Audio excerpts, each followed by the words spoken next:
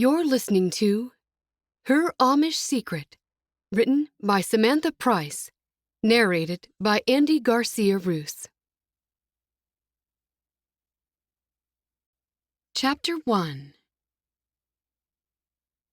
It was night when the hired car pulled up at the Baker apple orchard. Cherish had been granted the misfortune of traveling the whole way back from the wedding, trapped in the car with her mother and Aida. They were the lead car in the convoy of two. The second car with the rest of the girls was still nowhere in sight.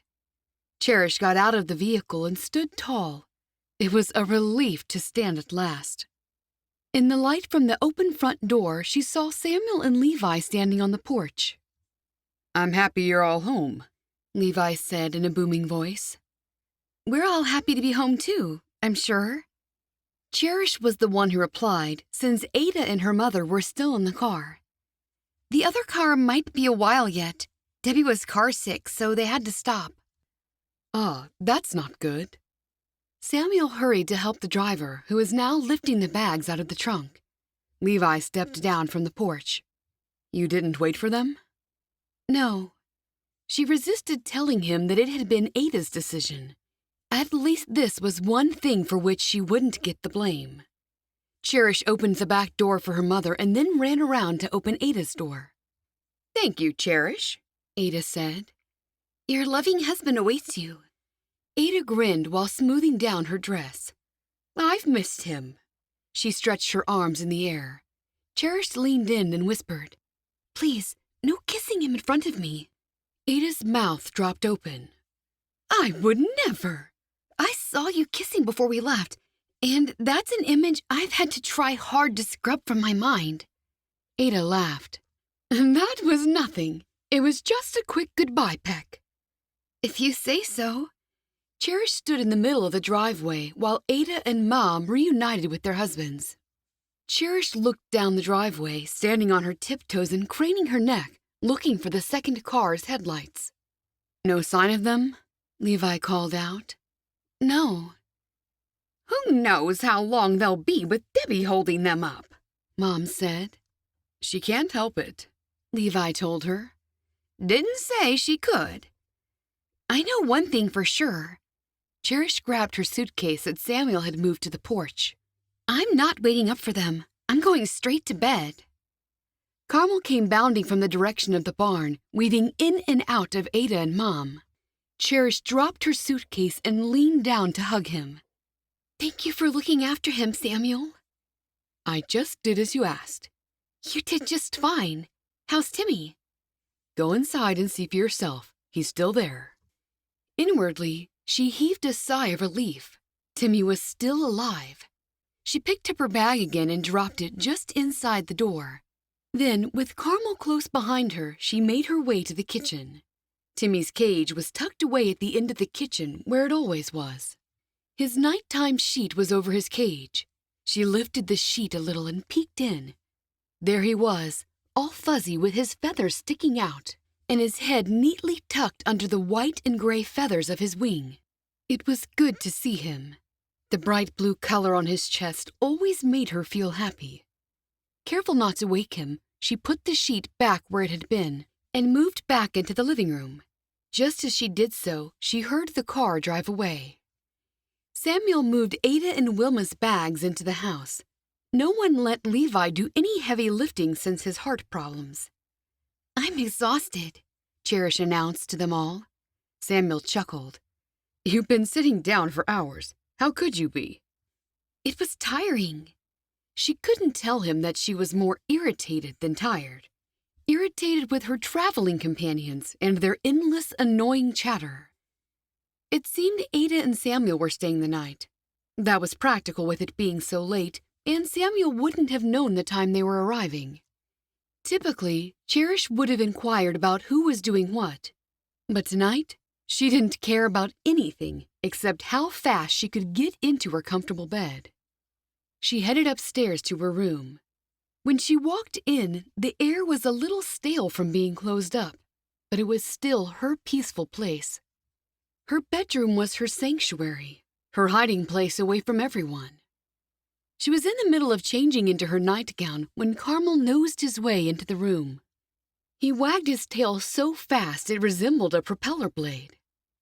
"I'm so happy to see you, boy. Did I tell you that already?" She patted around his midsection. It seems you've put on a bit of weight. Samuel's been feeding you well. Get up on the bed."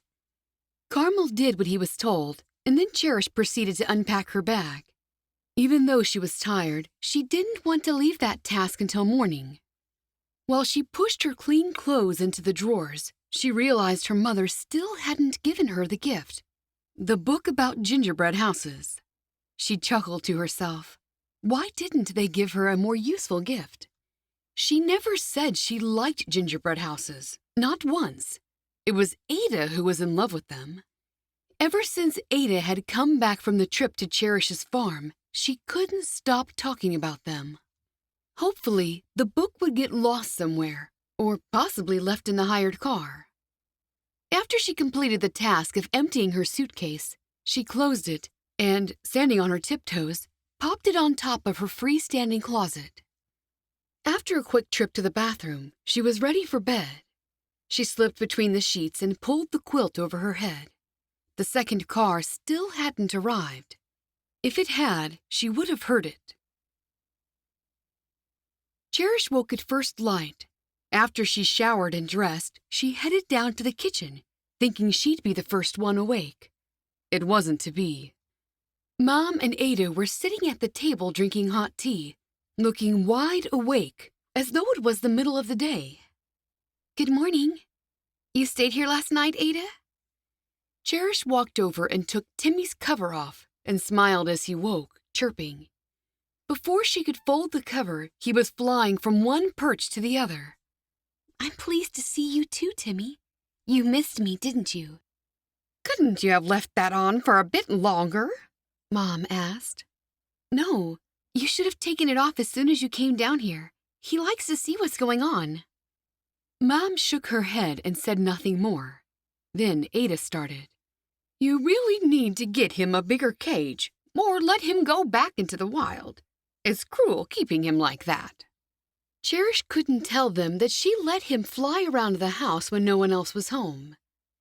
"If I did that, the other birds would kill him. They're very territorial, you know. He'd be all by himself with nowhere to go." "There are trees. He can build himself a nest." "He wouldn't know how. He's never been in the wild." Cherish shook her head. "It'd be cruel to let him out. He'd die." "Please yourself." Wilma sighed.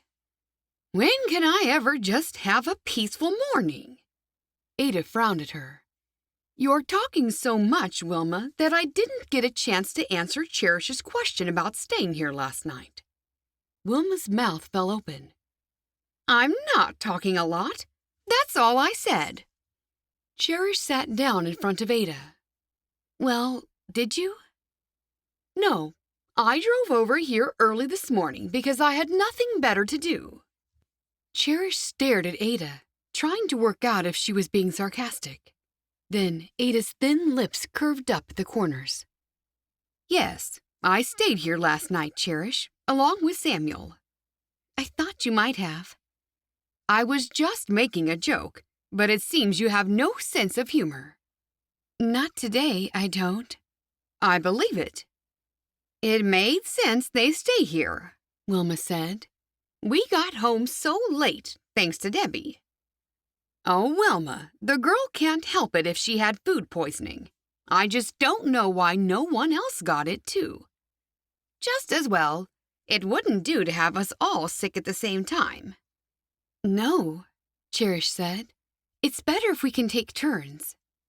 Mom scowled at Cherish and then talked to Aida. "She must have eaten something that no one else did, unless she has a very weak stomach. Oh dear, I hope this won't happen all the time with her." Aida seemed to agree with Mom. "If it's not one thing with her, it's another. She hasn't been well since she got here, if my memory's not failing me. I'm starting to see why her parents sent her to us. A more useless girl I couldn't imagine. I might as well make a start on breakfast, since my quiet time is ruined. Would you like some eggs, Cherish? Mom asked. Yes, please. I'll cook if you like, and you can talk to Ada. No, I'll do it. Levi likes it when I cook for everyone. You can cut the last of the bread. Wilma got to her feet and walked over and flipped open the bread bin. This is the last loaf, and it's not one of ours. Seems the men bought it from the store. We have to bake more this morning. When her mother moved over to the bowl of eggs, Cherish retrieved the loaf from the bread bin and then took the bread knife from the utensils drawer. So, what's happening today? Are we working in the orchard or baking bread? Debbie and I will make the bread, if she's well and able. You and the girls can work in the orchard. So, things are back to normal then? Ada chuckled. As normal as things can be around here. Mom pursed her lips. Oh, Ada, that's not very nice. I didn't even hear the second car get here. Were they very late? Cherish asked. They arrived 2 whole hours after us. Can you believe it? How is Debbie? Cherish asked. Much better when she got here. She must have gotten over whatever she had. They were all very tired. We waited up for them, didn't we, Wilma? We did. Someone had to. I'm glad to hear she's better. Am I slicing it all, Mom? Cherish asked about the bread. You might as well. It'll all be eaten. Ada poured herself some more tea from the pot. You and the girls should show Debbie around the town, Cherish. Wilma pursed her lips as she cracked the eggs. She's seen enough of it, hasn't she? There's not that much to see. Wilma, you should give the girls a day off. You said Florence doesn't get home until the day after tomorrow. Cherish had to wonder why Ada was being so nice. Or was there a reason she wanted them gone for the day? I thought Florence would already be home. No, they told me they were going somewhere else after the wedding. Carter had to see someone about some business thing.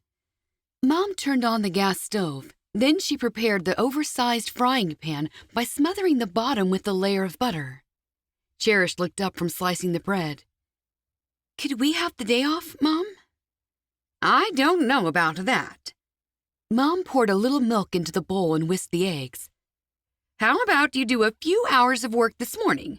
That way, Debbie can help me in the kitchen, and then you girls can have the afternoon off. A day would be better, said Ada. We have the orchard to run, Ada. It's constant work. I'm not saying it's not, but what will one day matter? The girls will be tired today, and with Debbie being sick. It will matter a lot to Florence when she comes back and sees nothing's been done. Without saying it outright, she hinted that we shouldn't be lazy just because she's not around. Ada said, I can't imagine Florence hinting at anything. She normally says whatever's on her mind, no matter who it will upset. She speaks first and thinks about it later. Reminds me of someone else I know. Cherish turned around and looked at Ada. Who? Me? I didn't say it. Oh, I didn't know it was like that. Then Cherish said to her mother, Leave the orchard work to me. I'll check out everything and see how everything is. Don't worry. Ada laughed. Yeah, leave everything to Cherish. That'll stop you worrying, Wilma. Exactly, Cherish agreed. I'm reliable, she added, in case Ada was being sarcastic again. What time are you leaving, Ada? Ada placed her cup on the saucer and looked across at Cherish, who just sat down. Can I at least eat my breakfast first? Yes, I didn't mean I wanted you to leave. I'm just asking. Mom answered for Ada. She'll leave when she's good and ready. Cherish knew she wouldn't win with those two. Okay, I won't ask again. I won't ask anything. I won't even speak anymore. For the whole day. Are you glad to be home, Cherish? Ada asked. I am. Samuel did a great job looking after Timmy and Carmel. Ada chuckled. Not speaking for the whole day, eh? Cherish pouted. Ada had tricked her. Anyway, how could Ada be so chirpy in the morning? Ada wagged a finger in Cherish's face. I told you he's good with animals. They sense he's got a kind heart. Animals can often read people. I'll have to do something nice for him. I'll get him a present. Aida shook her head. Oh, you don't have to do that. He was happy to stay here with Levi and help out. All the same, I'd like to get him something. You could bake him a cake, Wilma suggested. Cherish grimaced. I was thinking of buying him something. He eats Ada's cakes all the time. Mine would taste awful after that. That was Cherish's way of giving Aida a compliment. Perhaps then she'd be agreeable. Also, baking a cake meant cleaning up afterward. It was so much easier to select something from a store. With what money are you going to buy this gift? Wilma stared at her, blinking. With my pay from the cafe. Toast smells ready, Aida said. Both Cherish and Wilma jumped to their feet. Cherish had a habit of daydreaming and burning the toast. She managed to save this lot before it burned, although it was very dark. Butter the toast for me, Cherish, while I dish out the eggs. Sure. You're still working there, at the cafe? Ada's beady eyes followed Cherish as she lifted the toast out of the grill. Sure am. I love it. I'd do it every day if I was allowed. I'm working tomorrow. Cherish, you said every day. Does that mean you'd do it on a Sunday, our day of rest? No, Aida, Cherish chuckled. I didn't mean that. Of course not. I'd do it every day apart from Sundays if Levi and Mom allowed it.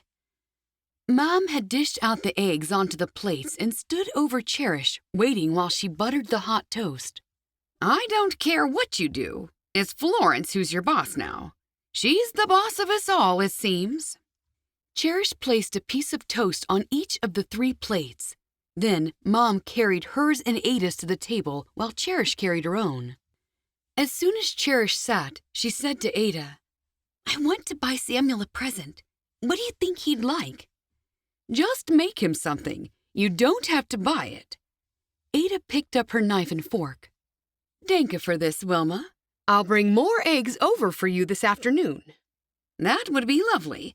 Our chickens aren't laying much anymore. Your eggs are bigger and better anyway. So, Aida, help me out by telling me what Samuel likes. Aida popped a fork full of food in her mouth, and then, after chewing it thoroughly, she swallowed.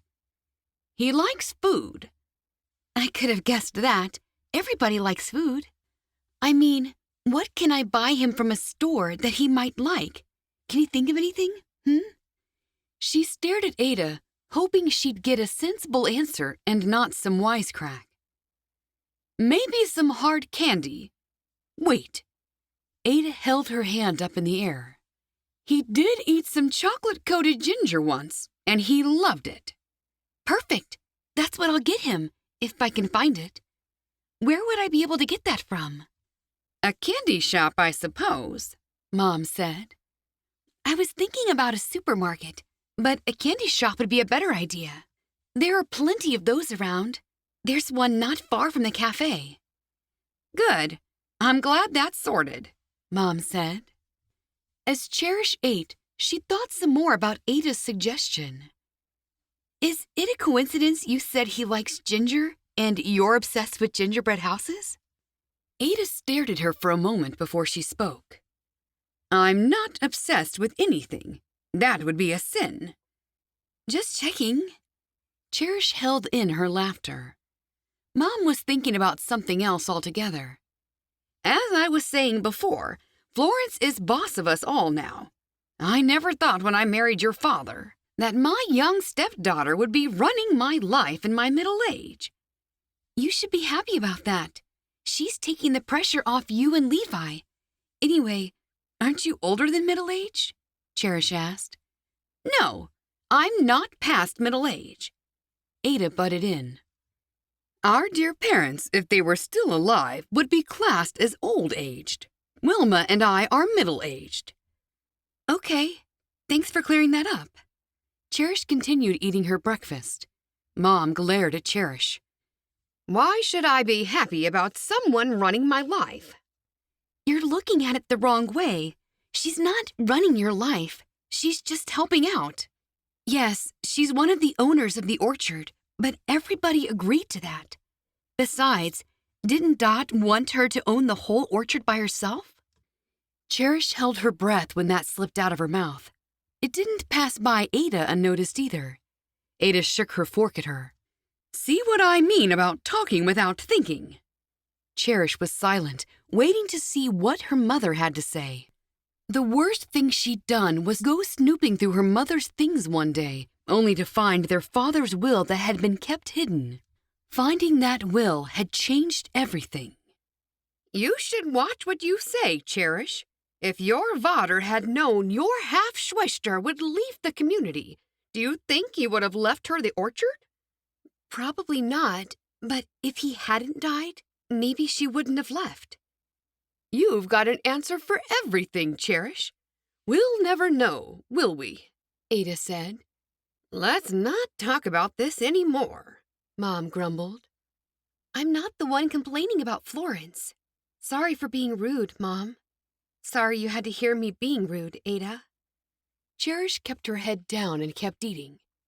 I forgive you, Aida said. You're only young. You'll learn. You have a good heart and you do try to be kind. Mom plunked her knife and fork down on the table. I don't care anymore. I'm going to keep out of it. If Florence is running the orchard and she doesn't get back until the day after tomorrow, then you girls don't have to work until then. That seems fair to me. That moment, Levi walked into the room. He always walked in at the very wrong moment. What's this about? Then he sniffed the air. What's burnt? Toast, Aida told him. Cherish burnt all the toast. I didn't. Not completely. It was still all right to eat. I don't mind eating toast well done. What did you say about the orchard, Wilma? Chapter 2. Everyone looked over at Levi. Mom told him, Aida says the girls should have a day off today and take Debbie into town.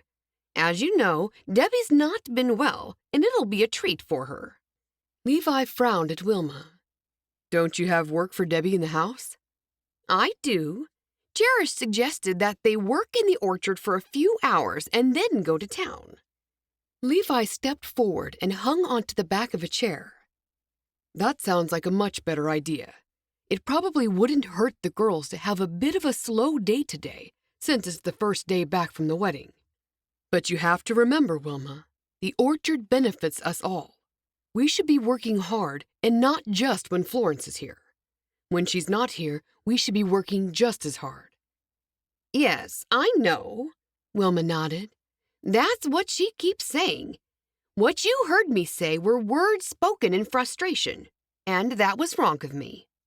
Sit down and I'll make you some breakfast. Levi pulled out the chair and sat next to Cherish. I wouldn't mind a cup of coffee, Cherish, and I like the way you make it. Sure. She left her breakfast and went to make Levi a cup of coffee. Did Samuel look after you well? Aida asked him. We managed well without everyone. Levi grinned and looked around. Aida frowned. Not too well, I hope. I would like to have heard that we were missed. Cherish called out to Levi. Did Samuel make coffee better than me? No, he wasn't good at coffee making. Favor walked into the room. Good morning, everyone. Everyone greeted her with a good morning. Everyone, that is, except Mom, who swung around to face her. Have you checked on Debbie? Debbie?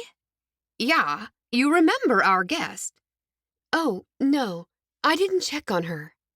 Favor stood there, looking around at everyone. No one asked me. Well, your mother is asking you now, girl. Go, see if she's okay, Aida ordered. Favor's mouth dropped open. Me? Yeah, you. Favor turned around and walked out of the kitchen. How did you have such lazy kinner, Wilma? I have no idea. They've always been this way. Wilma served Levi his breakfast just as Cherish poured his coffee. When Cherish had just sat back down to eat, Favor returned. Debbie is fine. She said she's sorry she's not ready yet, and she'll be down in a minute. Wilma stuck her nose in the air. I'm glad she's making an appearance. She's supposed to be helping me with breakfast. I can't do everything by myself. No, you can't, Wilma, Ada agreed. Normally, the oldest in the family is the mother's helper.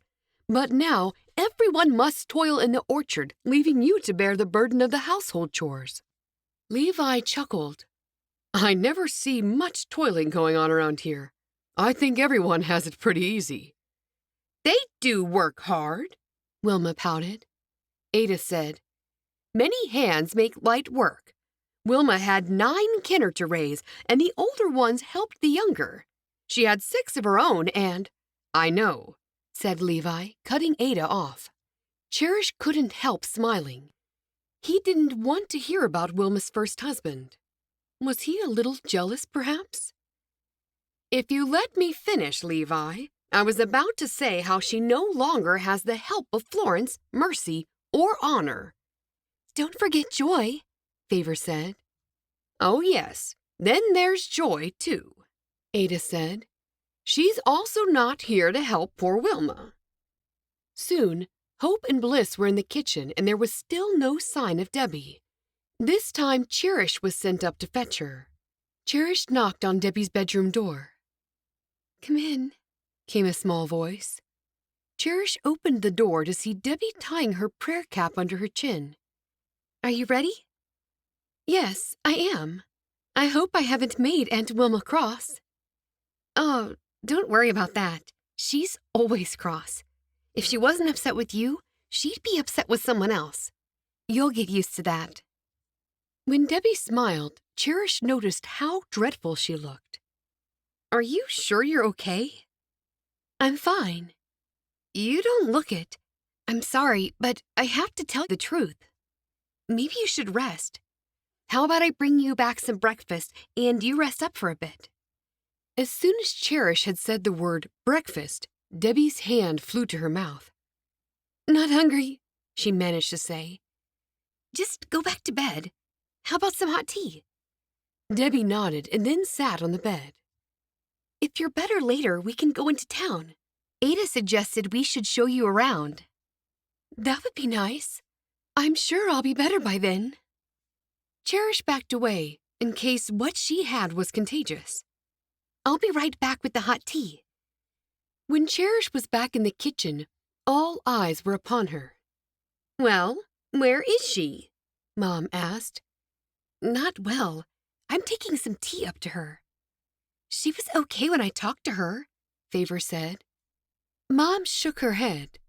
Is this sickness real, or is it all in her head? Do you want me to talk to her, Wilma? Ada offered. Bliss interrupted.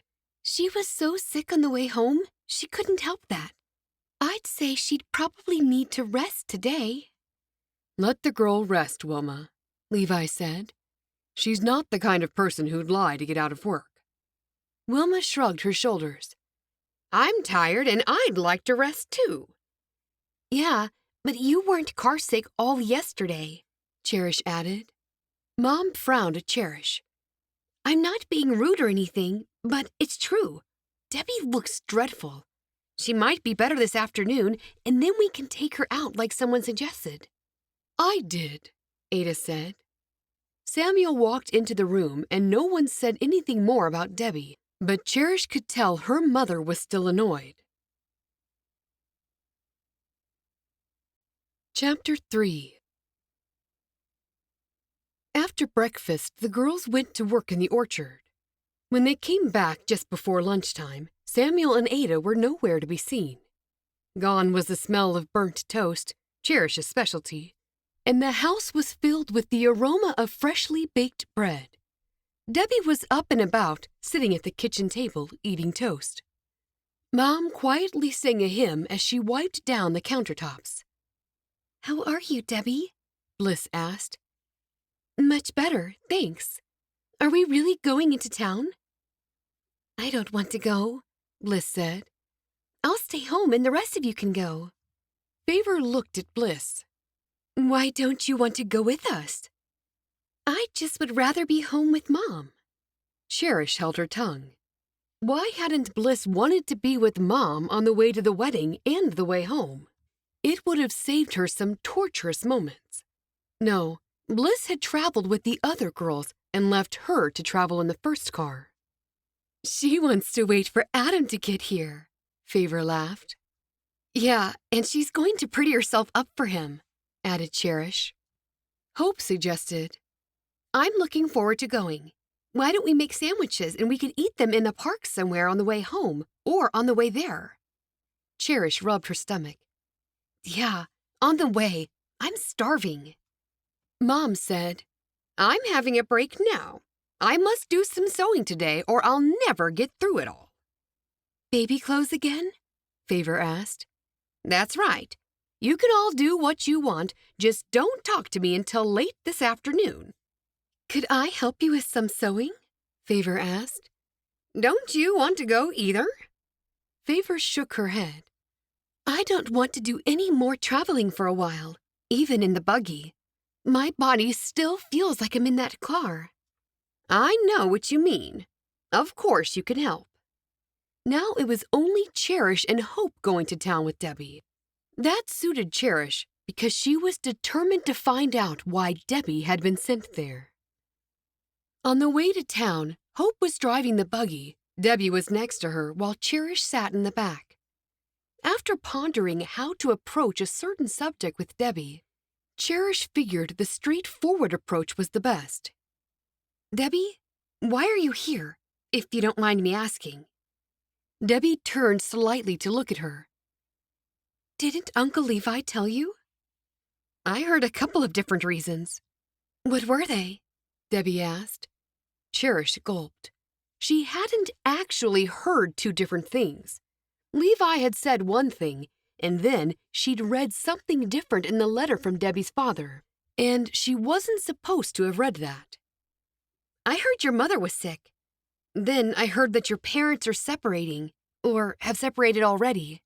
You're being nosy, Cherish, Hope snapped. Then she said to Debbie, You don't have to answer that. It's okay. Debbie looked down. They haven't been getting along very well, but that's nothing new. And my mother is sick. So she's better now? Hope asked. Not really, if I'm honest. It's best to be honest. Cherish thought Debbie's words were strange. Why would you be anything but honest? Debbie burst into tears.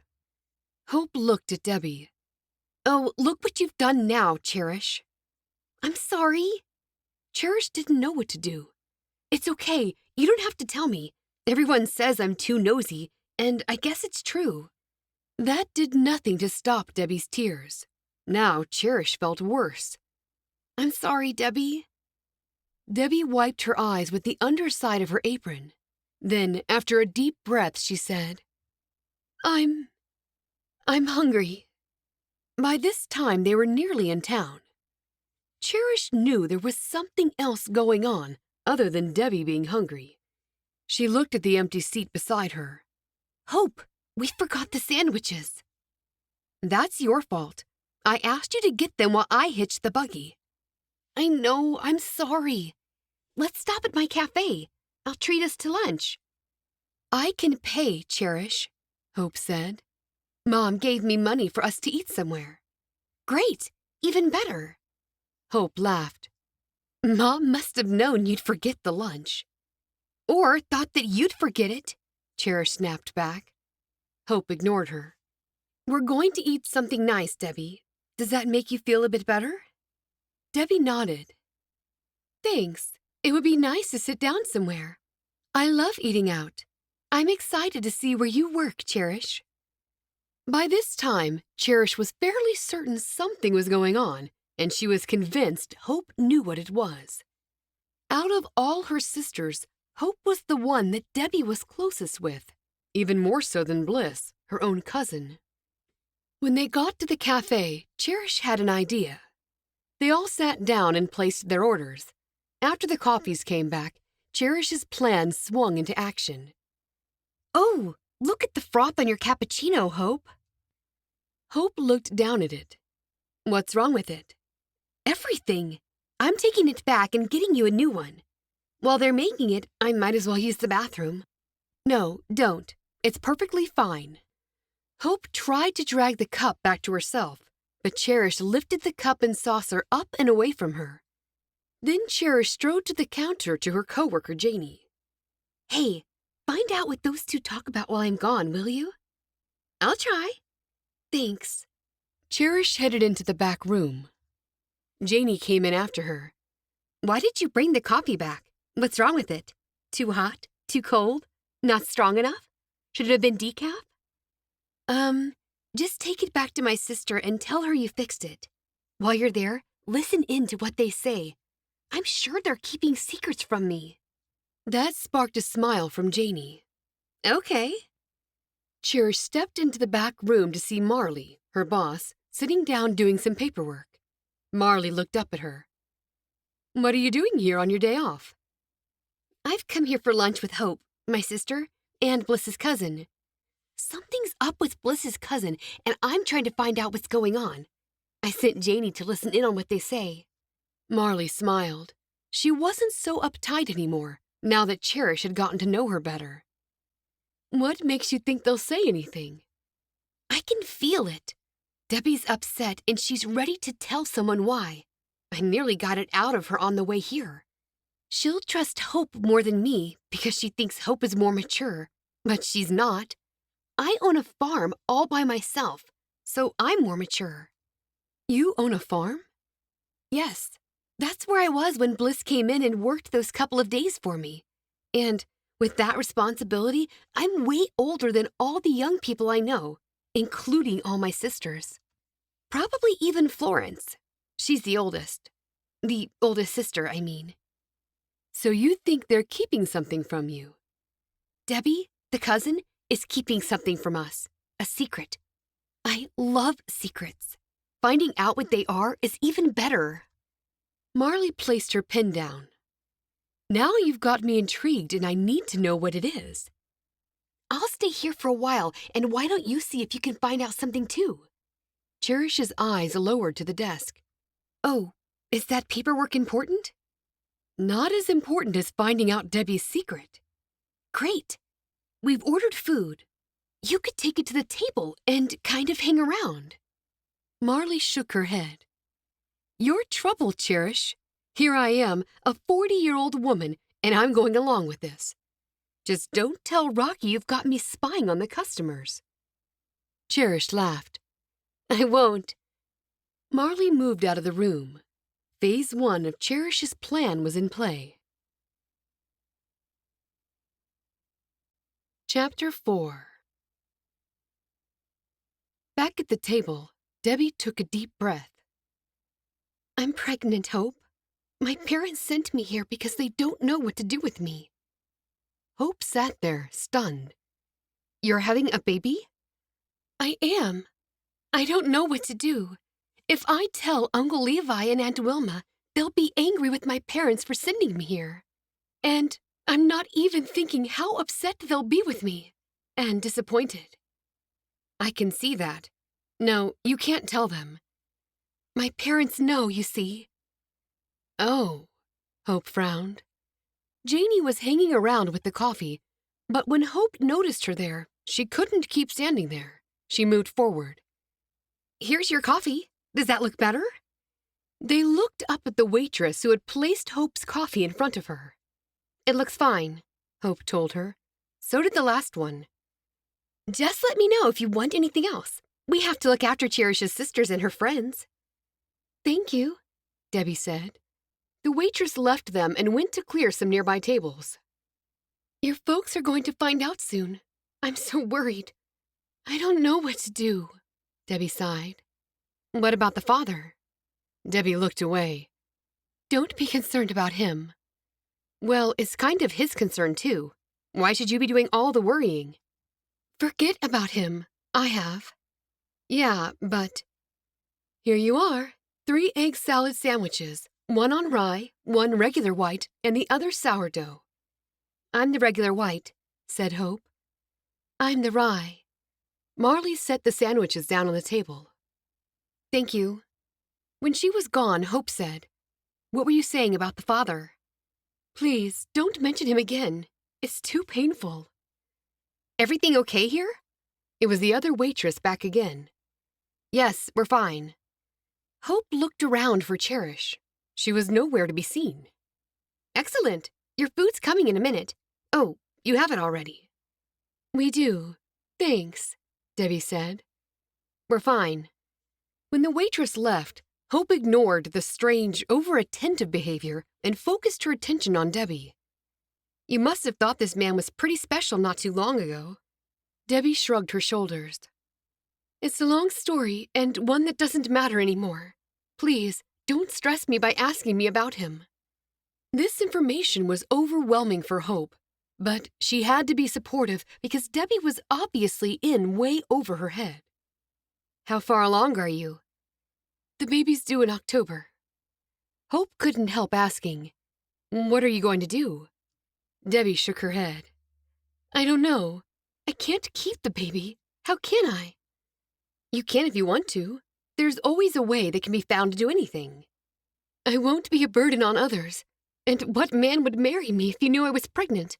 Or later, after I've had the child? No, it's not good. Everything is ruined.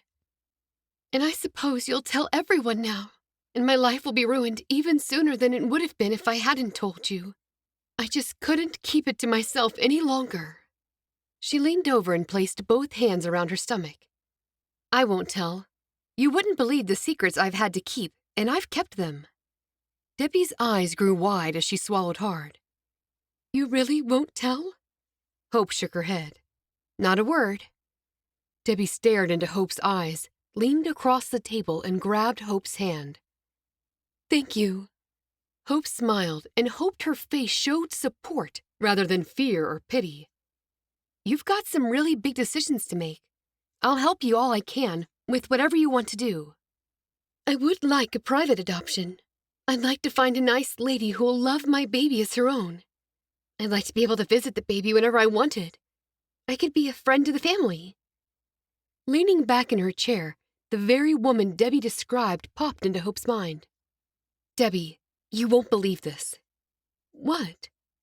I know someone just like that. Chapter 5. With an armful of dishes, Janie returned to the kitchen where Cherish was waiting.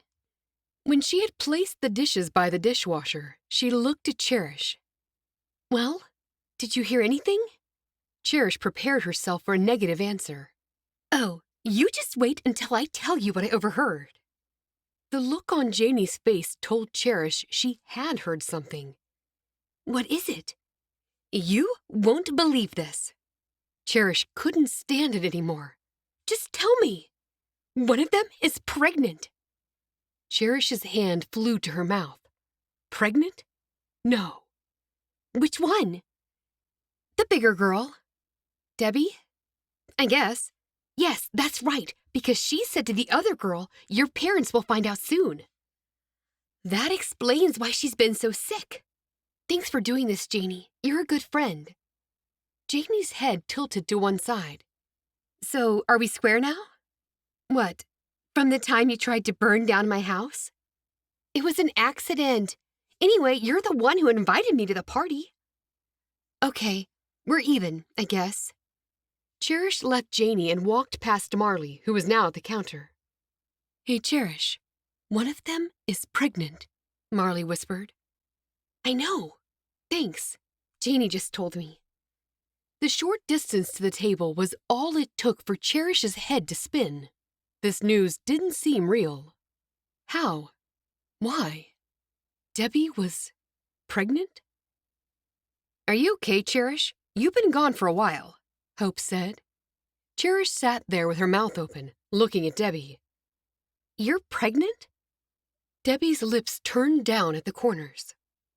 How did you know? I'm sorry, but the waitress overheard it. Debbie's shoulders slumped. Don't tell anyone, Cherish. Of course, I won't. You mean it? Debbie asked her. I'm a great secret keeper. I'm the best there is. Everyone knows that. Ask anyone. Debbie sighed. It is true, and I don't know what to do. Hope said quietly. Debbie was just saying she was thinking of finding a couple to adopt the baby. I thought of Christina. Oh, you don't want to keep your baby? Cherish glanced at Debbie's midsection.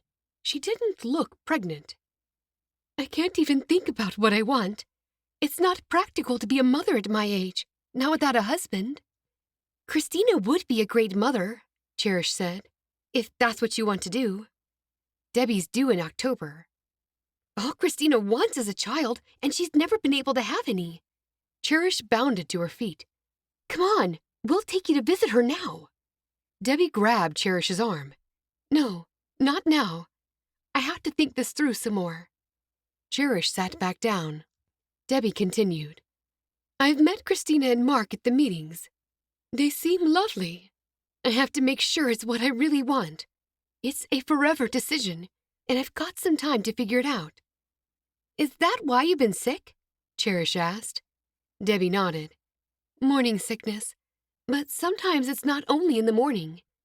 You don't think Aida or Aunt Wilma are suspicious, do you? Cherish thought back to the two women's complaints about Debbie. No, not at all. They think you had food poisoning and car sickness. Or maybe that you're just plain outright lazy. Debbie breathed out heavily. Good. Will you be upset if you give the baby up? Cherish asked.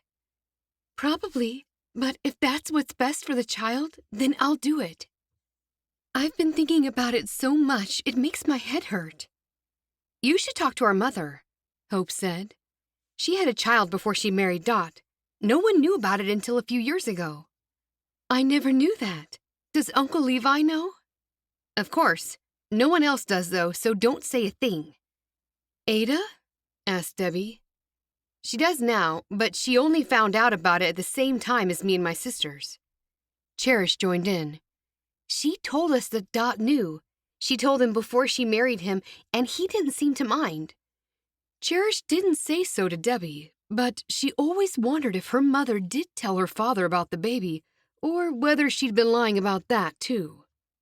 It would be good to talk with Aunt Wilma, but I'm just hoping there's another way.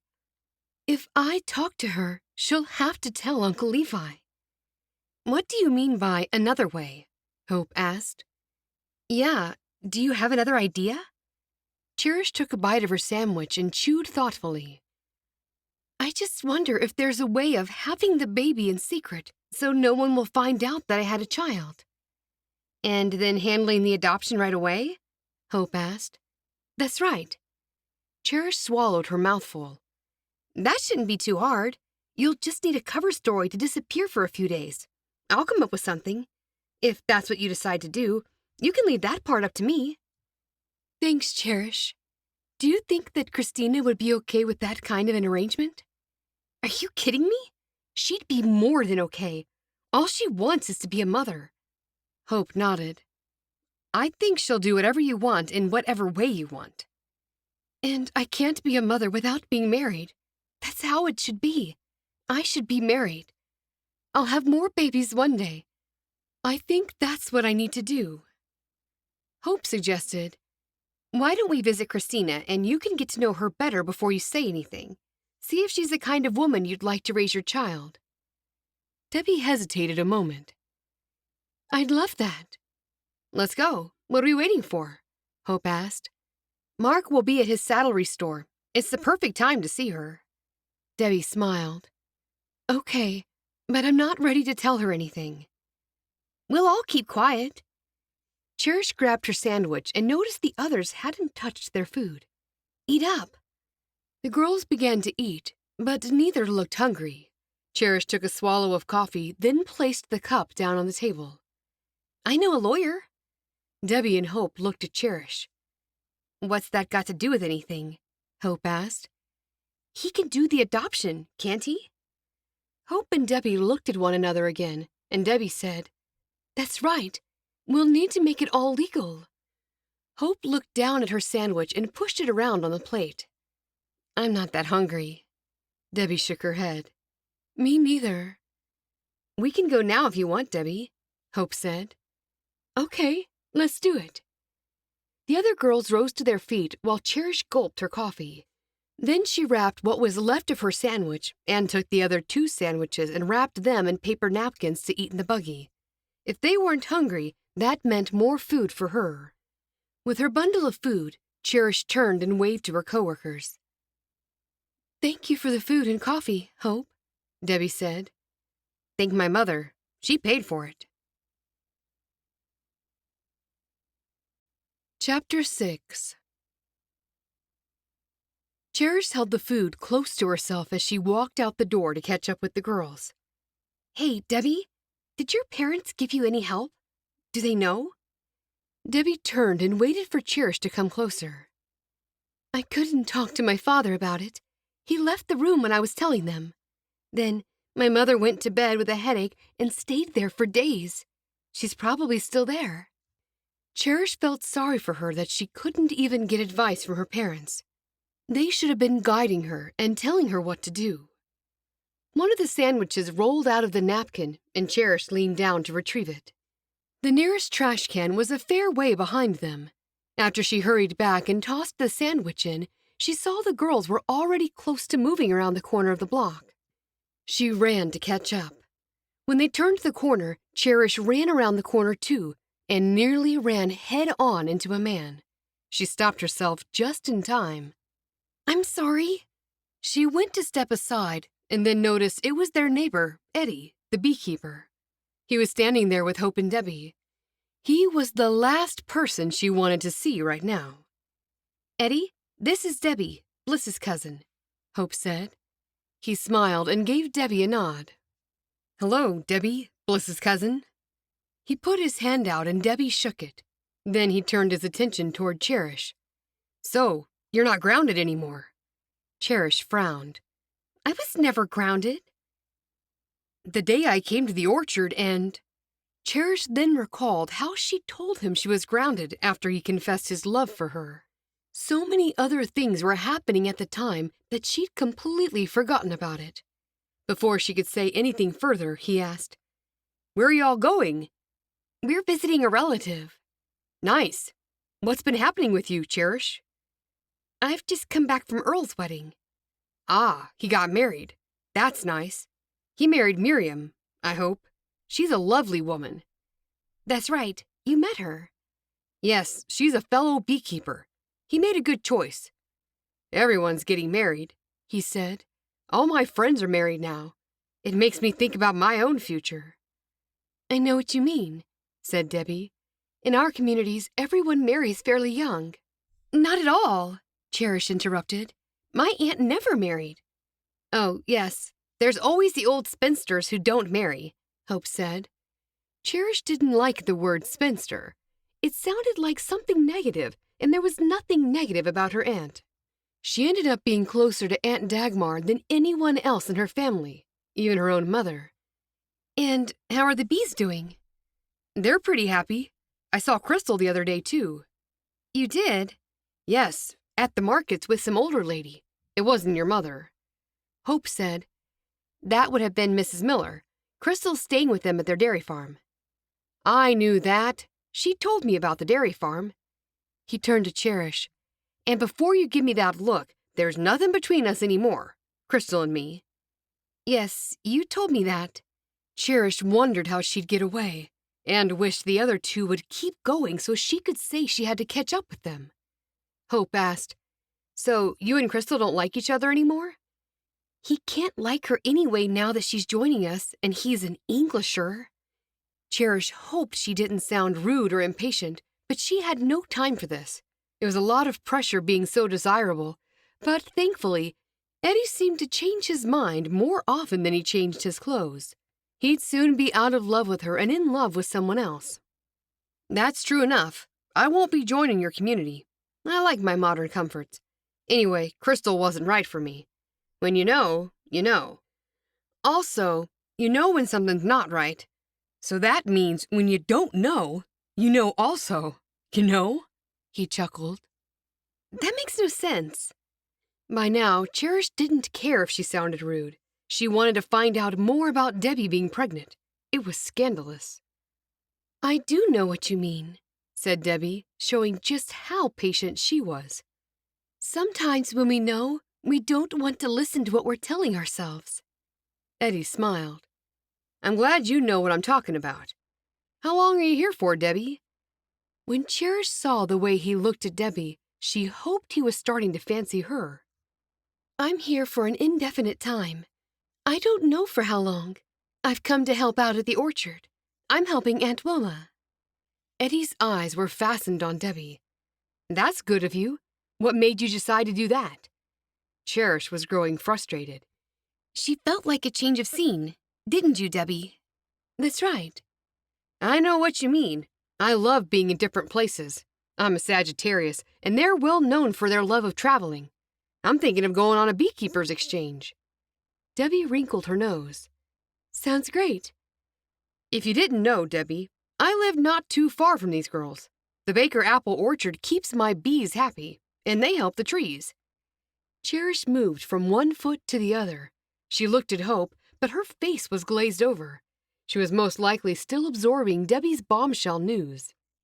He didn't notice no one was particularly interested and kept talking. "So, the Beekeepers Exchange is one where we swap homes with other beekeepers.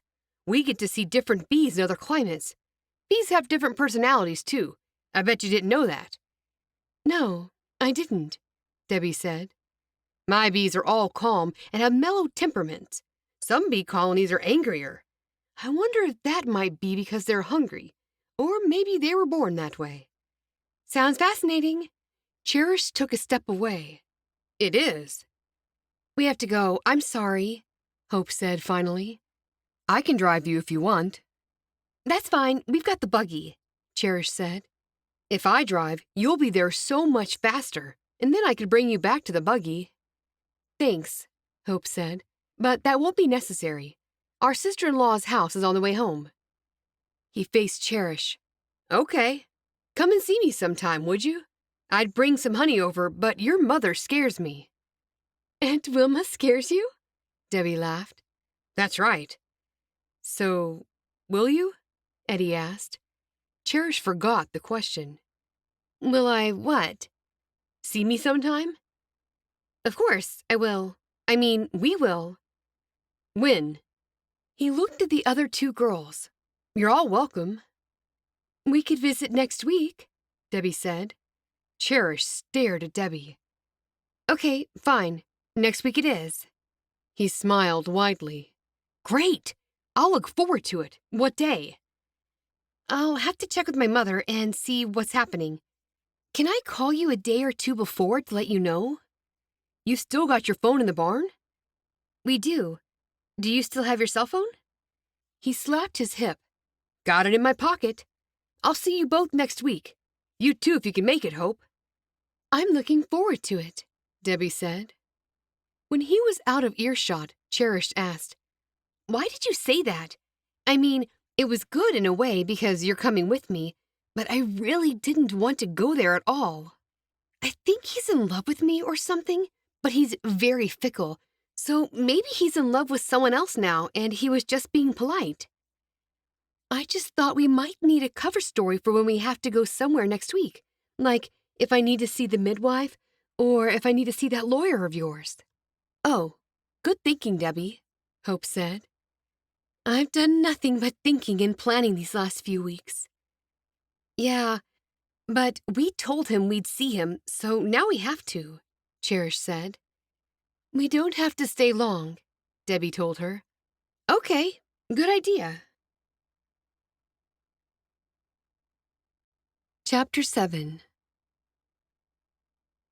Back at the Baker Apple Orchard, Levi was reading his paper while Wilma was sewing with bliss and favor when Aida burst into the house. She didn't even knock. Wilma looked up. Aida had only left their place a few hours ago. "Aida, did you forget something?" Samuel appeared and stood beside Aida. He said, "I'm hoping that Levi can come somewhere with me." Levi closed his newspaper. "Where are we going?" "You'll see when we get there." Levi rubbed his beard. "Okay, I'm ready for anything. You should take some food with you, Wilma said, and maybe some water. It's getting hotter. We won't be that long, Samuel told her. Ada patted Wilma's shoulder. Don't fuss, Wilma. Levi and Samuel headed to the buggy, while Ada and Wilma walked outside with them. They waited on the porch and watched the men leave. What's going on? Wilma asked when the horse and buggy pulled out onto the road. Just a minute. Ada walked over and shut the front door. I don't want anyone overhearing. Overhearing what? Ada took a deep breath and then sat in the porch chair. You won't believe this. What? Wilma sat on the chair beside her. I've had a vision, and you won't guess what it is. It was a vision while I was awake. I felt like a small nap, and I was falling asleep in the chair, and then the vision came to me. Did you see a picture of it? Not so much. What I mean is the realization hit me. I didn't see anything, but the thing hit me like a bolt of thunder on a sunny day. Like a lightning strike. Yes, like one of those. What was it? Asked Wilma. Ada's chubby cheeks grew rounder, filling with air. Then she slowly exhaled. I think young Debbie might be pregnant. Wilma's pale brown eyes fastened onto Ada's. I didn't like to say it out loud, but I've had the very same thought myself. It's the tiredness, the sickness. She's got all the signs of it. She is thick around the waist, but I didn't know if she was always like that or... I'm glad you saw something because I was wondering if I should bring it up to you. So you agree? Ada asked. I do. I think you're right. When she arrived, she also mentioned she had fabric to make dresses and asked if she could use the sewing machine. That made my suspicion stronger. I was there when she unpacked. She has plenty of dresses. The only reason she'd need more is to hide it when she gets larger. What are we going to do about it? I don't know. It's a tough one. Wilma's fingertips drummed on her chin. You can't have her living here, can you? I can't send her away. Wilma huffed. What a dreadful spot I'm in. All I did was send a letter or two to Levi's Schwester-in-law. I didn't expect all this to rain down upon us. You don't deserve any of it, Wilma. I know that. I do feel sorry for Debbie. She must be going through a hard time right now. We can pray for her until God directs us what to do for her. You're right, Ada. Ada nodded. As always. Let's sit in the kitchen. The afternoon sun will be coming through the window at this time. It'll warm us and I'll make us a pot of hot tea. Ah, tea. I thought you'd never ask. But we shouldn't say anything to her. Or should we? No, I wasn't going to. Let's just see what happens. My thoughts exactly, Wilma. The two women moved from the porch to the kitchen. The girls sat in the buggy outside Christina's house. I'm nervous. Please, don't either of you say anything about the baby. I wouldn't. Hope shook her head. Me either. I'm not stupid. We're just going to see if you think she's a nice person or not. I won't say anything. It's way too early to say anything. Besides, you might change your mind and keep the baby. I said I wouldn't. I've been over and over all of this 1,000,000 times in my head. It just wouldn't work unless I found a man to marry right now, and he didn't mind, and was prepared to raise the child as his own. Do you know any men around like that? Absolutely not, but I don't doubt there would be someone around like that somewhere, Hope said. Debbie sighed. I don't think that's the right idea anyway. I want to be sure when I marry someone. I don't want to rush into anything. I suppose that's wise. I think so. Let's do this. The girls stood outside Christina's house, and Hope knocked on the door. Cherish could tell just how nervous Debbie was because she kept fidgeting. She was just about to tell her to put her hands behind her back when Christina opened the door. Hello, what are you all doing? Christina asked. Hope said, Hello, we were passing, and I thought we should say hello. Christina stood there, smiling. Well, come inside. Hello, Debbie, nice to see you. Hello. Thanks for stopping by. I don't get many visitors. She showed them into the small living room. Sit down. Can I get you anything? Hope shook her head. No, we just had something to eat at the cafe where Cherish works. When there was an awkward moment of silence, Cherish told Debbie, Christina makes prayer caps and aprons. She's very good at it. Debbie looked over the table spread full of fabric and half-made prayer caps. Oh, we're interrupting your work. We should go. You can't go now. You just got here. Sit and talk to me. I'm due for a break anyway. Are you really? Or are you just saying that to be polite? Debbie asked. Christina laughed. I'm well and truly overdue for a break. You'll be doing me a favor. I need to rest my hands for a while. Are you enjoying your stay, Debbie? Yes, I am. Very much so. It's a lot of fun. Fun? You're having fun at the Baker Apple Orchard? What's fun about it? Christina was showing her playful side. She was often like this when Wilma wasn't around. Debbie answered as though Christina was being serious.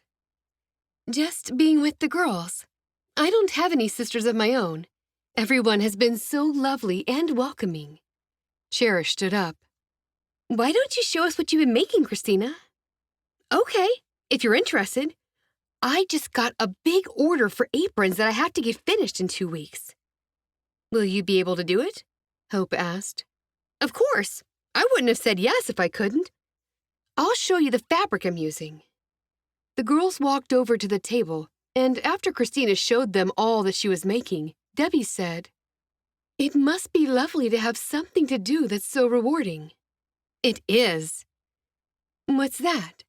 Debbie asked, pointing to some small pieces of cut-out fabric.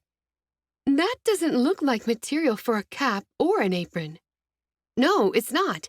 They're baby dresses I'm making for Mercy and Honor's new babies. That's just what I do in my spare time. They're just simple smocks that can be worn, boy or girl. Christina looked down at the fabric and then placed them together. See? Now you can tell what this will look like. I see it, said Cherish. Very nice. Christina ran her fingertips over the fabric. I like to keep busy. It helps in so many ways. One day, I might make something like this for my own baby. It could happen. Yes, even sooner than you might think. Hope glared at Cherish while Christina smiled. Thank you, Cherish. God is my strength and my song. You never know what he has got in store. When Cherish saw Debbie tear up, she caught Hope's eye and nodded to Debbie. Then Hope said, We can't stay, Christina. We just stopped by for a quick moment. Mom is expecting us. Okay, I understand. Thank you for stopping by. You've brightened my day. Chapter 8.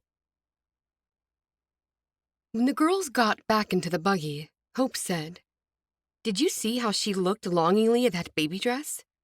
Cherish leaned over from the back seat. I did. I told you, Debbie. I believe it. It made me feel good. She seems to really want a baby. Cherish probed further. Does she seem like she's the kind of mother you want for your child? I don't know her that well. Not yet. If only Debbie knew how good a mother Christina would be. Let's go to Mark's saddlery store so you can see a bit more of him. They never come over to dinner. Not much, anyway. They haven't been for ages. We used to have family dinners, but they've fallen by the wayside. I'd like that, Cherish. Thank you. Although, not today. Oh, really? Because I forgot to buy Samuel a gift, and I thought I could get one from there. I'm very tired. I grow tired quickly these days. Cherish heaved a sigh. It's okay. I'm working at the cafe tomorrow. I can get him something on my break. What will you get him? Hope asked. I've got no idea. Ada mentioned ginger candy, but I don't know if it's a good idea or not. Cherish slumped further into the back seat while Hope drove on. She never expected Debbie's secret to be like this. It would be so hard not to tell Favor, but she couldn't.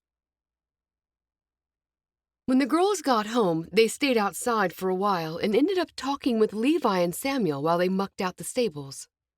Cherish quickly got bored and told the men she was going to make them a snack as their reward for their hard work. When Cherish walked into the kitchen, Aida and Wilma were sitting at the kitchen table, staring at her. Cherish stopped in her tracks. "What have I done?" They couldn't possibly know about Debbie's condition because she hadn't told anyone. Unless Debbie's parents had finally decided to tell them. If that was so, why were they mad with her? "Were we gone for too long?" "No, you weren't gone for too long. And to answer your first question, I'm sure you've done something, but we probably don't know about it yet." Cherish was amazed at Ada's perceptiveness.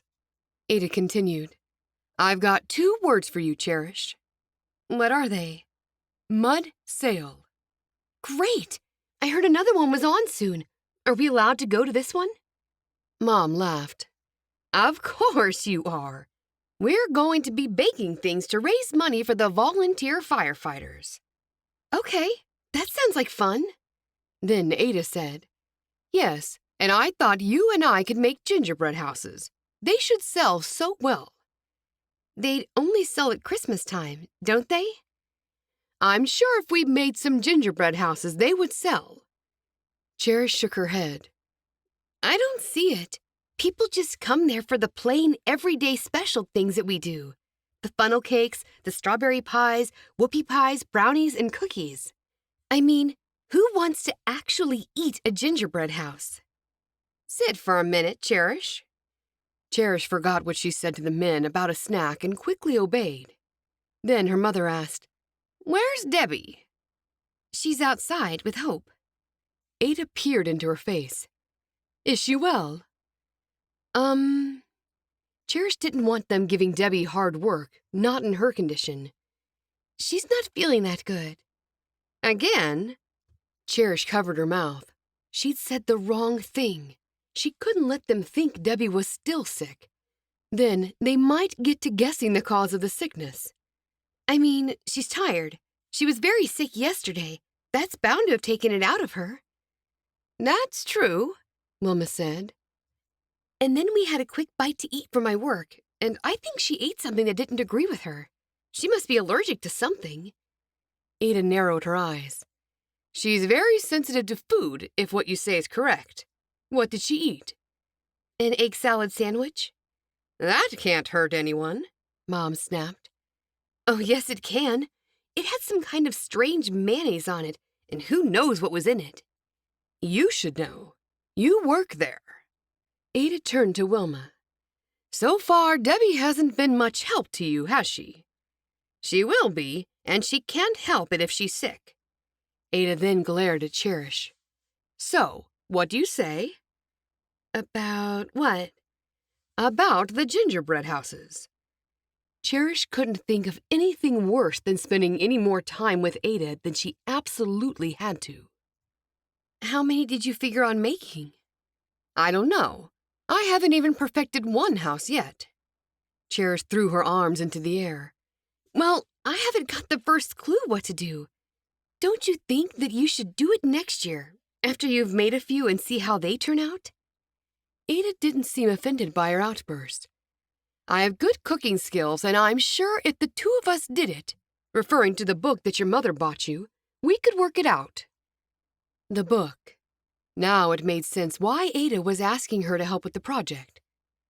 "Why don't you borrow the book?" "Would you mind?" Aida asked, smiling sweetly and blinking rapidly. "Of course, I wouldn't mind. Only, I don't know where it is." Wilma covered her mouth.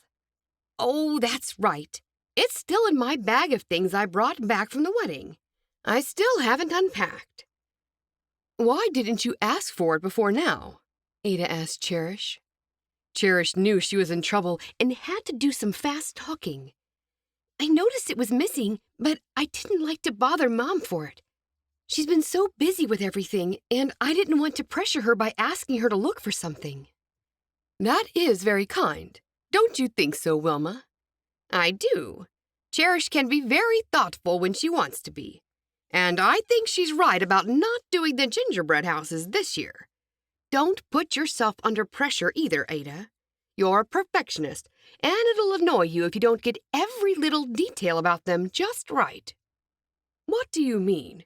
Do you think I'll be making the gingerbread houses too detailed? Ada laughed. I don't think that's possible. That's what makes them fun. I do know what you mean, though. I'm so anxious to get started with them and get one finished. I can't wait to decorate them. Perhaps you could do just one, Wilma suggested. You might be right. Ada bit her lip. Before I go today, remind me to get that book, Wilma. I will. Ada turned to Cherish. Thank you for loaning it to me. I'll take good care of it. I know you will. What are we going to make for the mud sail, Mom? All these decisions. No one can think for themselves around here. After dinner, we can all put our heads together and work something out. Ada said, Cookies and cake. Oh, and your funnel cakes, Wilma. We'll all help, said Cherish. Mom nodded. Indeed you will. Cherish eyed the cookies and cake on a plate in between Ada and her mother. I said I'd take something out to Levi and Samuel. Are you finished with that? Ava waved her hand over the top of it. Yes, take it. Cherish stood up and took hold of the plate. As she was walking out, Mom called after her. Just don't eat it all on your way there. Cherish kept walking to the sounds of them cackling. When they couldn't see her, she took one of Ada's delicious chocolate chip cookies and munched into it. They were irresistible. Chapter 9. When Cherish got to work the next day, Janie stopped her before she got to the back room. Hey, what did Bliss's cousin say about having a bun in the oven? Not much. That's not allowed, though, is it? Won't she get kicked out? Shunned? Since she's not married? Not if no one finds out. Cherish didn't want to talk about it. She had no idea what Debbie was going to do, and neither did Debbie. It was stressful. How's she going to keep that a secret? We haven't worked out the details yet. Cherish walked into the back room and saw Marley. Then she had to answer the exact same questions. When the interrogation was over, Cherish asked her boss, Marley, I've got to get someone a present. It's a man. I've got no idea what to get him. What do you think? Marley looked at the clock. You're improving. You're 5 minutes early this time, rather than 5 minutes late. Now, who is this you have to buy a present for? An Amish man? That's right. Marley grinned. A boyfriend? No, I'm way too young for one of those. I'm not sure then. Cherish put her belongings in her locker. When I went to the wedding, a friend of the family stayed with my stepfather, and he looked after all my animals. I just want to get him something to say thanks. How about a box of chocolates? Do you think so? Yes, that seems appropriate. Unless he drinks, then maybe he'd appreciate a bottle of wine. I think chocolates would be better. I guess I'll do that. His wife suggested that he likes ginger chocolates. But I don't know if she's got that on the brain because she's obsessed with gingerbread houses. That's all she ever talks about these days. She was really boring, and now she's gotten worse. Everybody loves gingerbread houses. Cherish smiled. Not everyone. You don't like them. Cherish thought about Annie Wiley. She and her mother were the ones who introduced Ada to her new hobby. Not really. I suppose they are cute and everything, but to me, they just bring back memories of someone more annoying than my mother's friend, Ada. That does have a big impact on people. What does? What you just said. People don't like things that trigger bad memories. I'm studying things like that. You are? Cherish was pleased Marley was being nice to her now. When Marley had first come there, the two of them didn't get along. That's right. I'm studying social work. Remember, I told you how I work with prisoners. Oh, that's right, you did. You do something with horses with them. Yes, that's right. Hey, weren't you going to come with me one time? Cherish bit her lip. I don't have time. Besides, I do a lot of charity work. In fact, my family and I are making baked goods for the mud sale coming up soon. There always seems to be a mad sale on somewhere. I've noticed as soon as I buy something, it goes on sale. No, a mud sale. What's that? Marley asked. Haven't you ever been to a mud sale? Didn't everyone know what a mud sale was? It showed that Marley wasn't from around here. They sell mud? Marley frowned. No. Cherish fought the urge to laugh. It's like a fair. They have loads of auctions, too. It's to raise money. This one's raising money for the firefighters. Shaking her head, Marley said, Never heard of it. They're pretty popular. What will you be making? My mother has a list of things that we're making. Baked goods, you said? Yes. Do you make the Amish quilts? Cherish wondered if this was a sign from God to prompt her to make a quilt. Her family had been talking about it for months, and they'd never done anything about it. In the Bible, God used a donkey to talk to someone. Marley wasn't a donkey, but maybe the same principle applied. We've always been meaning to. One of my sisters is getting married at the end of the year, and we're talking about making a quilt for a special wedding gift. But it's hard to find the time. Wouldn't you have a lot of free time? You have no internet, no TV. What else is there to do in the evening? You also only work 1 day a week. Wow. With criticism like that, Marley could have been one of her family members. I work in the orchard when I'm not here, every day but Sunday. There's always cooking or cleaning or some chores to do. I'm working all the time. I barely get a break. Then make time. There's always time for things that you want to do. Make a start on it if that's what you want to do. And aren't there a lot of you? You have lots of sisters. I've got 2 sisters living at home, as well as Bliss, who you know, and now we've got Debbie staying. That's a lot. If you do a little bit at a time, how long would it take you to get one finished? I see where you're coming from. Probably not that long, and we'll probably be able to finish it before she gets married. Why don't you make that your aim? Everyone needs goals. You'll feel so good once you finish it. That's true. But I guess what's been stopping me is that my other sister is a middle sister, and she feels left out all the time. I know she'll complain if we make one for Hope, and we didn't make one for her. So, should we make the first quilt for Joy, the middle sister, or for Hope, the one getting married? Do whatever you want. You could give it to the one getting married, and then make the quilt for your middle sister after that. Or will she be jealous? I don't think she'll be jealous. I just think she'll feel left out. It sounds to me like you're looking for an excuse not to start. It's called procrastination. Marley looked at the clock. Oh, look, time for you to start. Tick-tock. Cherish wanted to explain to Marley that she wasn't making excuses, but instead, she headed into the cafe to start work. As she did so, she thought about the donkey.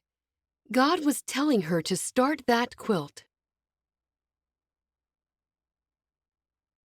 Chapter 10. Thanks for coming to get me, Bliss. I'm happy to do it. How was work today? Good. I'm starting to get along better with Marley. She seemed okay last time I worked there. That's because I told her how good you were. I thought she didn't like me, but we're getting along better now. Bliss looked down at the gift, wrapped in pretty paper and adorned with a red bow in Cherish's hands. As she pulled the horse and buggy out into the traffic, she asked, What's that you've got there? It's a present for Samuel, for looking after Timmy and Carmel. Oh, I should have gotten him something too, for looking after Cotton Ball.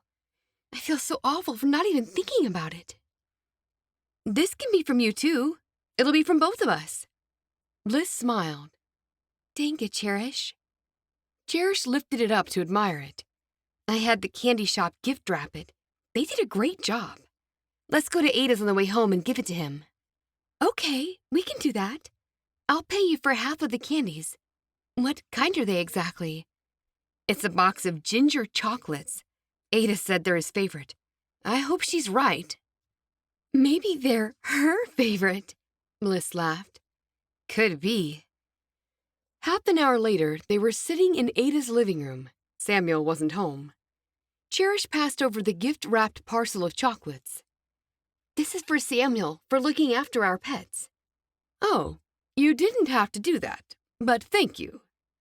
Ada took the present and placed it down on the coffee table in front of them. So beautifully wrapped. It's ginger chocolates, like you suggested, Bliss told her. He'll be delighted. It was very kind of you both. Cherish looked closer at Ada and saw her eyes were rimmed with red. She looked as though she'd been crying. Cherish didn't know what to say. He'll be delighted with it, Ada repeated, staring at the package. He rarely gets gifts. It'll be a real treat for him.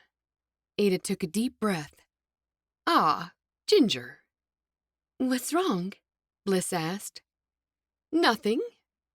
Cherish sat there, still not knowing what to say. Bliss moved to sit close to Ada. You look sad. Yes, you do, added Cherish. There's something that irks me. What is it? Cherish asked. It's just that I was trying to make some gingerbread houses, and I failed. You should have been here to help me, Cherish. We could have worked it out together, but no, you're always too busy. Cherish felt sad for her when she saw her bottom lip wobble. I'm sorry, but I was at work today. How can it fail? I think I was too impatient. I didn't wait for the glue, that is, the icing, to set before I started more work on the decoration. Can we see? Asked Bliss. There might be a way to save it. No, I tossed all of it out. Couldn't you still have eaten the gingerbread? Cut them into round shapes for cookies, Bliss asked. Now Ada looked even more upset. No, I used the wrong molasses and it tasted bitter. I'm a failure at gingerbread houses. She looked up at Cherish. You must take that book back with you when you leave. Cherish felt sorry for her. She'd never seen Ada so upset. Everyone was always complimenting Ada on her cooking, and now she had found something she couldn't get right. No, you don't just give up on something. You do it over and over again until you get it right. You have the youthful enthusiasm that I lack. When something's not working, it's not working. At my age, I'm taking the easy road. I'll stick with the things that I know I can do. It's up to you to make those delightful gingerbread houses now, Cherish. Why not make one for Wilma's birthday? Cherish slumped further into the couch.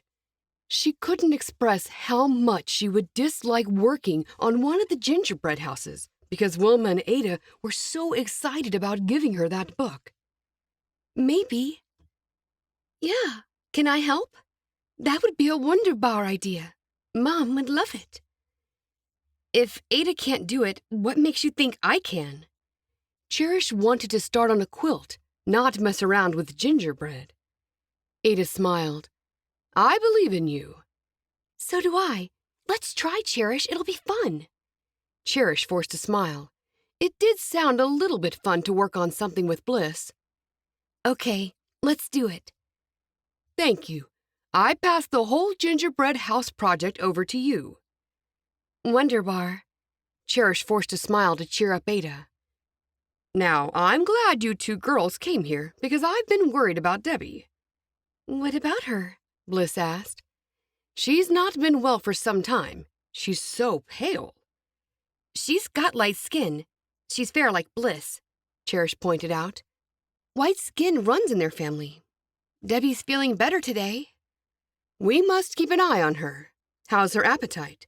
You don't think she's dieting or anything, do you? Because I know that can make a person sick. I don't think so. She never mentioned anything about it. Has she said anything to you, Cherish? Cherish shook her head. No.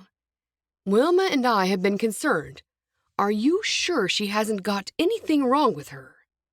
Ada's beady eyes traveled from Bliss to Cherish and then back to Bliss.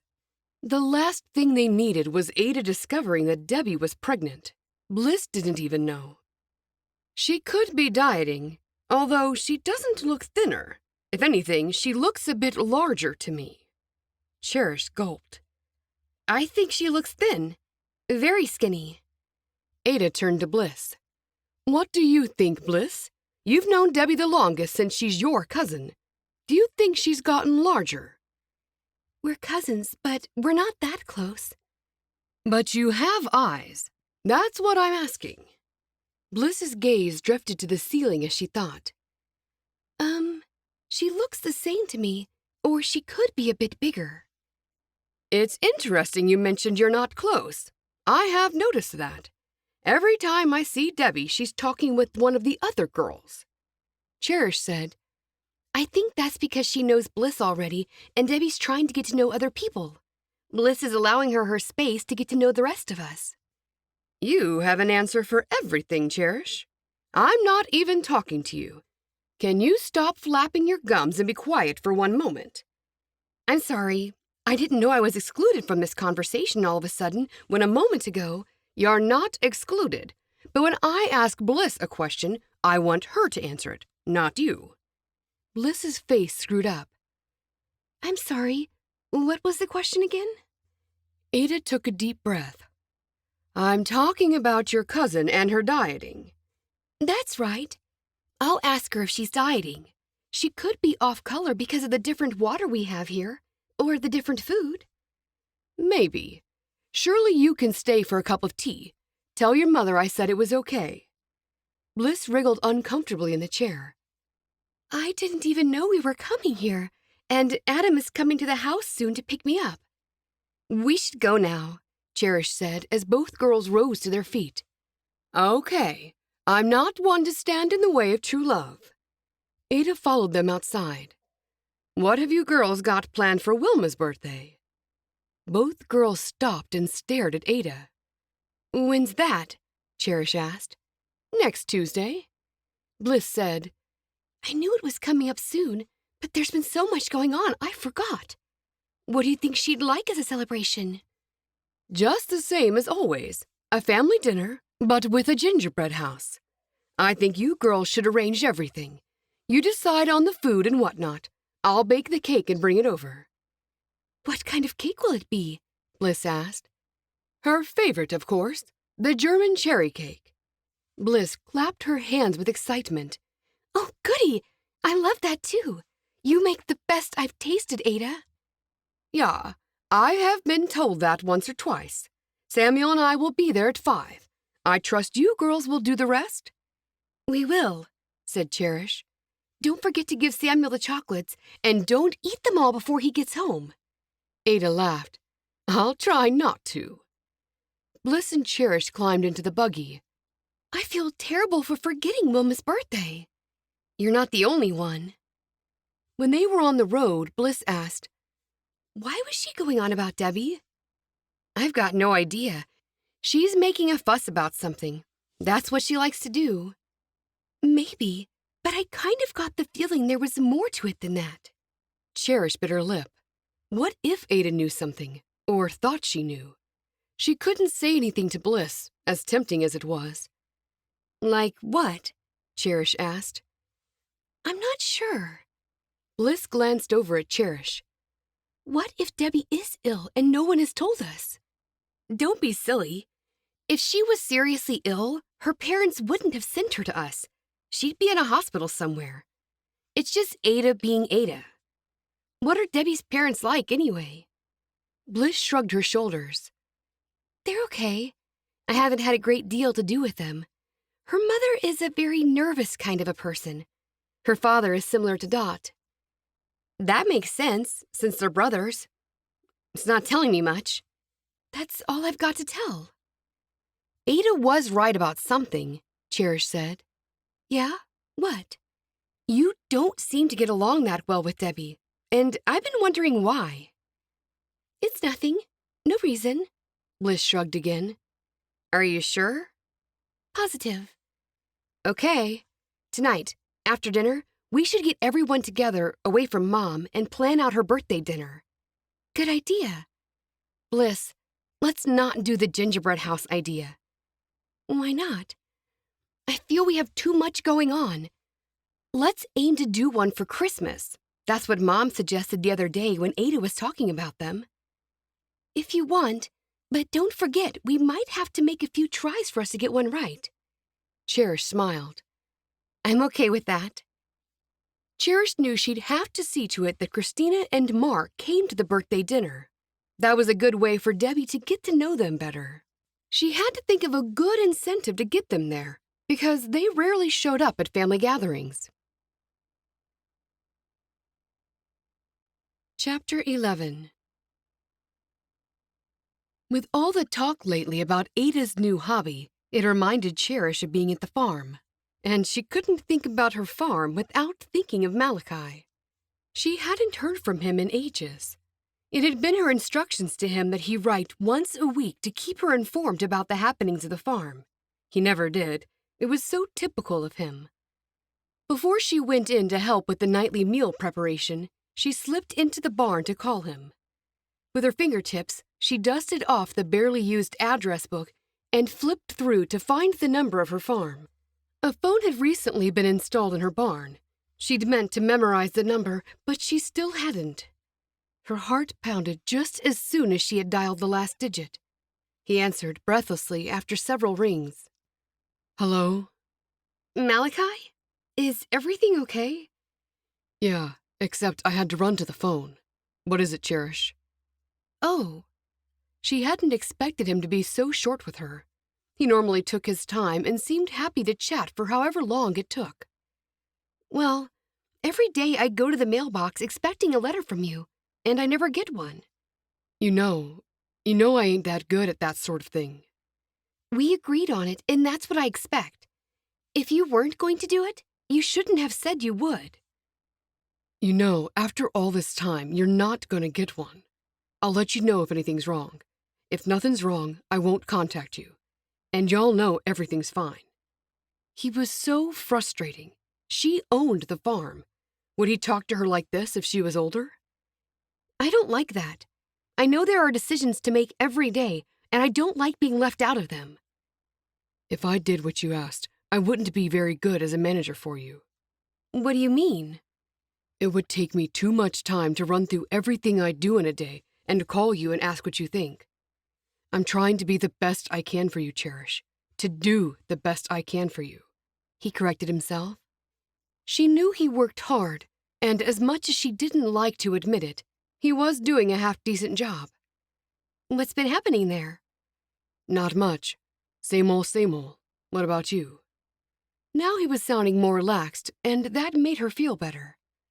We went to my brother's wedding. Oh, yeah. How did that go? Fine. They got married, which I suppose is what people do at weddings if it's their own. Mom's got a birthday coming up soon, and Ada is obsessed with gingerbread houses, thanks to your friend. Cherish could have kicked herself for mentioning Annie Wiley. Oh, she's not there now, is she? Who? Annie? No. There was a long hesitation. Why would you think she's here? Well, she's your friend, isn't she? Yes, but it doesn't mean she's here every day. Cherish wanted to ask exactly how often she was there, but then he might get the wrong idea. As long as the farm's okay and everything, is it? As I said, if anything's wrong, I'll call you. If you don't hear from me, everything's fine. When did you say you were coming back again? I'm not going to ask anybody. We've got harvest, and then around that time, my mother's going to be away because my 2 sisters are having babies up north. I don't like my chances of getting there before Christmas. Oh, well, nothing can be done about that. Although what? He asked. I wouldn't mind seeing you before that if you could get here. She couldn't help smiling. Why? I enjoy our talks. That made her heart beat far too quickly. I have to go now. She ended the call in fright and took a quick step back from the phone as though it had stung her. She couldn't like someone like Malachi. He didn't suit her at all. Then she smiled as she remembered she threatened her mother and Ada that she would marry someone totally unsuitable. Unfortunately, though, Aida and her mother seemed to like Malachi, so where was the joy in that? She walked out of the barn, trying her best to slow her breathing and pushing Malachi from her mind. Chapter 12. Over dinner that night, Cherish had something to say. Now everyone's here, and it's only just our household members. I'd like to talk to everyone. Not all of us are here. Hope is missing, Favor said. I know that, but what I've got to say is something that I don't want Hope to know. We're listening, Levi said. It's not so much for you, Levi, either, unless you can sew. He chuckled. I'm sure I could if I had to, if my life depended on it. I've always been surrounded by women who could do things for me. Now, I've got more women in my life than ever. He looked around the table. Oh, yes, Dot. You're the only man here, Bliss said. Wilma laughed.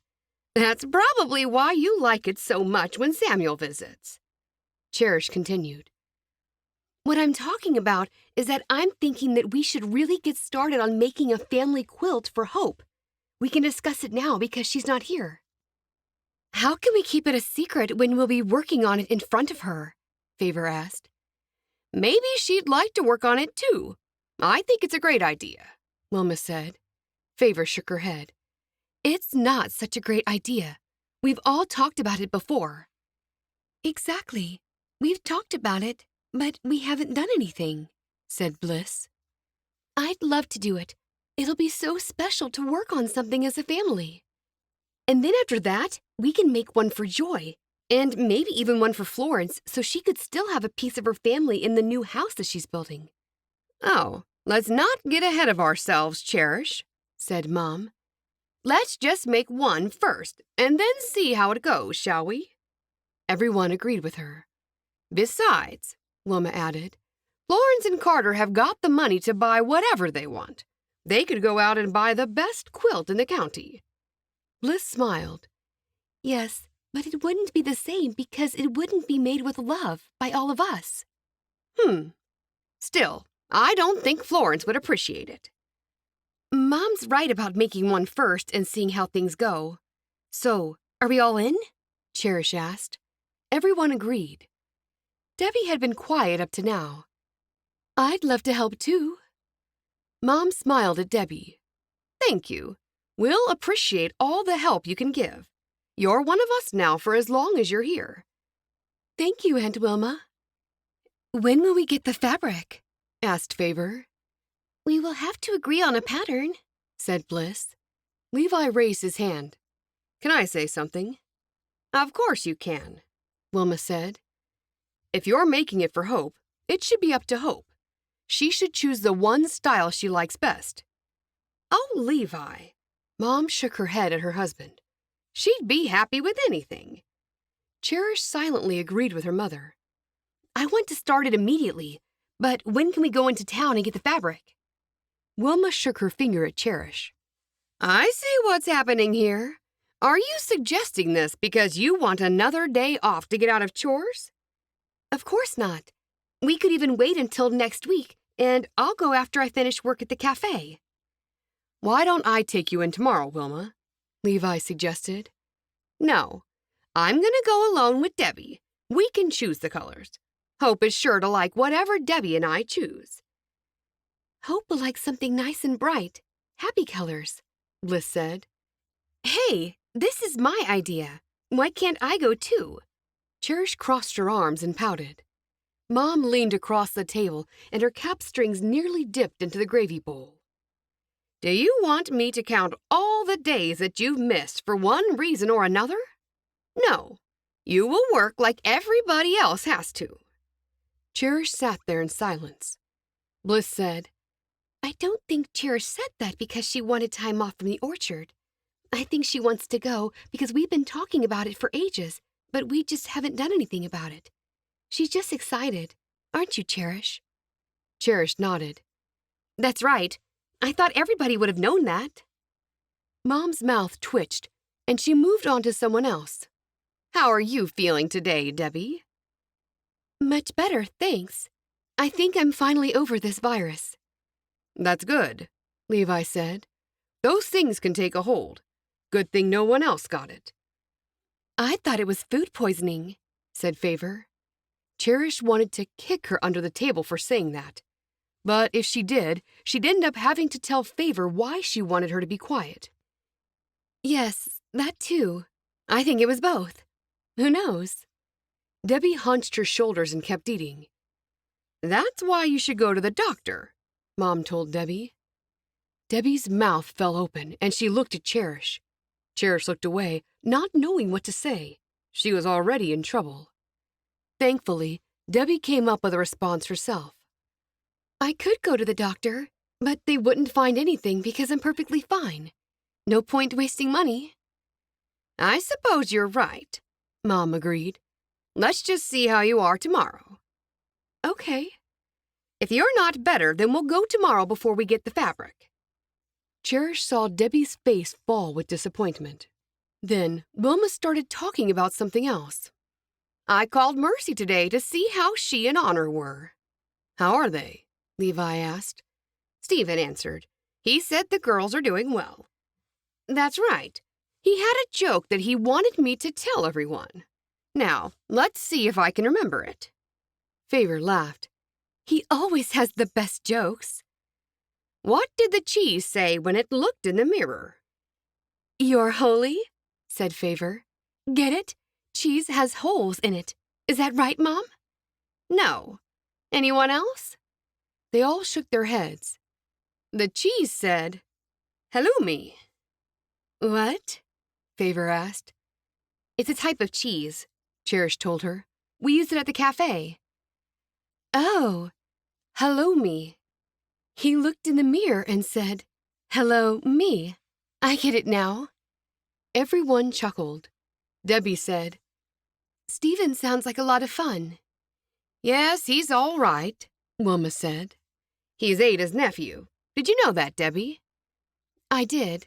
Someone mentioned it. That's right. 2 of her nephews married 2 of my daughters.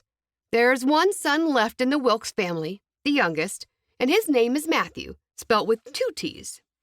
Ada and I often talk about that. It would be convenient if he married one of my remaining daughters, but he'd have to move here. I can't lose another of my daughters to Connecticut and barely ever see my grandchildren. He'd have to understand that. Debbie looked at Cherish. Don't look at me. He'd suit Favor better. Then all eyes were on Favor, who simply said, No. You might change your mind in time. He's coming back for a visit. I just don't know when. Ada said he might come for the harvest, but she wasn't sure. The girls are too young to think about marriage, Wilma, Levi told her, except for Hope, and she's already spoken for. I know that, but it's never too early to have a plan. That's what plans are for, the future. Don't bother about planning for me, Cherish said. Wilma shook her head. I wouldn't even begin to think about it. Who knows what kind of man you'll bring home when the time comes? I can see it now. You'll be dragging some poor man with you like one of our barn cats dragging its prey. Cherish's mouth dropped open, and she looked at Levi. Levi seemed just as shocked. Now, Wilma, all the girls have made fine choices, and Cherish will too. Thanks, Levi. Cherish went back to concentrating on her gravy and mashed potatoes. Over the cleaning up that night, the girls discussed Wilma's birthday since she was in the living room. It was coming up fast, and Cherish decided there wasn't enough time to make her a gingerbread house. Even Bliss agreed that they'd save doing that for Christmas. Cherish secretly hoped that everyone would forget about it by then. What would be really good for Mom would be if Christina and Mark came. They haven't been here for a long time. You're right, Cherish, Bliss said. What if Adam and I stop by her place tomorrow afternoon and we'll ask her to come? Perfect, Cherish said. I'm sure she'll do it if you both ask. Mark gets along great with Adam. Chapter 13. Wilma was up early, boiling the water to make herself a cup of hot tea. Once the kettle was boiled, she poured the water over the tea leaves and sat down, waiting for it to steep. In the quietness, she heard something. There were grunting or groaning noises coming from somewhere. She left the tea and made her way to the stairs. The sound stopped. Then it started again. It was coming from the southern end of the house, and that was where Debbie's bedroom was. Quietly, Wilma made her way upstairs. She put her ear against Debbie's bedroom door, and sure enough, it sounded like Debbie was being sick. Wilma opened the door and peeped in. Debbie was on her knees leaning over a bucket, heaving. That was when Wilma realized Debbie must have known she was pregnant. Up until then, she wasn't quite sure if Debbie herself knew what was going on. After a moment, Debbie wiped her mouth and sat on the bed. Then she looked over and saw Wilma. Wilma stepped into the room and closed the door behind her. "What's wrong with you, Debbie?" Debbie shook her head. "I don't know." "I think we can both agree that you need to go to the doctor." "I've been better, but I just got a bit sick again. I'm sure I'll come good again." "No. I said if you're still sick today, I'm taking you to the doctor. That's what I'm doing." "But—" "No excuses." "Yes, Aunt Wilma." "I'll bring some breakfast up to you. You don't have to hurry. We'll go when you're ready. I'm sure they'll be able to fit us in for an appointment." Wilma backed out of the room and closed the door. Mom was determined to take Debbie to the doctor, and when the girls came down for breakfast, she let everyone know it. Before Hope left the house with the others for the morning orchard chores, she raced to Debbie's room and told her she must refuse to allow Wilma in when she talked to the doctor. That was the only way to prevent Wilma from finding out. Debbie agreed. The girls walked together to find Florence. It was her first day back from her few days off. As soon as Cherish saw her spraying the trees, she asked, "Florence, did you know it's Mom's birthday next week?" "Oh, that's right. I thought about it last week, but then I forgot again. Today we are spreading the compost mulch around. You girls can get the pool wagon and put the bags of compost on while I'm spraying the trees with compost tea." "We've never sprayed with compost tea before," Favor said. "Can we drink it?" "No, it's not that kind of a tea. It has microorganisms in it, and they help strengthen the immune system of the tree.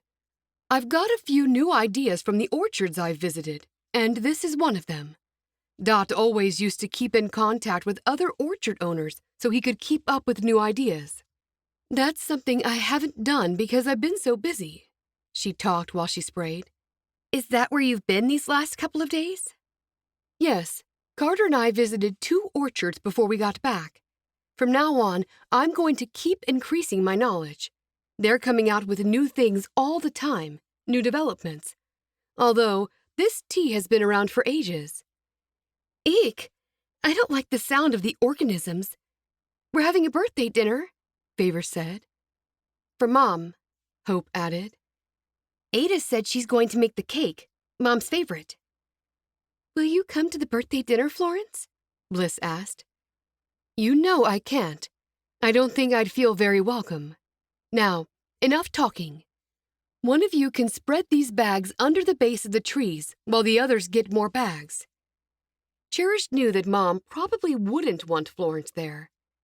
"I'll stay," Cherish volunteered. The other girls left. Cherish set about opening the bag and then scattered the mulch around. "I'm guessing that gives the trees nutrients?" "Yes, and the healthier the leaves are, the less we have to worry about pests. And just so you know, I won't be going to Wilma's birthday dinner because she's cold toward me now, and she's always been cold to Carter." "I understand. We just thought we'd ask." "Thanks for the invitation." The girls returned, pulling 4 large bags of compost on their trolley. After the first bag was emptied, Bliss said to Florence, "I'm sure she'd appreciate you there, at the birthday dinner." "I don't think so. I just said to Cherish that we won't be there. It's best we stay away and only be there for things to do with the orchard, like family meetings regarding the orchard and such." Bliss nodded. "Okay, if that's what you think is best." "I do. When does Wilma leave for the births?" They're due in September, Hope said. Yes, I thought it would be around then. That's harvest time. We'll be one helper down. Cherish stopped what she was doing and straightened up. It's okay, because we've got Debbie. She'll still be here. Apart from that, I've got a friend coming to stay. Oh, you have? Does Wilma know about it? Florence frowned. Of course she does. I'm not like Favor. Favor stood up straight and her mouth fell open. Rude. Cherish kept talking. Both Levi and Mom know about it, and they said she could come. I met her at the wedding. Her grandmother is in our community, and she's been here before. Who's her grandmother? Adele Schultz? Florence's eyebrows rose. Are you talking about Fenella? Yes, you know her? I do. So, she's staying with Adele. Or is she staying with you? Here. Wait, I don't know. I assumed she'd stay here. I don't know now. It probably doesn't matter where she stays. We'll still have loads of time together, and she'll help with the harvest. That sounds good. We can always use a pair of extra hands, Cherish said. An extra pair of hands, Florence corrected. That too. How's your house coming along, Florence? Bliss asked. It's slow going. They dug the foundations, and then it rained for days while we were away, and that wasn't good. It's dry again now, so they're moving ahead. We want to get as much done as we can before winter. When will it be finished? With all their stopping and starting, it might be another 18 months before it's complete. 18 months? That's a long time. We can get a barn up in one day, Hope said. I know, but this is a little more than a barn. Carter's architect has designed quite a large house. It's our forever home, so he's planned it, thinking about the future. Florence continued spraying the leaves. I still can't get over that you know Fenella, Cherish said. I don't know her that well. I first met her and her mother at Adele's house when Mom made a casserole for me to take over when she was unwell. Fenella always goes to the meetings when she's here, too. Surely you must have met her. I've seen her, yeah, but I never talked to her. You certainly sound excited. I am. I've never had a friend come to stay. Favor had Crystal staying for ages. Maybe Crystal can come to Mom's birthday dinner. I'll ask her, said Favor. Hope said, if it's all right with the Millers, she can. They allowed Fairfax to come to our family gatherings when he was staying with them. I'm sure they'll let her. Oh, I hope so, Favor pouted. They wouldn't allow her to go to the wedding. Hope put the spade into the compost bag and sprinkled it around the tree trunk bases. That's very different. The dinner is only for a few hours. I'd be very surprised if they say no. I'll go there this afternoon and find out if she can come. When's Mom's birthday, Cherish? This next Tuesday coming. Chapter 14. Wilma half expected Debbie to confess what was wrong with her before they got to the doctor. It didn't happen. When they walked in without an appointment, the receptionist was able to fit them in. They'd only have to wait 20 minutes or so. Debbie was given paperwork to fill out. When Debbie's name was eventually called, Wilma got up to go in with her. I'm sorry, Mrs. Bruner, but you can't go in. Yes, I can. She's my niece. Is she over 18? The receptionist asked. Wilma replied, Yes, she is. Then she has to go in by herself. I'm sorry, that's the rule, unless the patient agrees, and then you'd have to fill out a form. We have privacy rules. Debbie put her hand on Wilma's arm. It's okay, Aunt Wilma. The doctor's waiting, and we don't want to bother the lady with filling out forms and all that stuff. It'll only take a minute. Wilma folded her arms over her chest. Her plan was ruined. It'll take more than a minute. When Debbie was in with the doctor, Wilma sat down. She didn't like those privacy rules. What nonsense. What absolute nonsense, caring about privacy. Why couldn't she sit in with her niece and hear what was wrong with her? Now Debbie could continue keeping the pregnancy from them all, and how would that end? Would she suddenly disappear when the birth came close? If she ran away, Levi's brother would blame him for not keeping a closer eye on her.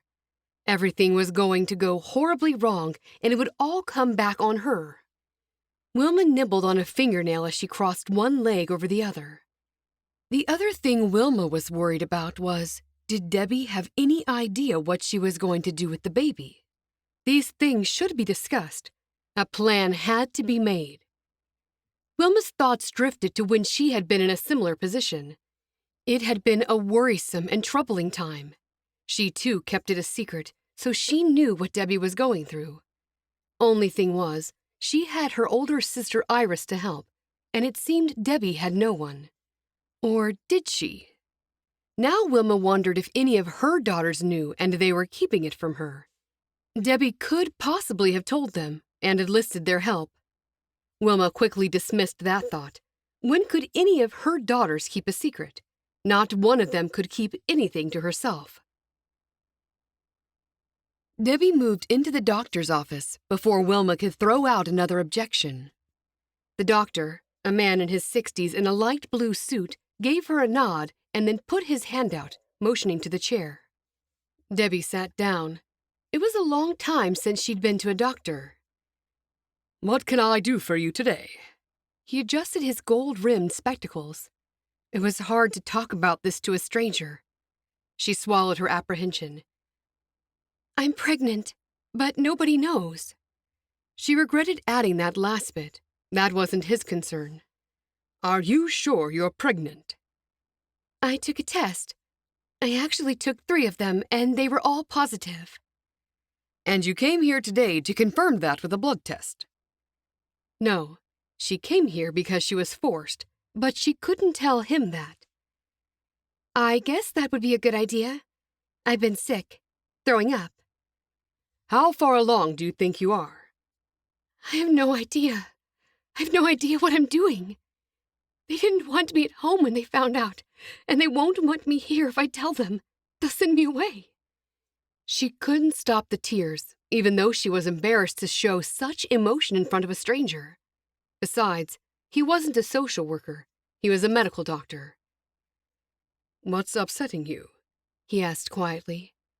He seemed so patient that she opened up. "I have no husband, and I don't know what's the best thing to do for the baby." "We have to get the blood test back first." "I know I'm pregnant." He looked at her over the top of his glasses. "Have you considered adoption?" She looked at him blankly. He must have sensed her apprehension. "You're not the first Amish lady I've had come here in the same position." "What did they do about it?" "Adoption, mostly." "I've been considering that. My aunt came with me today. She doesn't know. You won't tell her, will you?" "No." "Thank you." "Why does she think you're here?" "She thinks I'm sick. One time, I told her it was food poisoning, and then I said that I thought I had a virus." He wrote something down on a notepad. "I'm writing you out a prescription for vitamins. I'm not saying to lie to your aunt, but you could have her think you're just generally run down. The vitamins won't hurt you. They'll only help." "Thank you." "While you're here, we'll take a blood test just to confirm what you already know." Debbie wiped her eyes, feeling much better that she had something to tell Wilma. "That sounds like a good idea." "Come back and see me in a week for the results. Then we can discuss some other things. There are various places I can put you in touch with." He handed her the prescription. "Thank you. You've been very kind." He smiled at her. "I'm here if you need anything. Good luck with your decision-making." "I'm going to need it." He got up and opened the door for her and she walked out. Aunt Wilma jumped to her feet and rushed over to her. "What's wrong with you?" she whispered. "It's just that he thinks I'm run down. He wants me to have a blood test." Debbie held up the paperwork. "Excuse me, Miss Bruner? We can do the blood test here for you. There's another patient with Maureen at the moment, but after that you can have blood taken here if you're willing to wait a moment." "We'll wait," Wilma said. When they sat down, Wilma whispered, "What are you having a blood test for?" "Just as a general check, for this and that. He gave me this to get vitamins. He thinks I'm run down." Wilma plucked the prescription out of her hand and looked at it. "What do you need vitamins for? Haven't you been eating properly?" "I have been off my food a little since I've been sick." "Okay, we'll get you those vitamins." "Thanks." After Debbie had the blood drawn for the test, they walked out of the building. "Did it hurt?" Wilma inquired. "No, not much." "Now we have to go to the pharmacy to get your vitamins. I'm not even sure if they work. Did he say if they were very costly?" "He did write out a prescription, so I'm guessing it would be cheaper than getting them over the counter." "Yes, you're right. It doesn't matter about the money anyway. Your father sends us money for your upkeep, but we told him it wasn't necessary. But he insisted. Maybe we should keep it separately and give it back to you." "No, I don't think my father would be happy about that. If he gave it to you, he wants you to use it." "I suppose it comes in handy with what it costs for your doctor's visit, the blood test, and now the vitamins. Your father wasn't to know that, was he?" "No, not unless he has a crystal ball." She glanced at Aunt Wilma to see her looking horrified. "Don't worry, he hasn't got a crystal ball." "Well, I didn't think so. I don't believe all that hocus-pocus in predicting the future." "No. Hopefully I'll feel better on the vitamins." "If you take them. Now don't forget to take them. Just buying them won't make them work. There's a pharmacy 2 blocks up. Do you feel well enough to walk that far?" "I do. And it's such a lovely day for a walk." Wilma looked up into the sky. "Yes, the sun does feel nice on the skin today. It's not too hot and it's not too cold." "Thanks for coming with me. I could have come by myself, but it's nice to have your company." "Nonsense. You don't know your way around yet." "I could have found it if someone gave me directions, or a map. I know where the farmer's market is, and I can find everything from that as a pivoting point." "I don't mind a day out away from the house." After they bought the vitamins, they walked back to the buggy. "We'll drive to the fabric store, but first I'm going to get a takeout coffee. Do you want one?" "No, thanks." "You don't drink coffee?" "Not lately. I've gone over to hot tea." "Same as Ada. She prefers tea. I'll get you a takeout tea then." "Oh, that's not necessary." "I insist. We can drink them on the way to see Marilyn at the fabric store." "Sounds good." "We have to choose a fabric if we're ever going to make a quilt. I've got a vague idea in the back of my mind that one of the girls already selected material for a quilt. It could be in a cupboard somewhere at home. Best to get more. It won't go to waste." Wilma walked into a cafe and Debbie followed. After Wilma placed the order, they sat and waited for their drinks to be made. "Did he say go back in a week for the blood test results?" Wilma asked. Debbie couldn't remember, but didn't want Wilma to be cross with her. "That's right, a week." "Oh dear, we should have made the appointment today." "No matter. I'll call after we get home and book the appointment a week from today." As Debbie listened to the whirring coffee machine, she thought about Christina. Now was a perfect time to find out why Wilma and Christina didn't get along. The waitress brought their drinks over. Debbie took the 2 containers. "Thank you." She went to pass the one labeled coffee to Wilma. Wilma stood up and held up her hand, palm facing Debbie. "No, I'll drink it in the buggy. You can hold it until then." They got back into the buggy, which wasn't easy for Debbie with holding the 2 hot drink containers. Once they were both seated, Wilma said, "The store is across town. I'll just pull out into the traffic, and then when we get out onto a quiet road, you can pass me mine." "Sure." Wilma pulled the buggy out onto the road. "Aunt, what do you think of Christina?" asked Debbie. "Christina? Mark's wife?" "That's right." "She's very busy all the time." "I know. Cherish, Hope, and I stopped by to see her the other day. She seemed busy with her sewing. I saw all the sewing she had lined up. She has a lot of orders to fulfill." "Why do you ask what I think of her?" It's just that Cherish mentioned she doesn't go to many family dinners anymore. That's because we don't really have family dinners. We used to have one every week where everyone gathered. That was nice, but then people stopped coming. It started when Joy and Isaac moved away into their own house. So, you didn't have a falling out or anything? Christina and I have never really gotten along, never seen eye to eye. Why do you ask? Wilma repeated as she put her hand out for the coffee. Debbie passed it to her. No reason. I'm just interested in everybody in the family. Don't worry, you're fitting in wonderfully, just like Bliss. I feel she's one of my own daughters. It must be fulfilling to have 6 children. God has blessed you. He has. She was trying to coax Wilma to talk about the 7th child she had, the first one, but Wilma didn't say a word. It's funny that you had all girls. I'm glad I had girls. Girls are so much nicer than boys, and they can help in the house. That hint hadn't worked, so Debbie tried again. I suppose your husband would have been hoping for boys to help in the orchard. Oh, no. Well, my first husband had 2 boys and a girl before I met him. Oh, yes, that's right. Florence, Mark, and Earl. Exactly. And the boys weren't interested in the orchard. Only Florence was interested, so it didn't matter to my first husband if he had boys or girls. Suddenly, a car accelerated past them, overtook them, and then the driver slammed on the brakes. Wilma had no choice but to hit the brakes and pull up the horse. When she did so, the car in front zoomed away, and the coffee went all down the front of Wilma. Chapter 15. Wilma screamed. Debbie saw Wilma had scalded herself with the coffee, so threw her drink on the floor and reached over the back. She got the water cooler and poured water over Wilma in the spots where she saw the coffee had spilled.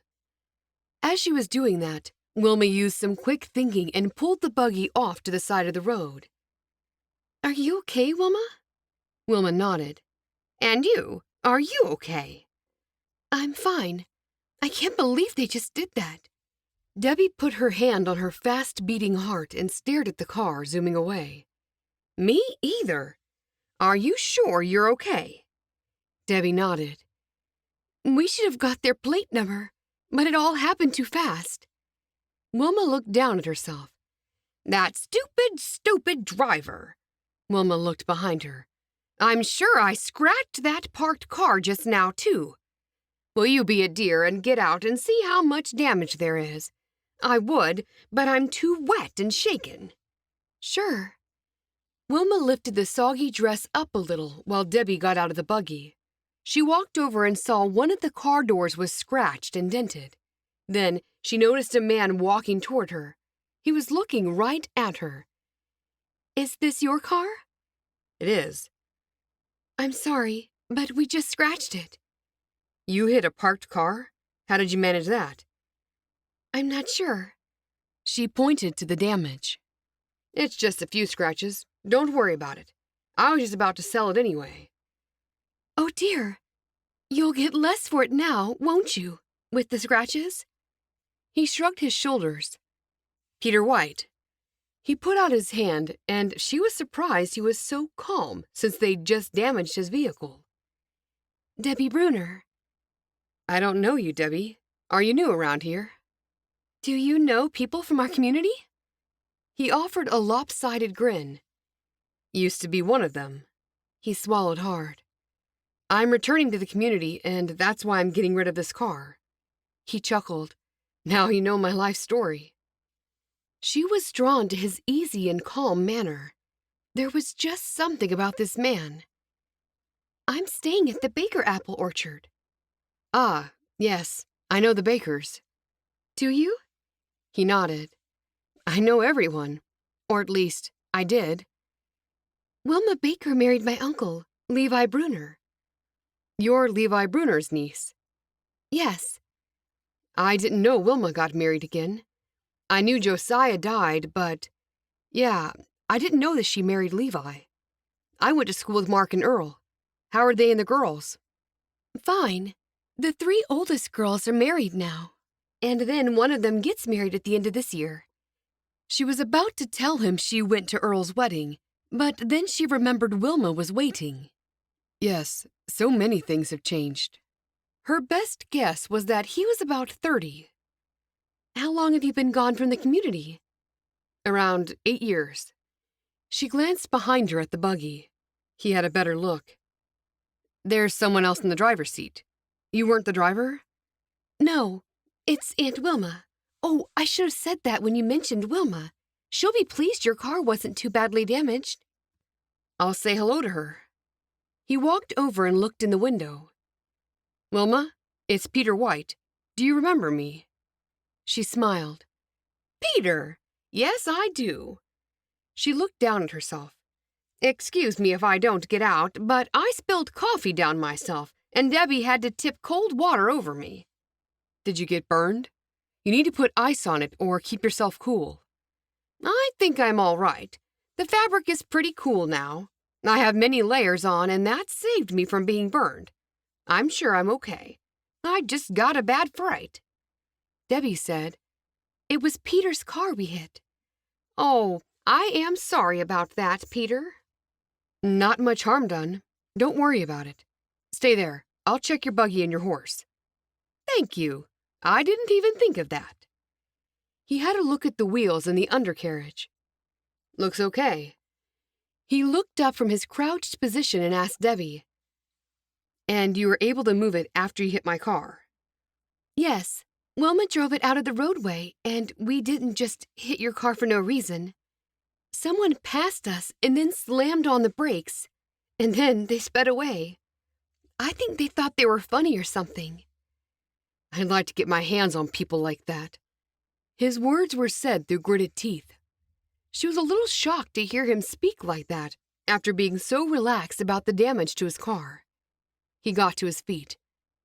I'll check the horse. She watched as he lowered himself and ran his hands up and down each of the horse's legs. It seemed he hadn't forgotten about horses in his time away from the community. He stood up and stroked the horse's neck. He's fine. Just take it steady on the way home. Are you going straight home? We were planning to go somewhere else first. He seemed concerned and walked back to Wilma. Is the horse all right, Peter? Wilma asked. He's fine. I think you should go home now, though, so he can have a quiet day. You've all had a shock. We were planning to buy fabric, but I can't go anywhere with my clothes wet. We'll be going home. Good. He stepped back. Nice to see you again, Wilma. And you, Peter. Do stop by the orchard and say hello. You're welcome any time. I'll definitely do that, Wilma. He took another step back and smiled at Debbie. How long will you be staying at the orchard? I'll likely be staying for a few months, maybe until the end of the year. He smiled. I'll see you soon, then. I'd like that. He opened the door for her and she got in. When he closed the door, Wilma wasted no time moving the buggy away. Peter stood there and waved.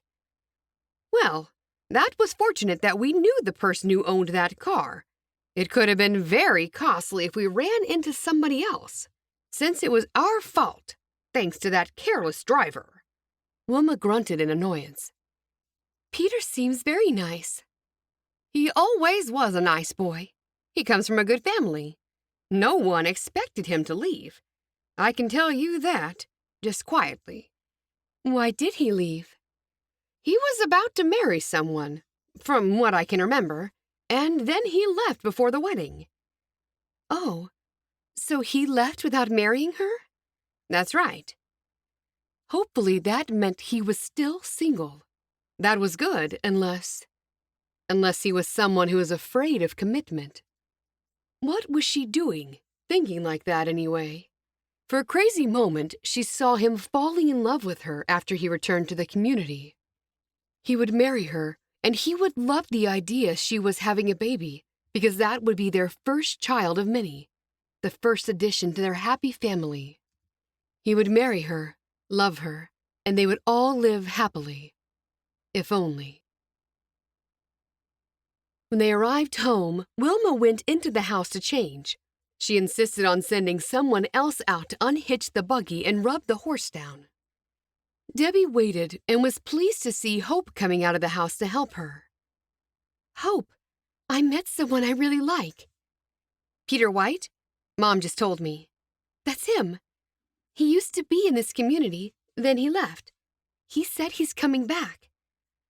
I just wonder if he's my answer. This is God's answer for turning my life around. I'll marry him, and then we'll all live together as a family. I won't have to give up my baby." Debbie laughed at herself. "No, I don't think so." Debbie was shocked to hear Hope be so negative. "Why do you say that?" "Because if he's come back to the community, he'll have to go through a few months to prove himself. I don't think the bishop will allow him to marry as soon as he returns. I'm guessing he hasn't already been baptized, so he'll need to do that and the instructions." "Oh, I forgot about that." "Yes, a few months to prove himself, and then he can fall in love." "Oh, well, he can't be my answer then. That is a little depressing." "Or perhaps the bishop will allow him to marry if there are special circumstances." "Do you think so?" Debbie patted the horse's neck. "Could be. Things can always be worked around." "What do you mean?" Debbie studied Hope's face. "You could always leave the community if you really wanted to marry him, and then you could both come back together as a married couple with the baby." "Sounds like a lot of mucking around." The horse gently pushed Debbie with his nose when she stopped patting him. "He likes his ears rubbed." Hope laughed at the horse. Debbie reached up to his ears, and the horse lowered his head. "I shouldn't be thinking about Peter. Nothing will ever come of it." "You have to have ideas and plans. You just want a good start for your baby, don't you?" Hope commenced the unhitching process. "I do. I don't want to leave the community, but if I had a plan and a man, it would make all the difference." "Oh, that rhymes. A plan and a man." The corners of her lips tilted upward. "I agree. A man would be the plan. It would get you out of trouble." Hope stopped what she was doing and looked at Debbie. "Oh, I don't mean that you're in trouble." "I just want to do things right. I do want to keep my baby, but letting him go might be what's best for him. I wish I knew the answer." "Him? You know it's going to be a boy?" "No, I don't know anything. I just don't like calling the baby an it." Hope went back to what she'd been doing. "I know what you mean. It does sound impersonal and unfriendly. I hope things work out. What else did Peter say?" "Oh, I forgot to tell you. Wilma hit his car a little when it was parked. There were a couple of scratches, but he said not to worry about it. Then he said he was selling it and is coming back to our community. He knew all about your family, except he didn't know Wilma had married again." Hope stood straight and her mouth fell open. "Mom hit a car with the buggy? She didn't tell me that part." "It wasn't her fault. Another car was doing stupid things and she swerved to avoid it." "So that's why Mom looked a mess." Hope bit her lip, wondering why her mother didn't mention the accident. She looked back at Debbie. "Is Peter handsome?" "He looked all right. He wasn't overly handsome, but he just had something about him. I was drawn to him immediately. Do you think he felt the same?" "Who am I kidding? It won't work out." "You don't know that." Hope set the horse free of the harness. "I do. I don't want to build myself up to great heights only to come crashing down. Meeting him made me feel a little better, though. It gave me something to dream about." She patted the horse's neck again. He'd had enough ear rubbing for now. "I think we need to give this boy an apple to help him get over the horrible fright he got today. Should it be an apple? Or what does he like?" "He likes both, but prefers carrots. You get him a carrot while I rub him down. Just pretend to my mother that you've helped me. I don't think it's good for you to do heavy work." "Thanks, Hope. I will." Hope was worried about Debbie and what her and her baby's future would hold. But she was doing her best not to show it. That would only make Debbie feel worse. Chapter 16.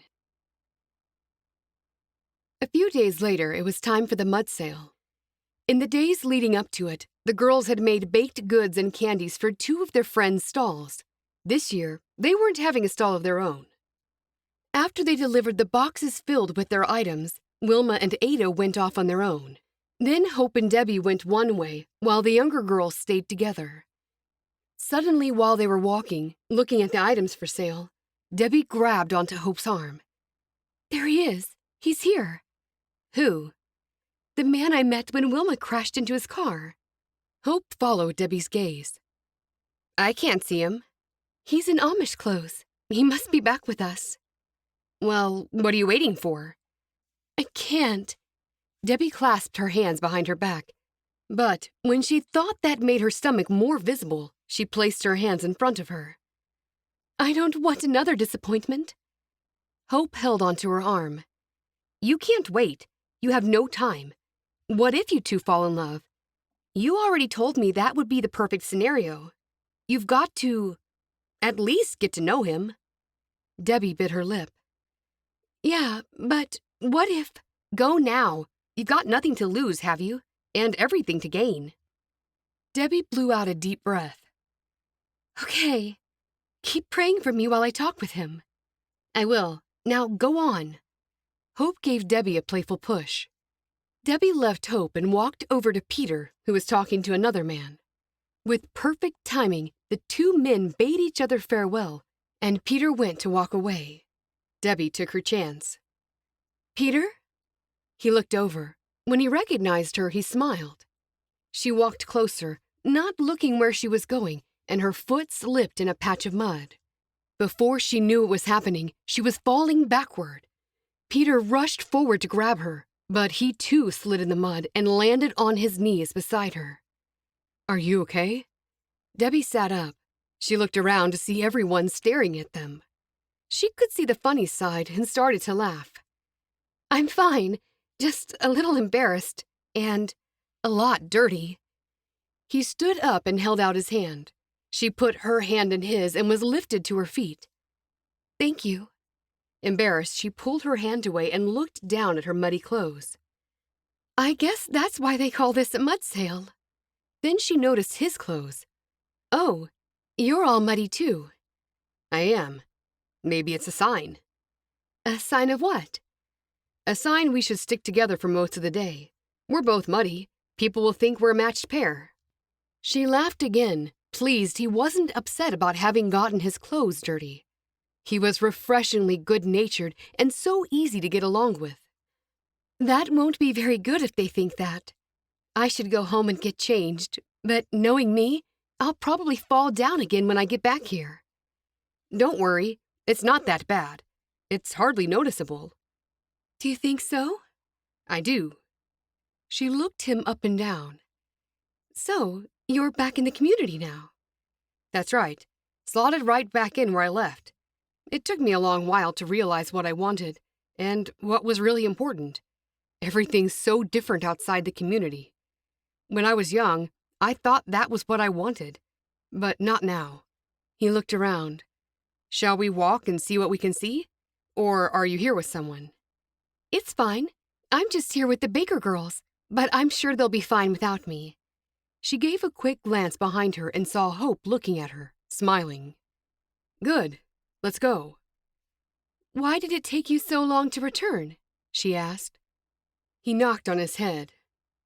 "Thick as a brick, pig-headed, stubborn. But I'm trying to change, and I'm still too stupid for words." She laughed at him.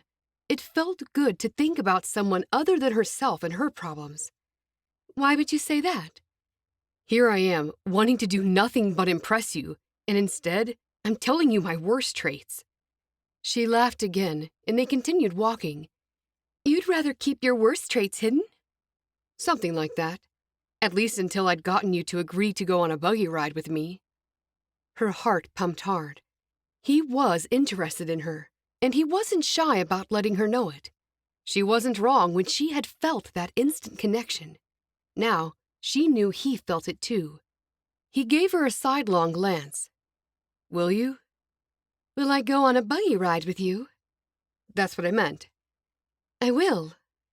His smile broadened to reveal a faint dimple in his right cheek. How about I drive you home after this? Now she was starting to get nervous, but excited at the same time. It brought so many doubts and fears to the surface. She wasn't ready for this. Oh, I don't know if I can because I have to help Aunt Wilma with the chores when we finish here. She's here today? Yes, somewhere. Good. I'll find her and talk her into it. And she should say yes, since she crashed into my car. I'll give her a gentle reminder if I have to. Debbie put her hand up to her mouth to stifle a giggle. She did feel dreadful about that. Did you end up selling the car? I did. Got enough to buy myself a pretty decent buggy. Wait until you see it. It's not a new one, but it's got some pretty decent features. It's got a cup holder and a heater. A cup holder? How wonderful. If Wilma had one of those, she wouldn't have spilled her coffee the other day. This is true. And who doesn't love a heated buggy on those chilly winter days? They continued walking. I'm happy for you. You got a buggy. But what about a horse? I'm using one that belongs to my brother, for now. I'm heading to an auction in a couple of days to get one. Sounds like things are really happening for you, and everything's falling into place. They are. Hey, you should come to the auction with me. Now she knew he was pretty interested in her if he was thinking beyond today. I'd love to. I haven't been to a horse auction for so long. Perfect. And I'm guessing as long as it's okay with your Aunt Wilma? Exactly. Then I've got 2 things to ask her when we find her. He flashed her a brilliant smile. She smiled back, soaking in all the attention like a sponge left in the sun for a week soaking up water. He was happy now, but how would he feel if he knew she was pregnant? She squashed that thought and pushed it from her mind, eradicated it completely. Today, she'd live in the moment. She was a single girl, and he was a lovely, warm-hearted, and sincere single man. They both liked each other, that was clear. What was the harm in her being carefree, just for one day? Chapter 17. After they were halfway around the huge semicircle of the mud sale stalls, Debbie spotted Aunt Wilma with her friend Aida, sitting at a table in the refreshment tent. They were leaning over bowls, eating soup. There they are. Were you serious about asking Aunt Wilma if you could drive me home? He saw them too. Absolutely. Here's your chance. There she is with her friend Aida. I remember Aida. She's married to Samuel, right? Yes. He started walking, then turned around. Are you coming? Oh, do you want me to? I don't want her to feel it's 2 against 1. It'll be fine. Come on. You can let me do the talking. She caught up with him. Oh, I intend to. I'm keeping quiet. He came up beside their table. Debbie hung back a little. Both Aida and Wilma looked up at him. In typical Aida fashion, she was the first to speak. There you are, Peter. Wilma said you might be coming back. Yes, here I am. How are you, Aida? Very well, thank you. Same as ever. She dotted her mouth with a napkin. I hear Wilma bumped into you recently, in more ways than one. Aida looked pleased with her remark, while Wilma chuckled. Oh, Aida, Mom said. It was just a little scratch, wasn't it, Peter? Correct. It wasn't my fault. I told you that, Aida. It was another driver who forced me off the road, and I had no choice but to hit Peter's car. I'm sorry for your car, Peter, Aida said. It's okay. I wasn't keeping it for long anyway. That makes it worse. Was it badly hurt? Wilma frowned. It's a car, Aida. It was scratched. I'm sure the car didn't feel a thing. Would you both join us? Aida asked when she noticed Debbie behind him.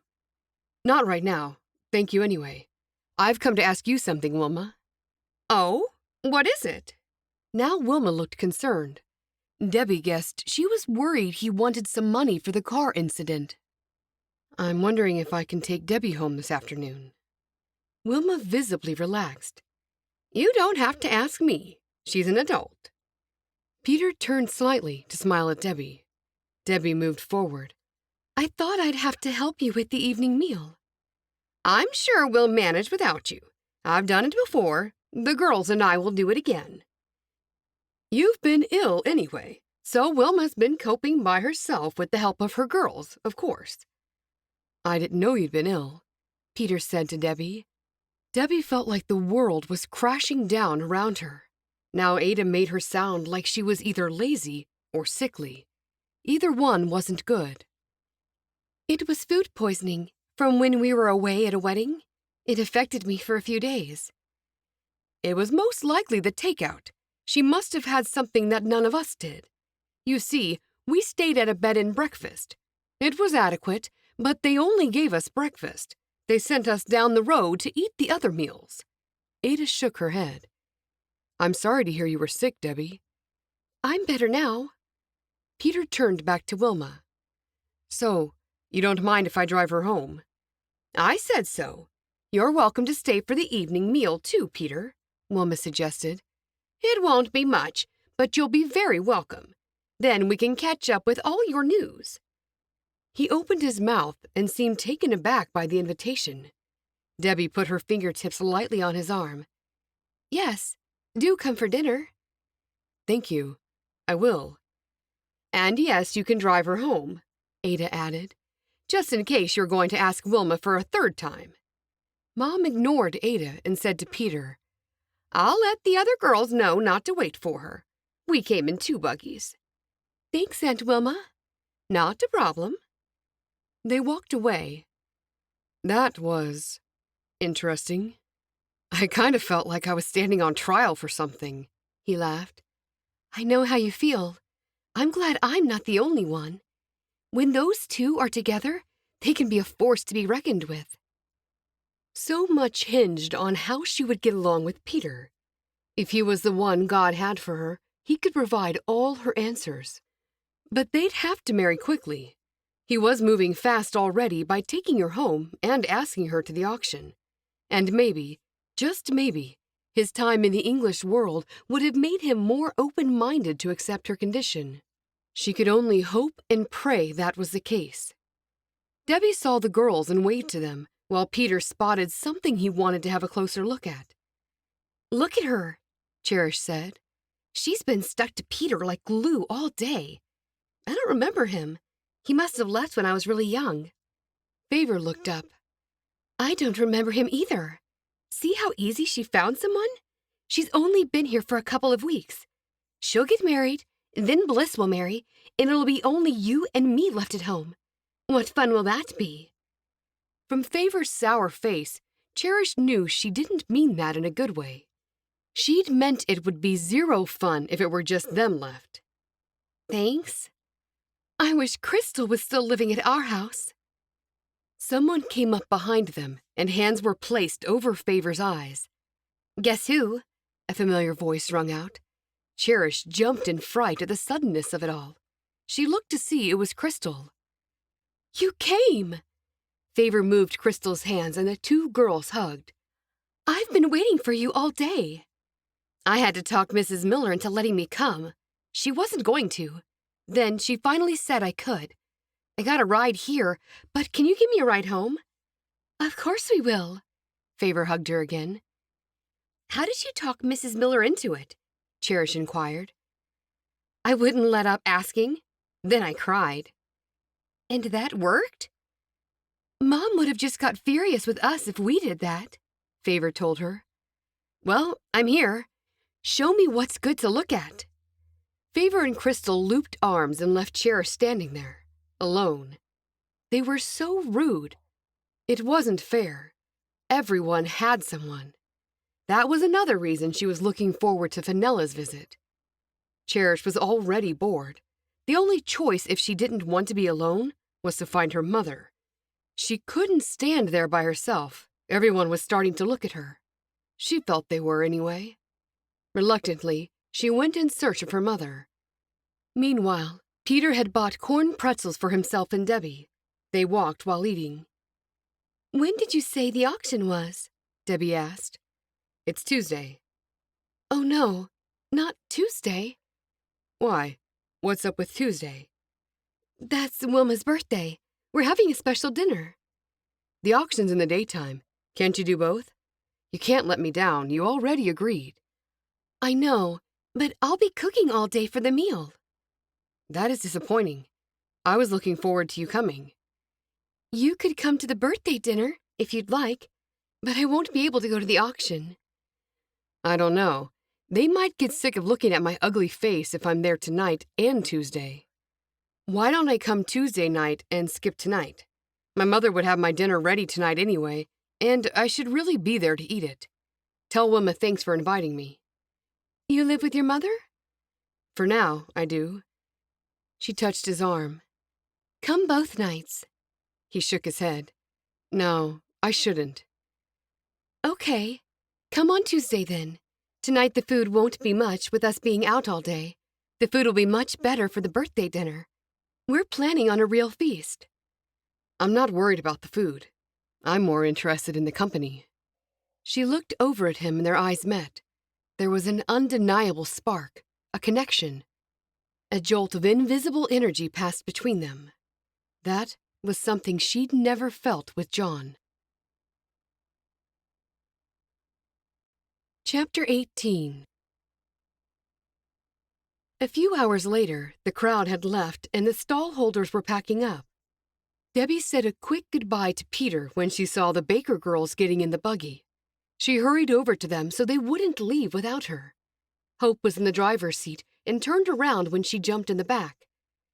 Mom said that you were getting a ride home with someone else. I was. Plans changed. What happened? Crystal asked. I kind of invited him to Aunt Wilma's birthday dinner on Tuesday instead. Is that okay? She looked at Hope, the oldest of the Baker sisters. Who did you invite? Asked Favor. Peter. Oh, your new friend? Crystal asked. That's right. I saw the two of you together. I've never seen him at the meetings. He's new. I mean, he's not new. He's returned from a long Rumspringa. Hope eventually answered when everyone stopped butting in. Of course she won't mind. Mom loves having people for dinner. I'm pleased to hear that. I thought she might want only family at her birthday. No, it'll be good for him to get to know us, too, if he's just come back to the community, Hope said as she moved the horse forward. Am I coming to the birthday dinner, too? Crystal asked Favor. Of course you are.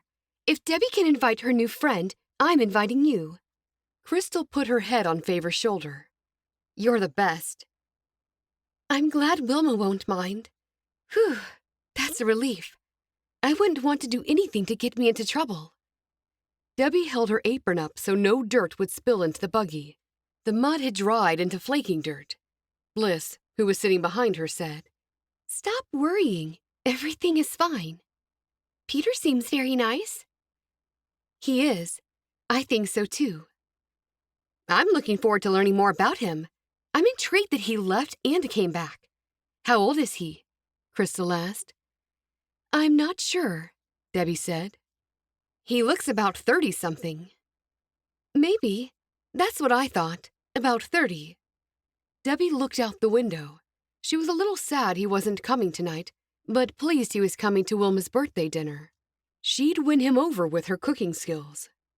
They took Crystal back to the Millers, and when the girls got home, Hope asked Debbie to help her with the buggy. Mom had traveled with Aida, and they were already home. Cherish volunteered to help too. She was aching to find out how things had gone with Peter. When the others were in the house, Hope was the one to ask the questions. What happened? You and Peter look like you were getting along well. I know. I really like him. There's just something about him. I was drawn to him as soon as I saw him, before I knew anything about him.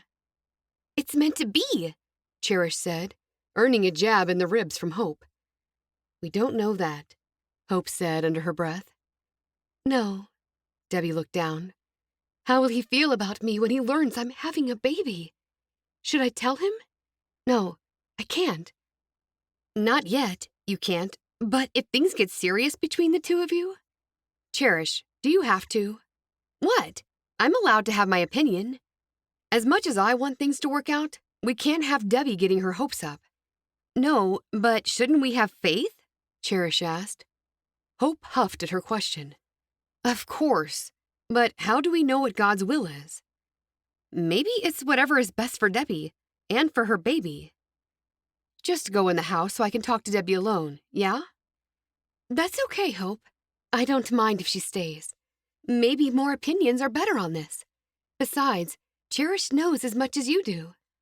I guess I'm in a fine mess whichever way I turn. If I fall in love with Peter, I could lose him when he finds out. But if I tell him and he doesn't mind, we can work things out. So, you don't really want to adopt your baby out? Hope asked. That's the hard thing. I don't want to get attached in case that's what I have to do. I don't want a lot of fuss. Are you sure Christina would adopt the baby? I can guarantee it, Cherish said. Cherish, you can't guarantee something for someone else. That's ridiculous. Hope shook her head. Cherish spoke quickly in case Hope tried to stop her from having her say. I honestly think she would. She loves babies and wants one so bad. Hope stared at Cherish. There's Mark to consider. Cherish grinned. Yeah, and like any good husband, he'll do whatever Christina wants. Good. I'll have that as my fallback option. Am I being silly, thinking something might work out with Peter? Debbie asked. No, Hope said. Cherish shook her head. I agree. He's been allowed back and... Help me with the buggy, Cherish. I should go and help Wilma. Debbie walked away. As soon as she was out of hearing range, Cherish asked Hope, What do you really think? Hope unbuckled the horse's harness. I really think she's in a real mess. I don't see this having a happy ending, but I can't tell her that. He'll back away from her as soon as he finds out, and then who will have to pick up the pieces of her broken heart? Us? That's right. Hope sighed. Now she's on a high, and she's only got further to fall. I'm afraid she'll fall real hard. When Hope had unfastened everything from the horse's body, Cherish led him forward. Peter might be her answer. Then she can stay up high. She won't have to fall. I do hope you're right, but I honestly don't think so. Then she'll give the baby up and be even more heartbroken. Right now, she'll be thinking she might be able to keep the baby. Well, she still can if she wants. People will be harsh if she stays in the community. I wouldn't like to be in her situation. Rub the horse down, please. Okay. And Cherish, try not to give her any false hope. Cherish didn't reply. She walked the horse to the paddock and on the way grabbed a towel to rub him down. Chapter 19. On the day of Wilma's birthday, the girls were buzzing around the kitchen. Cherish was in charge of the baked vegetables. Sweet potatoes, I just love them. After she placed them in the oven, she grabbed a handful of freshly shelled peas from the bowl, tipped her head back, and let them fall in a stream into her mouth. Don't eat everything, Cherish. We've got a ton of guests coming. Cherish made a face at Hope. I'm not. I've only had some peas. I'm here to help. You can set the table. We spend all day cleaning, so at least you could do that, Hope said. I thought you would have spent all day in the orchard. That too. I can't help it if I've got a proper job. Hope was picking on her because she'd been at the cafe for most of the day. Levi had made Hope quit her job at the B&B that Fairfax's aunt owned. Somehow, Cherish had clung onto her job, and that's probably why Hope was so cross. The orchard is a proper job, Mom said as she breezed into the room. What you've got to realize, Cherish, is that the cafe is not a proper job. It's somewhere we let you go so we get a break from you. The girls all giggled. Even Debbie was smiling. Cherish pouted. That's not very nice. It's true. If it wasn't true, I wouldn't have said it. Hope said, Go and put your feet up, Mom. It's your birthday. I've just come in here to get a glass of water to drink while I finish off some knitting. Debbie stood up. I'll get it for you.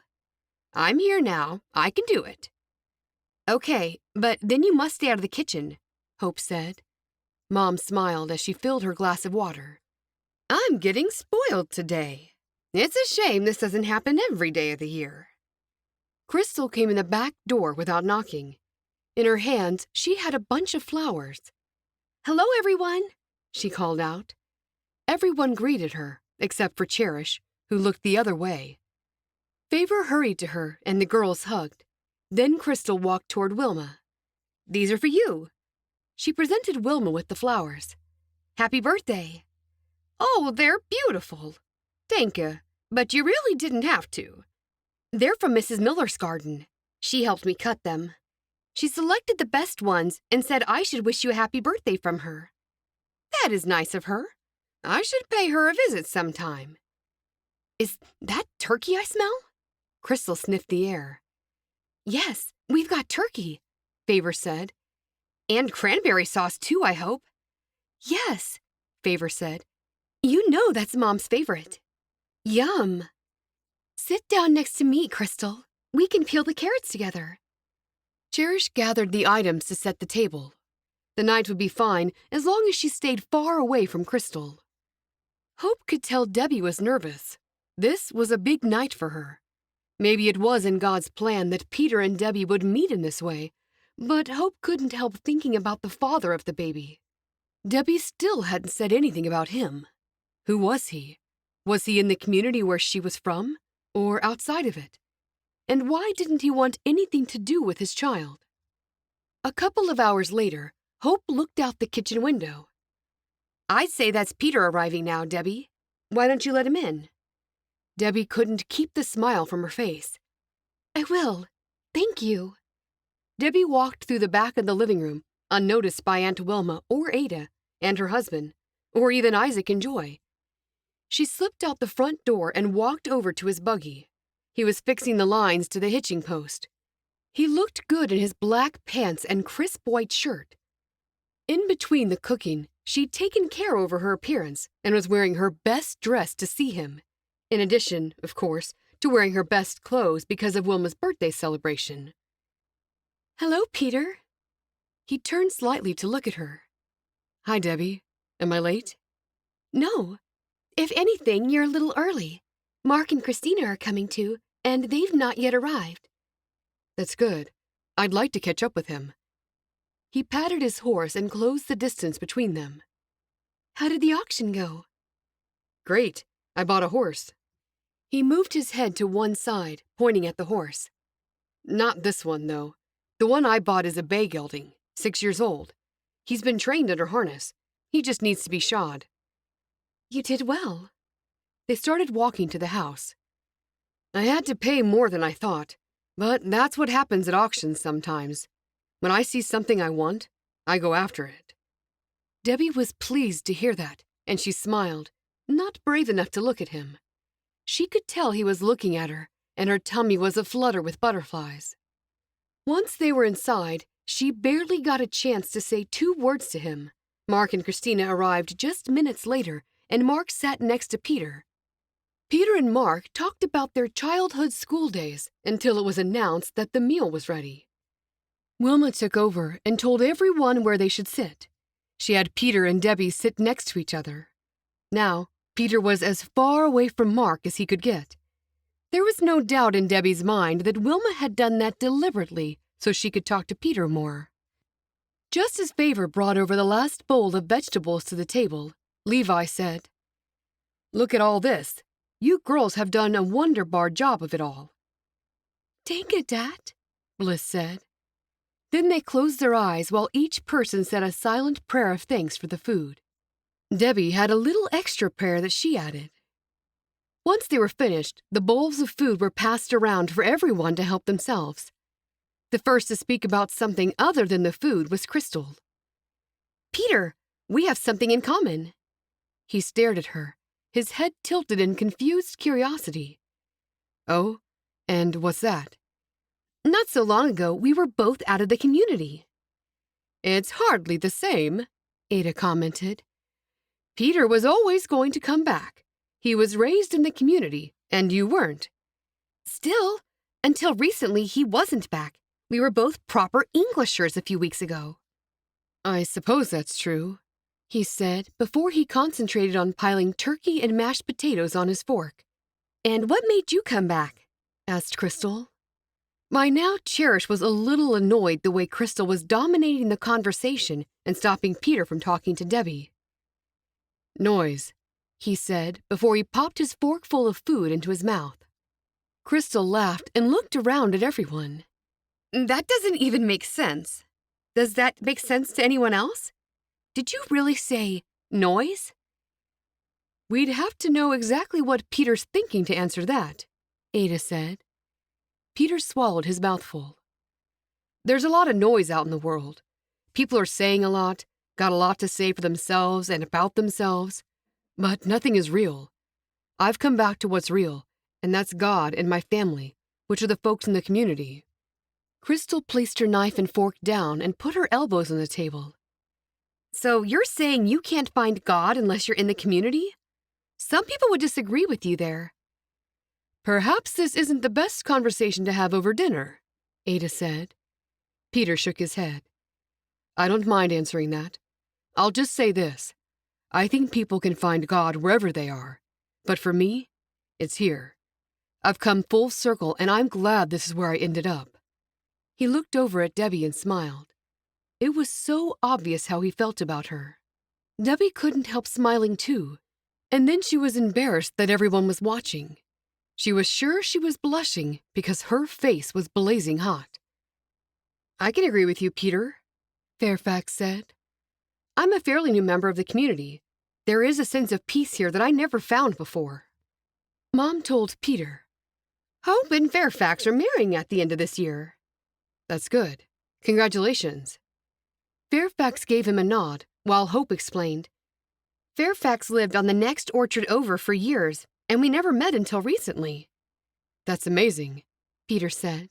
It was meant to be. Faith, Joy and Isaac's baby, chose that moment to start whining, working herself up to crying. Cherish jumped up. Relax, Joy. I'll see to her. I'll take her for a walk outside. Thanks, Cherish, Joy said. Cherish lifted her niece up from the stroller where she had been napping behind her parents and walked outside with her. As soon as Faith was in Cherish's arms, she stopped crying. You're outside with Aunt Cherish. She dropped her voice to a whisper, adding, Your favorite aunt. Don't forget that now. Cherish pointed at the moon that lit up the darkness. What's that? It's the moon. It's a full moon tonight. There wasn't a cloud in the sky. Faith yawned and then put her head against Cherish's shoulder. Cherish walked her up and down the length of the porch, singing softly to her, encouraging her to go back to sleep. After a while, Cherish walked with the baby around the back of the house to listen to the dinner conversation so she wouldn't miss out on anything. Chapter 20. Once Crystal was occupied talking to Adam Wingard, Liss's boyfriend, Ada started another conversation. Debbie, would you like some fish? I cooked it and brought it over. Samuel caught it fresh today. Debbie looked at the white flesh. She had thought she could smell something that was making her feel queasy. It had been the fish. No, thank you. Are you sure? Ada brought it close and held it under Debbie's nose. At least smell it. Debbie immediately felt sick. She moved her head back as far as she could. I've never been a fan of seafood. Ada put the plate back down on the table. Fish, anyone? I'll have some. Samuel picked up the dish and scraped some onto his plate. Ada frowned at Debbie. I've never heard of such a thing, Debbie. I've never met anybody who doesn't like seafood. Surely everybody loves it. Not me. I'm not especially fond of it either, Peter said. Ada continued. I didn't like it when I was a child. I would watch my father and brothers catch and clean the fish, pull out all the intestines and all the greasy, slimy bits, and it made me quite sick to the stomach. Debbie put her fingertips on her lips. The more Ada talked, the more her tummy squirmed. You don't like the smell of fish either, Debbie? She just said that, Ada, Hope said. Ada kept going. The smell of fish cooking used to make me feel sick. I was sick, literally sick when I... Debbie stood up. Excuse me. She left the table. Oh, was it something I said? Ada asked, looking around at everyone. We're eating, and you're talking about things that are making people sick. Hope looked around for Cherish. She was Ada's usual target. Where was she? She would have distracted Ada. Ada grinned. How was I to know she had such a weak stomach? I didn't know either, said Mom. It appears that she does. Hope jumped up. I'll go see if she's all right. Sit back down, Levi told her. Hope was shocked. I was just going to see if she's okay. She just excused herself. No need for everybody to run after her. And how are you settling back in the community? Levi asked Peter. Fine. I got myself a horse at the auction today. Levi's mood changed immediately. You bought a horse? Yes, a standard-bred 6-year-old gelding. Is he outside? Levi asked. No, I'm having him shod tomorrow. What? Why are you shooting him? Favor asked. Everyone laughed. He said shod, not shot, silly, Joy said. You have to clean out your ears better, Ada told Favor. It was just a misunderstanding. No need to make me a laughingstock. You did it to yourself, Wilma said, holding in her laughter. So I suppose you want to borrow Debbie so you can take a long buggy ride when your new horse is ready. Wilma stared at Peter, waiting for an answer. Favor sniggered until she saw Levi glaring at her. I would, actually, Wilma, if you can spare her. I don't mind, Wilma said. As long as she can help me in the morning and help me in the evenings, she can have the middle of the day to do what she likes. I'm mainly sewing for my new grandbabies anyway. Sewing? Aren't you knitting? Joy asked. That too. You didn't do any sewing for Faith? Mom stared at Joy. I'm sure I did. Joy shook her head. Well, I shall start on a sewing project for Faith. It's okay. I'm sure you have too many other babies to sew for now, more important ones.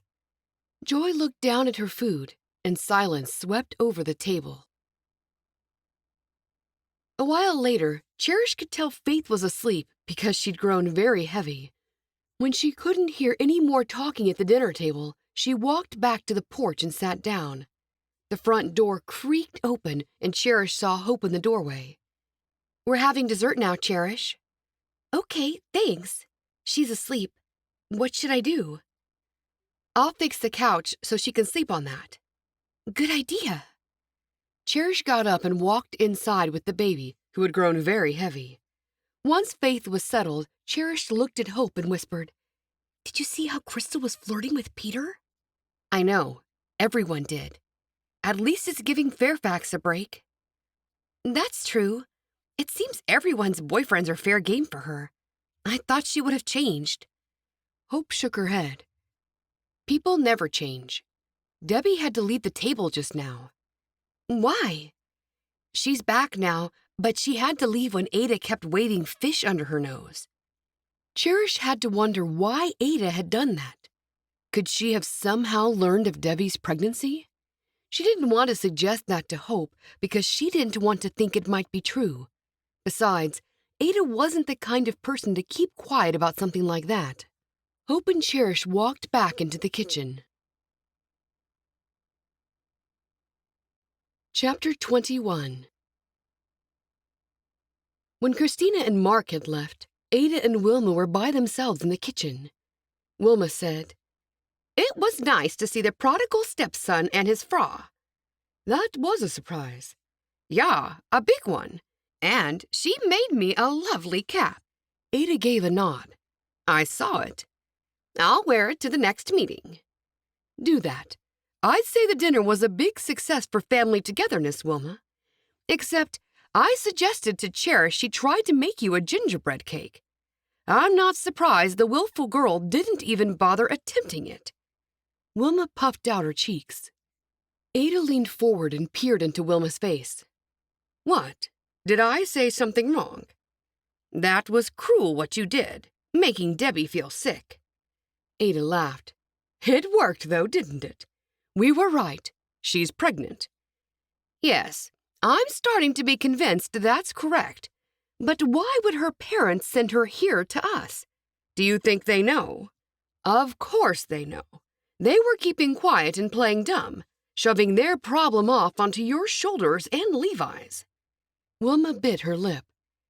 "If you're right, that's awful. I don't know what Levi will do when he finds out.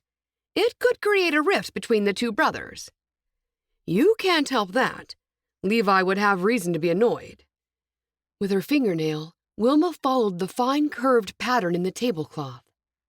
"I don't know why Debbie hasn't confided in me. I've given out so many hints to give her every opportunity to tell me. What is she going to do? Go out to the barn and have the baby and then pretend she found it?" Ada laughed. "Dropped out of the sky like manna from heaven. That's what she might say.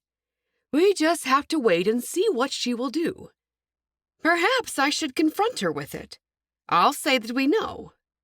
Ada shrugged her shoulders. "You could do that. Or you could give her the space to work out her own problems. If she wants your help, she'll come to you. Let's just sit back and see how this plays out. You don't want to force the girl into doing something she'll regret." "Like giving the child up?" "Yes." "No, not unless that's what she truly wants. Maybe she'll marry Peter and they'll raise the child as their own." Ada pushed out her lips. "It would be a very short pregnancy. No one will believe the baby is his." "That would be the best option for her. The best that I can see." "Well, maybe that's what she's hoping for. First marriage. They do seem to get along together.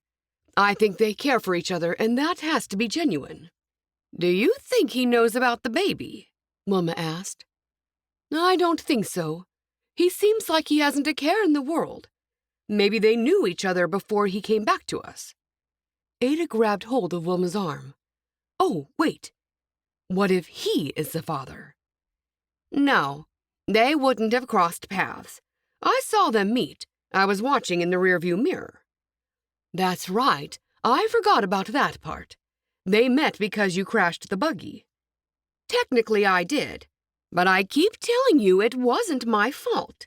Debbie was there, she'll tell you. The car braked in front of me for no reason. They could have killed our horse and us." A chuckle escaped Ada's lips. "And you skillfully avoided the accident by crashing into a parked car." "I just skimmed the side of it. Anyway, enough about that. I can't help thinking that we must do something to help her, guide her. That's why God probably sent her here, so we can help her." "Maybe God sent her here because, from here, she'd be better able to help herself." "But how can she help herself in the situation she's in?" Wilma sighed. "She's got some big decisions to make, and she's the only one who can make them. Just trust me on this one, Wilma. Keep out of things. Let the girl make her own decisions. If she comes to you, then fine. Until then, you can't help her. I hope she does, but she doesn't know me very well." "She knows you well enough. She's been here for a few weeks now." "I haven't been that nice to her. I didn't know. I thought... Now I feel so awful for thinking she was trying to get out of work." Ada shook her head. "You shouldn't." "Why not?" Ada's eyebrows rose. "With the daughters you've got, it's only natural you'd think other people would be lazy like them. Look at Cherish. She's got one excuse after another for getting out of work. You've got to realize your daughters aren't normal." "Oh, Ada, they are normal." "I don't think they are, and I have raised my children already, so I know a thing or two. Yours are unruly. Probably because they lost their father too young. I'm not saying anything bad about you, Wilma. I know it can't have been easy raising your 3 stepchildren and 6 girls all by yourself. It wasn't. It wasn't easy at all. Florence was a help. Yes, she was a good help to me while she was here. Favor walked into the kitchen, followed by Bliss. We've been sent in to make the coffees. It's your birthday, Mom, so you shouldn't be doing anything. I suppose I should go out and talk to our guests. Come along, Ada. We'll sit out there with the others. When Wilma sat on the couch, she saw how well Peter and Debbie were getting along, and she wanted to help somehow. But the question was, did Peter know about the baby? Wilma's best guess was that he didn't. He had stars in his eyes when he was talking to Debbie, like she was the best thing he'd ever seen. When it was time for Peter to leave, Debbie walked outside with him. Thankfully, everyone else stayed put. I'm glad you came, Peter. I hope you enjoyed the night. I did. You've got a very interesting family. Or should I say, extended family. Anyway, I can't wait for Saturday. Me too. I'll be counting the minutes. She couldn't help staring into his eyes. They were sparkling in the moonlight. They looked like 2 deep reflecting pools of water that she just wanted to dive into. It seemed so strange that she didn't even know him a week ago, and now he occupied so many of her thoughts. I wish I could stay longer, but I'm guessing we've only got so long before someone comes out and interrupts us. I know. It's true. Bye, Debbie. Bye, Peter. He looked longingly at her, and she knew he was thinking about kissing her. But, of course, he couldn't.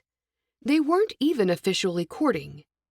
She wrapped her arms around herself when a chilly breeze swept up. He got into his buggy, and then she watched him drive away.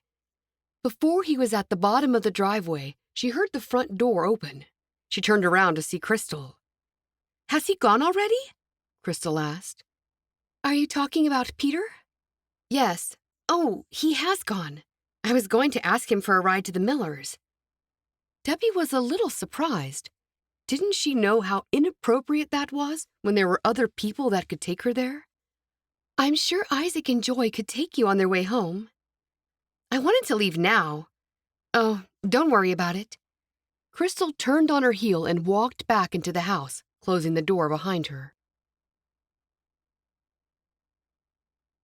Chapter 22. Cherish had been on her way to see what Crystal was doing. They nearly bumped into each other when Crystal walked back into the house. Where were you? Cherish asked. Crystal shrugged. I just went outside. What for? I'm trying to get someone to take me home. I thought Peter might be able to do it. The Millers told me not to have a late night. I'm worried they'll think this is late. They normally go to bed so early. It sounded like a reasonable excuse, but Cherish was always doubtful of everything that came out of Crystal's mouth. There are other people here that can take you home. What's the rush? It's an early start on the dairy farm. I wouldn't expect you to understand what it's like at a dairy. Your apples don't scream out when they want to be picked, which you only have to do once a year. It's painful for the cows if they're not milked on time. Joy and Isaac will be leaving soon. They never stay out late. Fine, I'll go with them. Crystal gave Cherish a too obvious fake smile. Happy? Yes. You can see that Debbie and Peter like each other. They went outside to have a quiet moment before he left. So, you're saying that Debbie and Peter like each other? Yes, of course they do. Didn't you hear the conversation he had with Wilma at the table? Yes, but how did you? You were outside with Faith. Oh, you were listening at the window. Cherish grinned.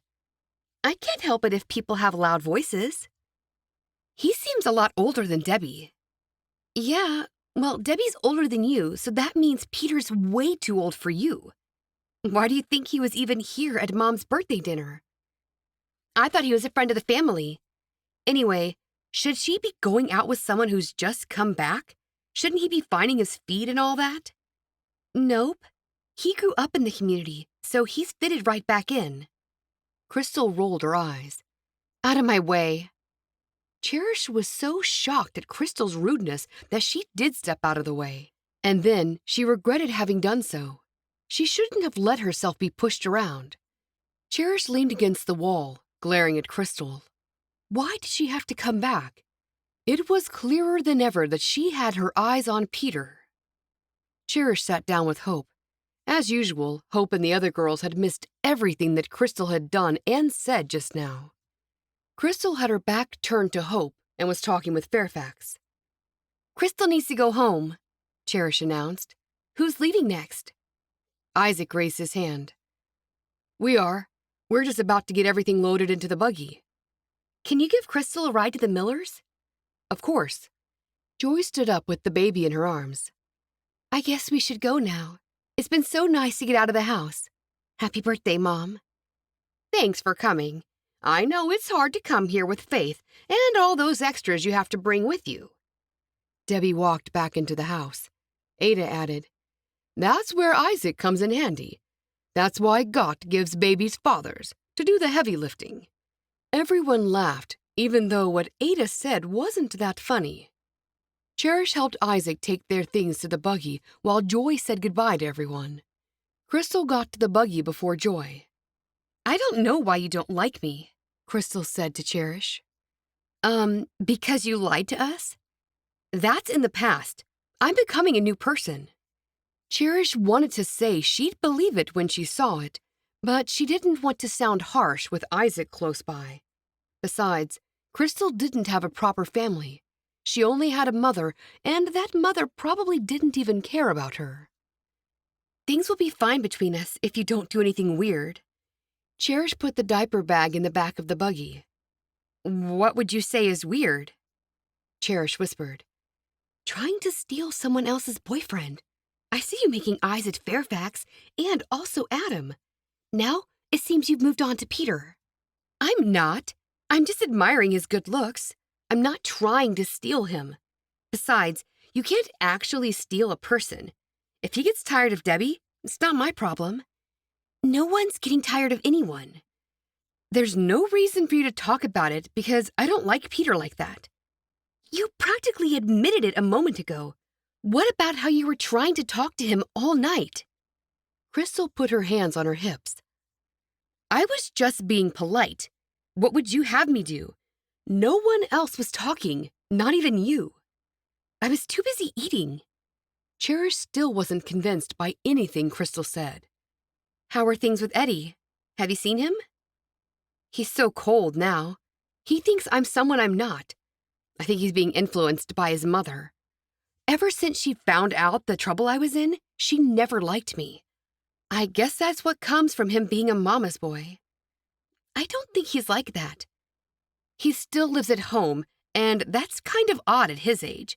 That makes him a mama's boy. I don't think so. He's only there because that's where his hives are. Crystal laughed, and then Cherish realized how funny that sounded, and she laughed too. Joy walked out of the house, holding Faith. Are you ready, Crystal? Isaac asked. Sure am. Crystal turned to Cherish. I'll see you later. You will. Cherish had to have the last word. I'll be watching you. Closely. Then Cherish ran back to the house before Crystal had a chance to say anything else. Chapter 23. The day after Wilma's birthday, it was time for Debbie to go back to the doctor. She sat in the doctor's office. The results had come back, and they only confirmed what Debbie already knew. She was pregnant. When Wilma inquired about the results, Debbie told her she was a little low in iron.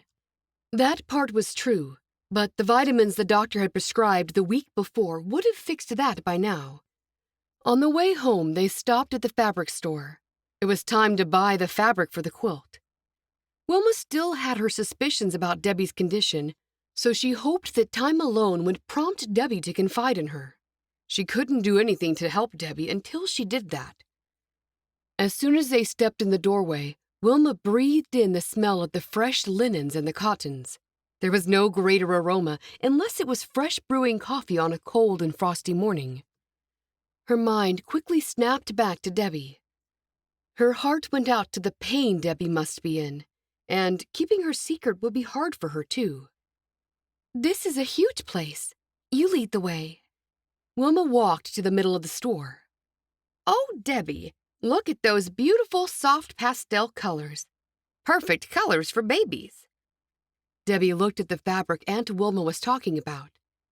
"Yes, they are nice. But in our community, we just dress babies in white or cream." "We do too, mostly. Joy dressed her baby in pink while at home and changed her into white clothing for going out. There's just something about the soft colors, don't you think?" "Yes, they are beautiful." Wilma sighed. "It makes me feel like having another baby." "Would you have another?" Smiling, Wilma said, "I can't at my age, but I long for the days when the girls were young again. It's lovely watching them grow up, watching them learn to crawl and then learn to walk, pulling themselves up on things. It's all a delight. And then they talk, then they walk, and then run. I always remember their first words. You wonder what goes on in their little minds. They have their own thoughts, which is not so good if it's Cherish." Debbie and Wilma laughed. "Cherish isn't so bad. She's got a good heart," Debbie said. "All my girls do, deep down. I suppose as a young woman you're looking forward to having a family of your own." Wilma kept probing, waiting for a tiny crack to develop in Debbie's stony facade. "Doesn't every girl dream of marriage and a family?" "I suppose they do. That's why we're here after all, isn't it? To have children and families and get married. Not in that order, of course." Wilma bit her lip. She hadn't meant to say that last bit. "That's right. I thought we decided that Hope was going to come with us to choose." "No, I decided she'll have a star quilt. Who doesn't like a star quilt? I wouldn't say no if someone offered me one. You and I will choose the colors for her." "That is a big decision." "Trust me, Hope's not that fussy. She'll be happy with whatever we choose." "Will she?" Wilma nodded. "That's right." "What colors will we choose?" Debbie looked around the store. There was so much to choose from. "Well, what colors do you like, Debbie?" "I like this color." She touched a roll of fabric to her right. "Crimson red, and also green. Oh, but that is a bright pair of colors. Maybe Hope wouldn't like something so bright." "I think the green will be perfect, with perhaps a dark burgundy rather than the crimson. Add to that a little bit of that floral up there." Wilma pointed to the rolls on the shelves above them. "That would be lovely. You've got a good eye for these things, Aunt Wilma." "Do you think so?" Wilma was delighted to be given a compliment. Her daughters never said nice things to her. "Let's do it. We're buying today. No point putting this off any longer. We've been talking about this for months, so someone has to do something about it, and that someone is me." When Marilyn, the sales assistant, came over to help them, Debbie turned away and pretended to look at some things. Wilma was making her feel totally depressed. She couldn't risk telling Aunt Wilma about the baby, because then Wilma would need to tell her Uncle Levi, who'd advise her to let the bishop know. That afternoon, Fairfax came to fetch Hope to show her the progress he'd made on the small cottage that he leased from Florence and Carter. He lived next door to the baker's apple orchard in a smaller orchard that had once belonged to his parents. They'd sold it to Florence and Carter before they moved away to retire in Florida. They walked back through the orchard, heading to his cottage. "Did you talk to your mother about what you're worried about?" Fairfax asked. "Not yet. I'm just waiting for the right time." "There'll never be a right time. There's always something going on. Nothing should be more important than our wedding, though." Hope looked down at the carpet of apple blossom petals. "I know what she'll say. She'll say it's a long time off." He leaned closer and almost whispered, "But your mother's going away to visit Mercy and Honor, and then there's the harvest." What Fairfax didn't know, and what she couldn't tell him, was that Debbie was also having a baby between now and her wedding. She had said she'd help Debbie, and that would surely take away from thinking about her wedding. She had so many dresses and suits to make, and nothing was being done. Everyone was talking about making a quilt for her instead. She didn't feel left out exactly like Joy did, but she often felt overlooked. Now, she was overwhelmed. "Say something to her tonight," he urged. "I think she'll be too distracted tonight and too tired. I'll say something to her tomorrow." "Okay, but make sure you do. If only I had a mother in the community, she could have helped you. Unfortunately, my mother can't help." "No use saying that." He took hold of her hand. "I can't wait to see what you think of the place." "I can't wait to see it. I can't believe you've painted it again. There was nothing wrong with the last color you painted it." "That's before I knew your favorite color. I want you to feel comfortable there. We'll live there after we're married until we outgrow it. I'm thinking we might be able to live in the big house one day." Hope liked the sound of that, and she liked the fact that Fairfax was a planner. "Your parents' old place?" "Yes." "But isn't someone already living there?" "Yes, but anything can happen. People move, change jobs, anything. I know you don't want to move too far from where you live now." Hope didn't say anything. "Hope?" She looked over at him. "Yes?" "Is there anything else in your mind?" She didn't like to keep secrets from him, but she couldn't tell him someone else's secret. Debbie was on her mind, and she couldn't say a thing about that. "Not a thing. Only you." He gave her a loving smile. When they entered the cottage, the first thing Hope saw was blue. Lots of it. He'd painted everything in the same shade of mid-blue. The walls, the window frames, the kitchen cabinets, and even his old wooden furniture. "What do you think?" Hope gulped. It was way too much. What had he been thinking? "It's blue." "Yes, your favorite color. I've been working nights to get it finished." She smiled at him. "It's lovely." "Really?" For a moment there, "It's great." He hugged her. "I'm happy you like it. I wanted to make you happy here until we get something bigger."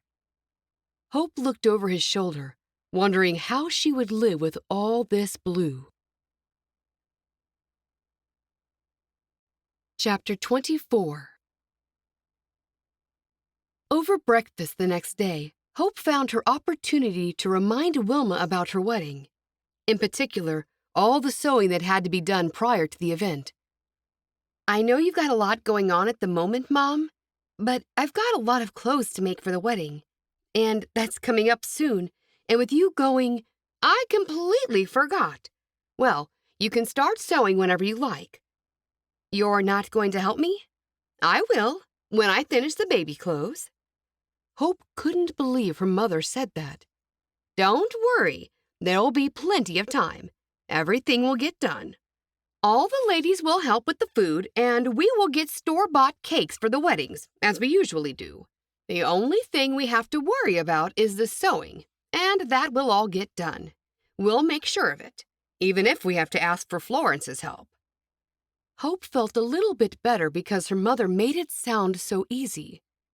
"I'd love to ask Florence, but I know she's got too much going on with building the new house and the orchard and looking after Iris." "Hope, they aren't building the house with their bare hands, and they get sitters for Iris. Christina looks after her a lot, too." "I know that, but ask Florence if you're so worried. She'll love to help, and she's an excellent seamstress." "I will.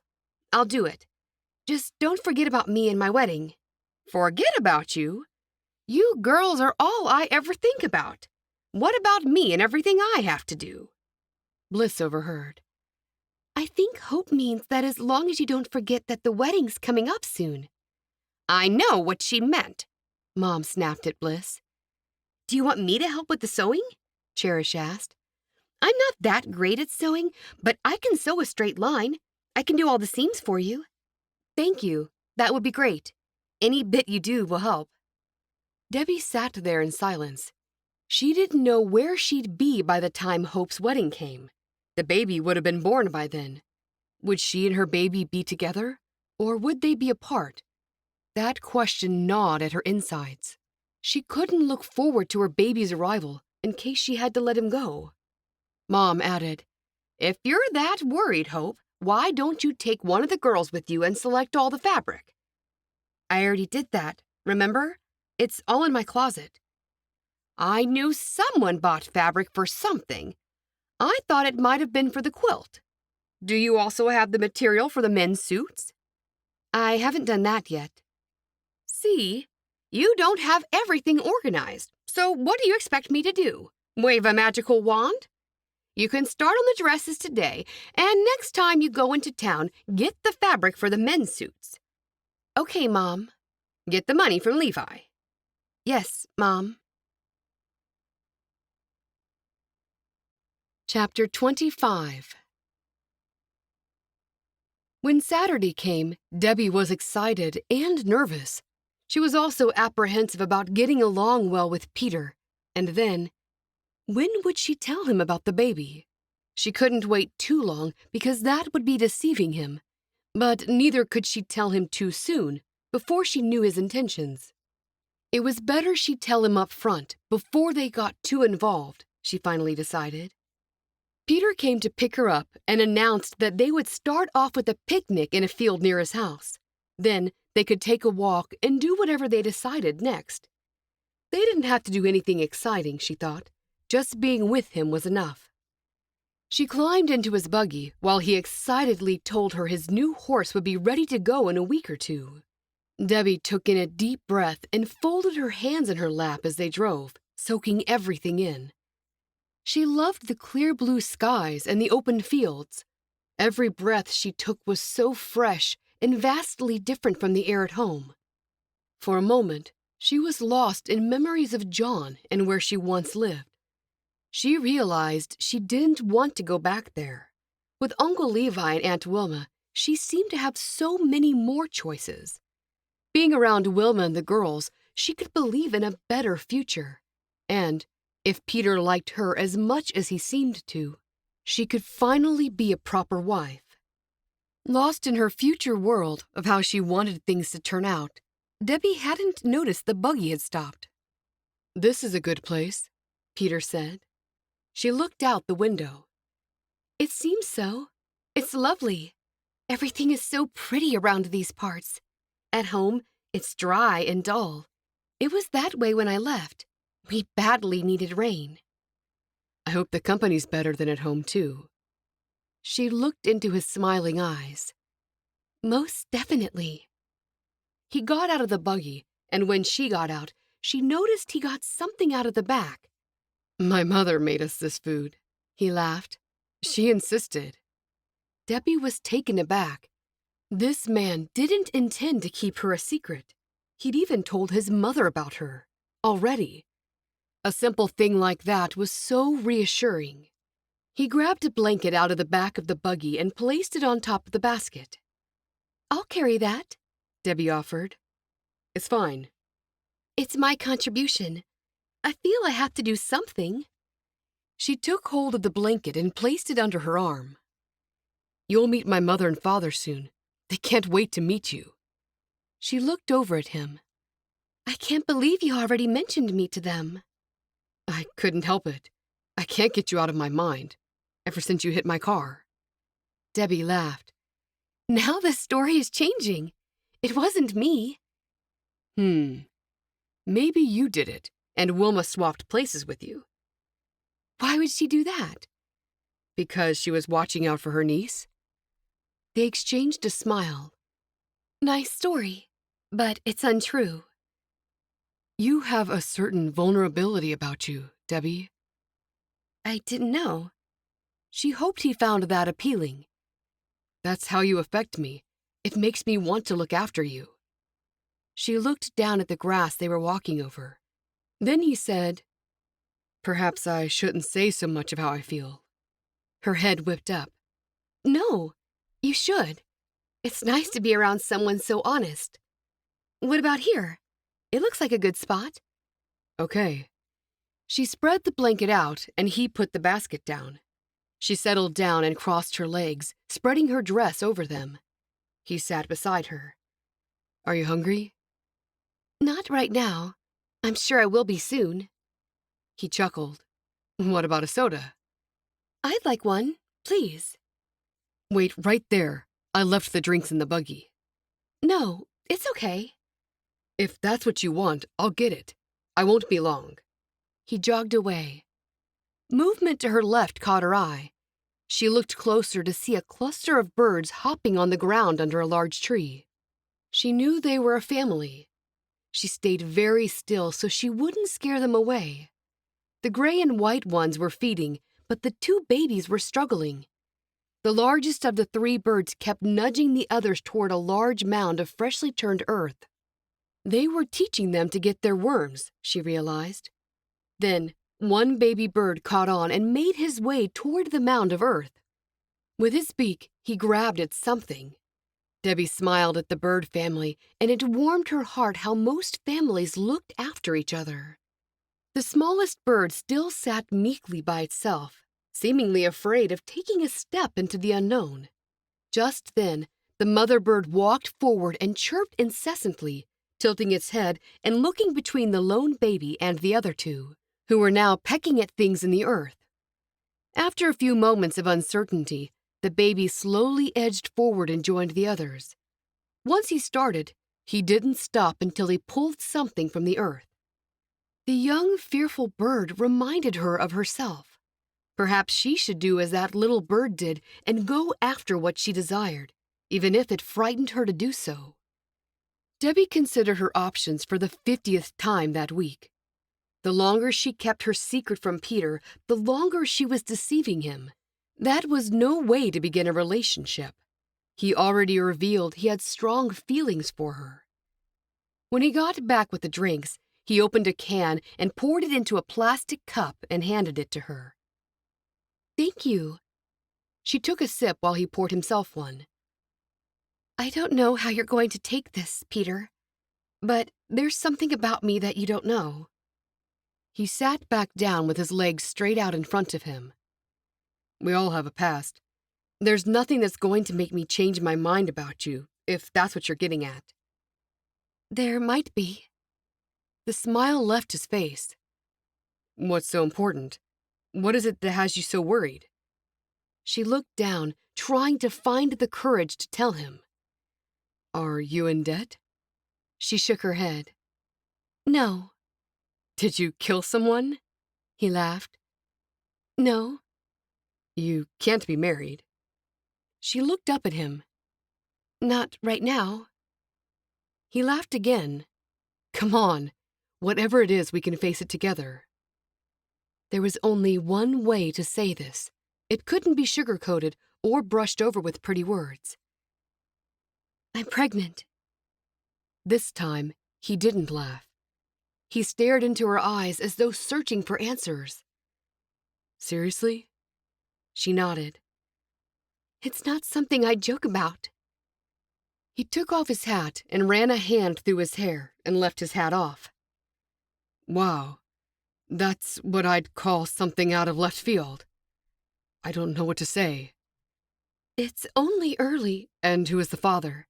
Did he force you? Because we'll go to the police. She shook her head, feeling worse with every question he asked. He stood up, and she did the same. He looked over at the buggy as though he was working out how fast he could get in it and be on his way. When he looked back at her, he didn't have the same loving look in his eyes. I'm sorry, but this is something I can't handle, Debbie. Even the way he said her name had changed. I understand. She was devastated. It was one more person letting her down, deserting her. But she was determined not to appear sad. To get through these next months, she had to be strong. Who knows about this? Only 2 of the Baker girls. I don't know what to say. He shook his head. She didn't want to cry in front of him. Maybe you should take me home. Tell your mother thanks for the food. It was a kind thought. He gathered up the blanket and the unopened picnic basket. Then he placed his hat back on his head. They walked to the buggy in silence. The entire drive to the orchard was awful. A few moments ago, her heart was so bright with possibilities. Now, it beat so hard it pulsed in her head. She was back in that dark place where she'd started. When they were nearly at the apple orchard, he finally spoke. You have to understand, I came back here for a quiet life and an uncomplicated life. I want the life I had as a kid.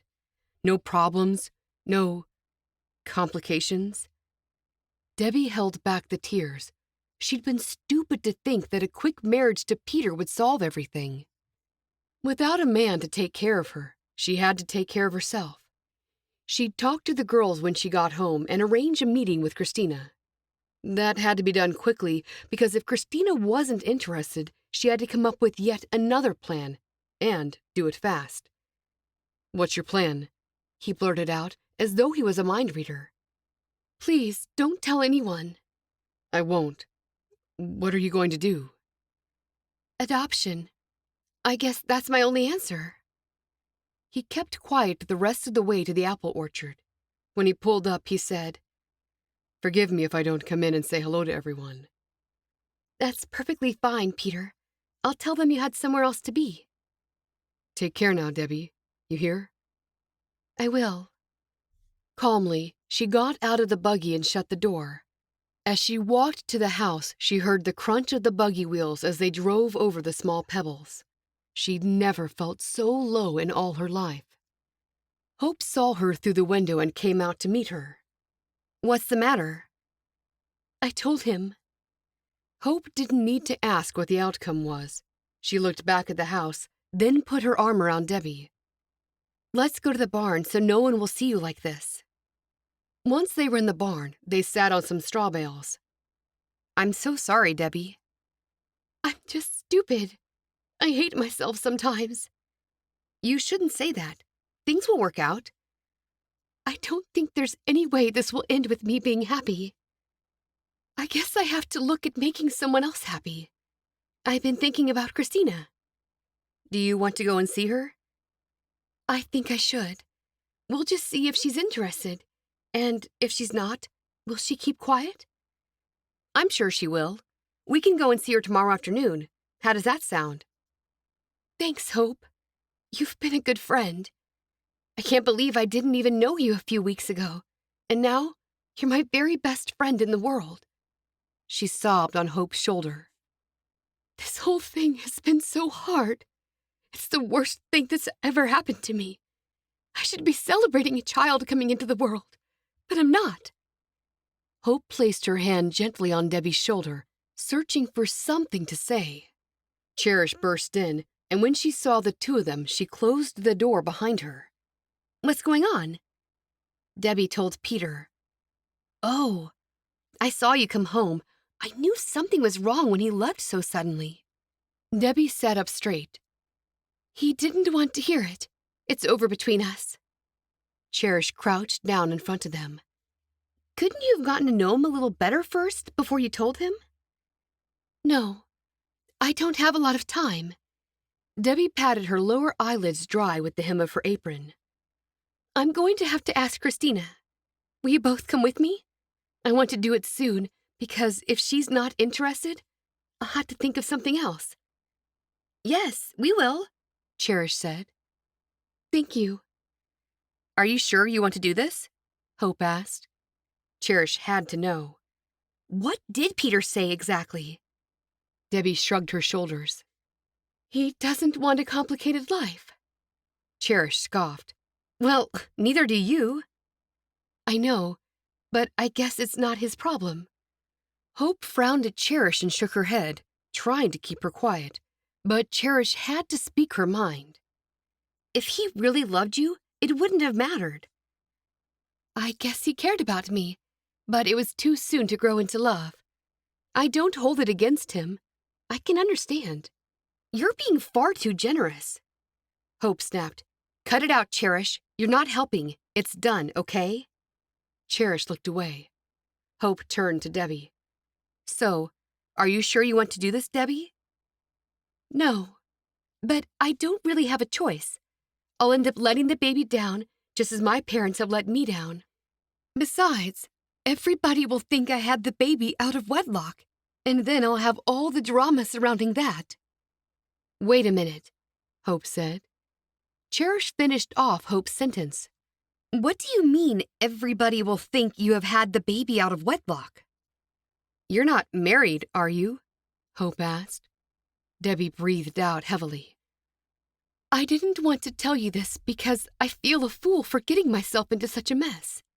At that moment, Wilma opened the barn doors. Cherish, you were making us hot tea and coffee. You just left and didn't come back. I'm coming, Mom. Mom eyed all of them suspiciously. What are you all talking about? Are you crying, Debbie? Because if you're upset about something, you should tell me. No good keeping things to yourself. I'm fine, Aunt Wilma. I'm just tired. I'll have an early night. I haven't been sleeping much. Come into the house with me, Debbie. Cherish, finish the job you started. Hope, you can help her. Wilma walked forward and grabbed Debbie by the arm. Debbie had no choice but to stand up and start walking with her. Debbie looked over her shoulder, helplessly at the girls. I'll be there in a minute, Mom, Cherish called after her mother. Cherish sat where Debbie had been sitting. What's going on, Hope? Is she married or what? I know one thing. Mom's got really bad timing. I know. The worst in the world. Debbie was about to tell us something important. Hope bit her lip. She was living with her parents. That's what everyone has said. If she's married, she'd be living with her husband, and she certainly wouldn't be wrapped up in Peter and talking about marrying him. Yeah, true. Now we'll have to wait to find out what she was going to say. Let's go, Hope said. We'll ask her as soon as we're alone with her again. Chapter 26. After everybody had gone to bed, Hope and Cherish quietly opened Debbie's bedroom door. They were still waiting to find out more information.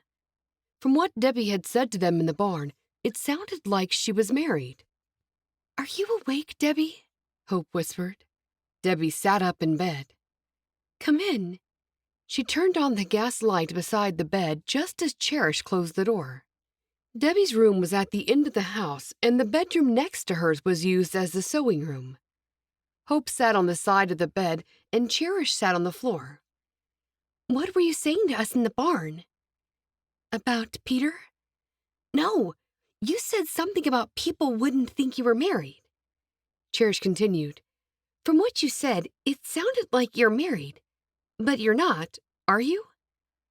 I wasn't going to tell you this because it's so embarrassing, for me as well as my parents. It's just another way that they're disappointed in me. You can tell us anything. We've had a lot of embarrassing things happen to us, too, and we can tell you about them if you want, Cherish said. Debbie swallowed hard. I was married, but we had to marry in secret. The baby is his and conceived after we got married, if you were wondering. Why get married in secret? Cherish asked. He was scared of what his parents would think. He was supposed to marry Mary Smith. She lives down by the river. And where is he now? Hope asked. He died. Cherish gasped and clapped her hand to her mouth. That's awful, Hope said. Cherish didn't know what to say. How? It was a farming accident. Our bishop had started allowing the use of tractors on some farms. John and his father were visiting a friend who was using one of these tractors. They were considering getting one. John tried it out, and somehow it rolled over on him and crushed him. Debbie and Cherish were silent while the awful tale sunk in. Oh, that's so awful. I'm so sorry, Hope said. Debbie, why can't you tell people you were married? No one would think bad about you, and you wouldn't have to give up your baby. Debbie shook her head. When he died, I wanted to tell everyone we were married. I was his wife. I should have been making the funeral decisions. I told my parents I was going to tell John's folks, and they stopped me. Whatever for? Hope asked. They said John was dead, and I'd be dragging his memory through the mud if his parents found out about his deception. They talked me into keeping quiet. There was also Mary Smith to consider. Now Cherish was starting to doubt Debbie's marriage story. Mary Smith? Couldn't she have thought of a more original name? Mary Smith, who lived down by the river. It sounded like a tall tale, and she'd heard a few in her time. Cherish noticed Hope's distraught face. She was buying every word. So, you'd give up your baby rather than just tell everybody the truth? Cherish asked. Obviously, Debbie hadn't thought the cover story through. She must have made it up on the fly. I kept quiet at the funeral, and when I learned I was pregnant, it felt like the time for telling his family had passed. My mother said I'd be upsetting them all over again, and upsetting Mary Smith. My father and mother are good friends with John's mother and father. My father has worked for John's father for almost 30 years. We're not judging you at all, Cherish said. Why would we judge her? Hope asked. She's explained how it happened. Cherish raised her eyebrows. You don't believe me, Cherish?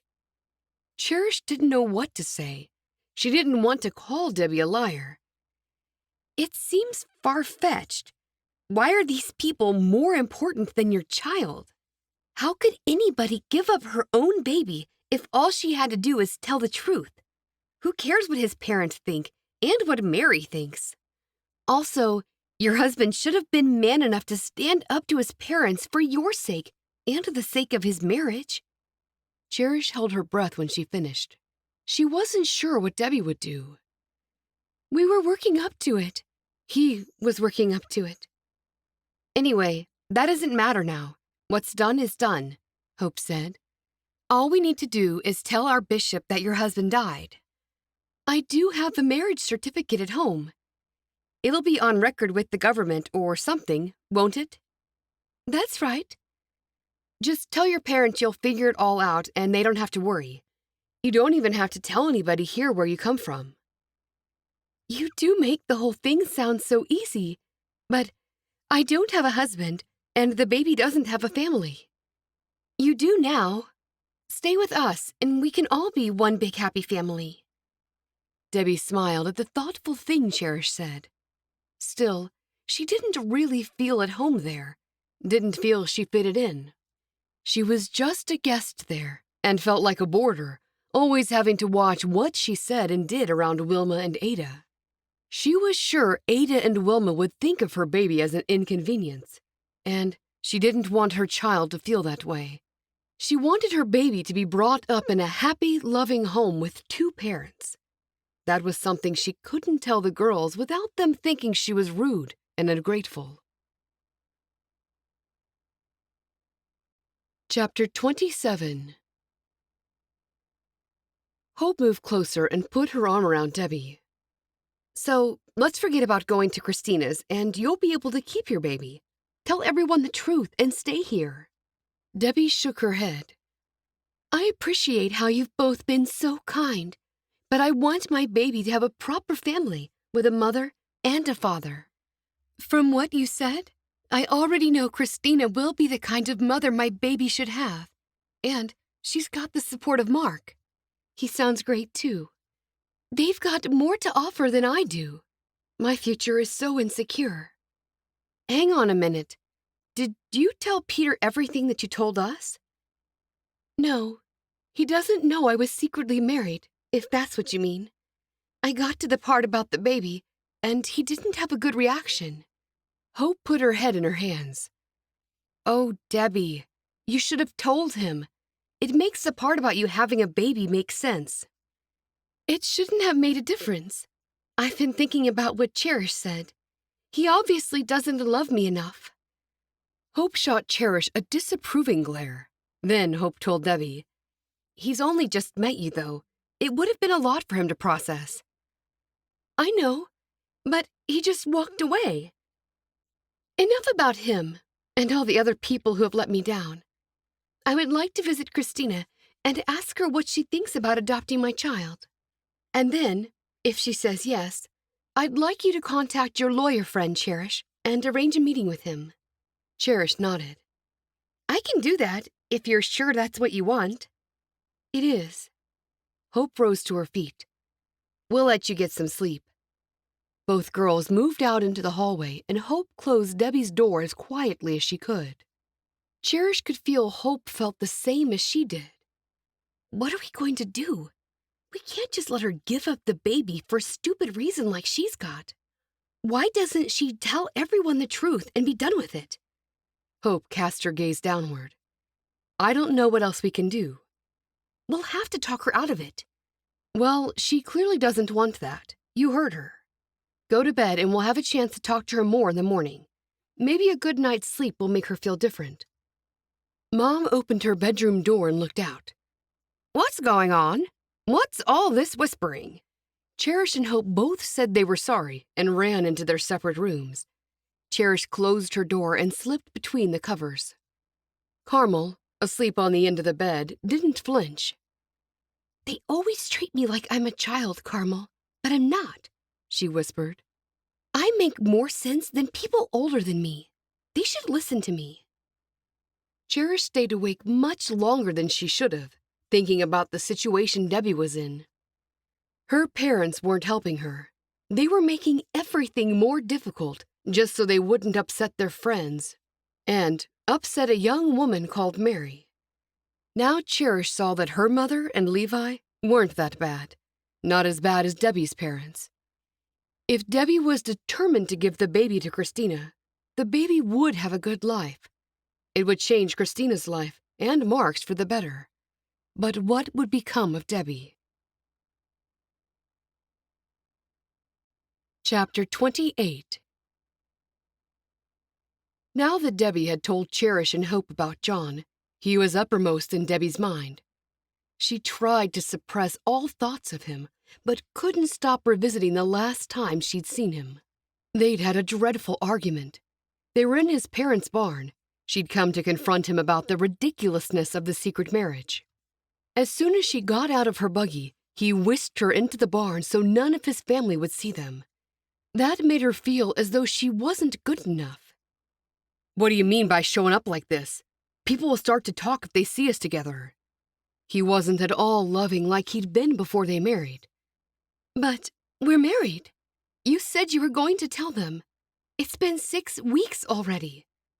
"I know, but I just need you to be a little patient. I'm working up to telling them." "I just passed Mary's buggy on the road. Was she here?" He looked at the ground. "Yes." "Why?" "She brought over something she baked. And I have to be truthful and tell you that she and her folks are coming back for dinner tonight." "How can you let this continue? It's showing me that you don't care about me." John stepped closer and wrapped his strong arms around her, resting the side of his head on the top of hers. She felt better in his arms. "All I care about is you, but I have to respect my folks. I've got to wait for the right time to tell them. I'm married to you, and I won't be marrying Mary or anyone else." "I didn't know I was such a dreadful choice in your parents' eyes." At that point, Debbie was starting to wonder if she'd made the right decision in going along with John's idea of marrying at the registry office. When it came to light, everyone would wonder why they weren't married in the community and by the bishop. John was being a coward about the whole thing. "I love you and only you. That's why I married you." "I don't understand why it has to be kept a secret. I thought it would only be for a week or something until you had a chance to tell your parents." He immediately put his arms by his sides. "I could have married her, but I married you. Will you relax? It'll all happen. See, this is just a hiccup, a small bump in the road." "John, you've got to think about me and how it's making me feel. Do I have to give you a time frame?" "Are you going to give me an ultimatum? We're married now, so you can't. You're stuck with me, and I'm stuck with you." His words made Debbie feel trapped in the worst way. "Why do your parents want you to marry Mary?" I don't know. It was always an understanding between her parents and mine. They're very close, you know. So are your parents and my parents.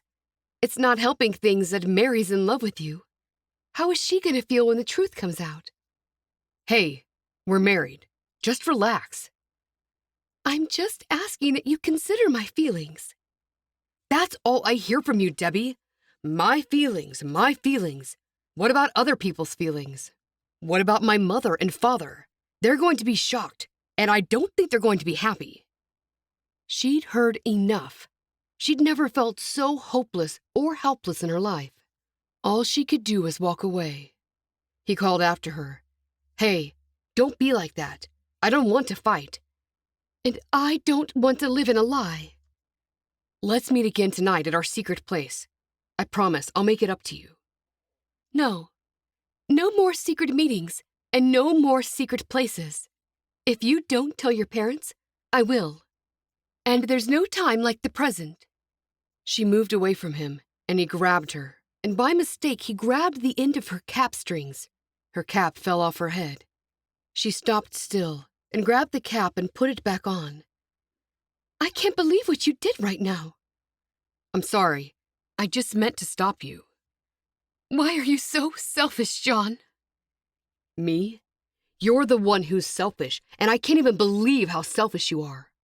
She burst into tears. It was more out of frustration than anything else.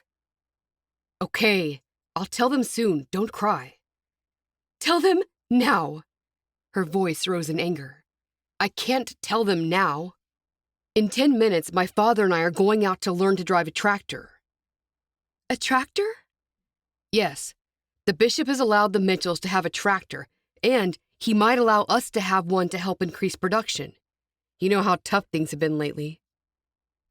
I'm coming back tonight to tell everybody. And if Mary and her parents are there, they can hear it straight from me, unless you tell them first. Okay. I'll tell them tonight, before they come for dinner. Then I'll tell Mary. She didn't know whether to believe him or not. Thank you. I will do it. Then I'll come to your house and tell you it's done. Good. I'm going home, and I'll tell my parents now. Okay. You do that, Debbie. She walked away, adjusting her prayer cap. It was tense between them. When she reached the buggy, she looked around, and he was already nowhere to be seen. That day was the last time she ever saw him. Tears filled her eyes and ran down her cheeks. That day, he was killed while riding the tractor. He never came home, never told his parents, and never told Mary he was married to her. Now he was gone, but worse than that, none of them knew the truth. She was still keeping the secret that she'd begged him to tell. Chapter 29. All night, Cherish tossed and turned so much that Carmel got off the bed and slept on the floor. Debbie's unbelievable story kept going around and around in her head. The secret marriage, and then the tragic accident. Could Debbie be lying to them? After Debbie found out she was pregnant, she still kept it a secret. Her parents would rather keep this marriage secret rather than risk offending people? Still in bed, Cherish grunted in disgust and threw off her blanket, again waking Carmel in the process. Then Cherish closed her eyes and pictured Mary Smith expecting to marry John. One way to find out if Debbie was telling the truth was to find out if there was a Mary Smith in the Willow Valley community. Maybe Ada would know. And surely, an accident like that would have been in one of the Amish newspapers. Levi subscribed to 2 of the main newspapers. It had to be in one of them, or maybe both if it was true. Cherish didn't read them, but Levi read them all the time and then kept them stacked up on a shelf. It would take a long time to go through them all, but if she found the tractor story, at least she'd know that part of Debbie's story was true. Since Cherish couldn't sleep anyway, she crept downstairs. She grabbed a handful of newspapers off the top of the pile of the red papers and carried them to the kitchen. After she fixed herself a plate of cookies, she flicked on the overhead gas light and sat down to see what she could find. There weren't many pictures, just tiny columns with tiny writing. After a while, reading was making her eyes heavy, but she had to continue. There was nothing in the first paper or the second. On the first page of the third paper, she found it. John Bontrager, the son of Hezekiah and Elaine from Willow Valley, was killed when a tractor he was driving overturned. Cherish went on to read he had 5 younger brothers. Cherish nearly choked on the last cookie when she saw the name Mary Smith. It mentioned Mary as being betrothed to John. So, was it all true, except the part about her being married to John? Cherish couldn't believe that. It must be all true. Debbie didn't seem like a liar now, not with all this information being correct. Cherish felt terrible for doubting her. She looked down at the paper again. It must have been a real slap in the face for Debbie to see Mary's name in the paper like that. She must have felt awful about that when she saw it, and she would have seen it. "What on earth are you doing?" Cherish looked up to see her mother pulling a robe around herself. "I couldn't sleep, and I felt like doing some reading." Cherish closed the paper. "You've never done this before." Mom placed her hands on her hips. "Do you want me to make you some hot milk?" "No, thanks. I think I can sleep now that I've done a little reading." "You wake me up and make me come down here, and now you're ready to go to sleep after you've woken me up?" "Sorry, Mom.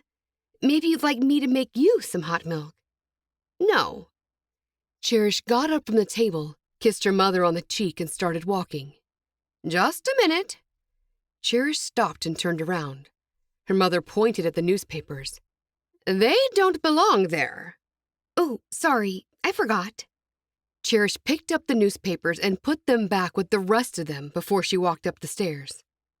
When she got back to her bedroom, Carmel was spread out on her bed. She pushed him to one side and got back under the covers. This time, she had no problem falling asleep. Chapter 30. After breakfast the next morning, Debbie pulled Hope and Cherish aside. They huddled near the front door. "Are you going to ask Christina about the baby?" Hope asked. "Yes, I am. Will you come with me?" Debbie answered so definitely that Hope didn't feel she should try to talk her out of it. "Sure, we'll go with you." "I know what you're both thinking, and I have thought it through. I know I should be a stronger person and tell John's parents we were married. But there's also the other problem that my father works for John's father. That shouldn't matter. You and the baby should be more important than that." "Apparently not." "And why was your husband keeping it such a secret?" Cherish asked. "I already told you that. You said he didn't want to disappoint so many people. So instead of that, he disappointed you." Cherish was having a hard time with it. He would have told everyone. He was just waiting for the right time. He would have had to tell everyone eventually. Hope asked, "Did he know about the baby?" "No. I only found out a few days after he died." "Oh, that's awful." Cherish got a jab in the ribs from Hope. "What? It is?" Hope said. "No need to make Debbie feel worse than she already does." "Sorry, Debbie." "That's okay. You can say whatever you want. I don't think anyone could make me feel worse than I already do right now." "So, you really, really, truly want to go ahead with this?" Hope looked back at the kitchen door, making sure they wouldn't be overheard. "Yes. Everyone's let me down, and I don't want to let my baby down. I have nothing to offer. Christina has a home, and family and husband. He's got a successful business, and they'll have the income to provide for the child." Hope swallowed hard. "Yes, but how are you feeling a year from now when you fall in love again? It's only a matter of time before that happens." "Somehow, I don't think it's going to work like that. Not for me. Please, don't question me anymore, because this is what I want to do. If you really want to help me, stop asking me these things." Hope nodded. "Okay." "Sorry," Cherish added. That afternoon, Debbie, Hope, and Cherish traveled in the buggy in silence. It was breaking Hope's heart what they were about to do.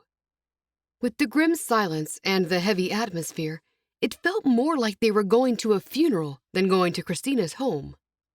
Hope understood it would be difficult for Debbie to keep the baby, and everybody would find out about the secret marriage.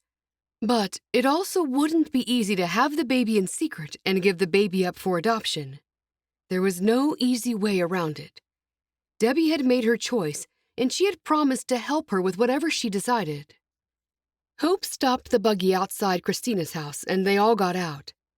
The girls waited with her while she threw the lines over the hitching post.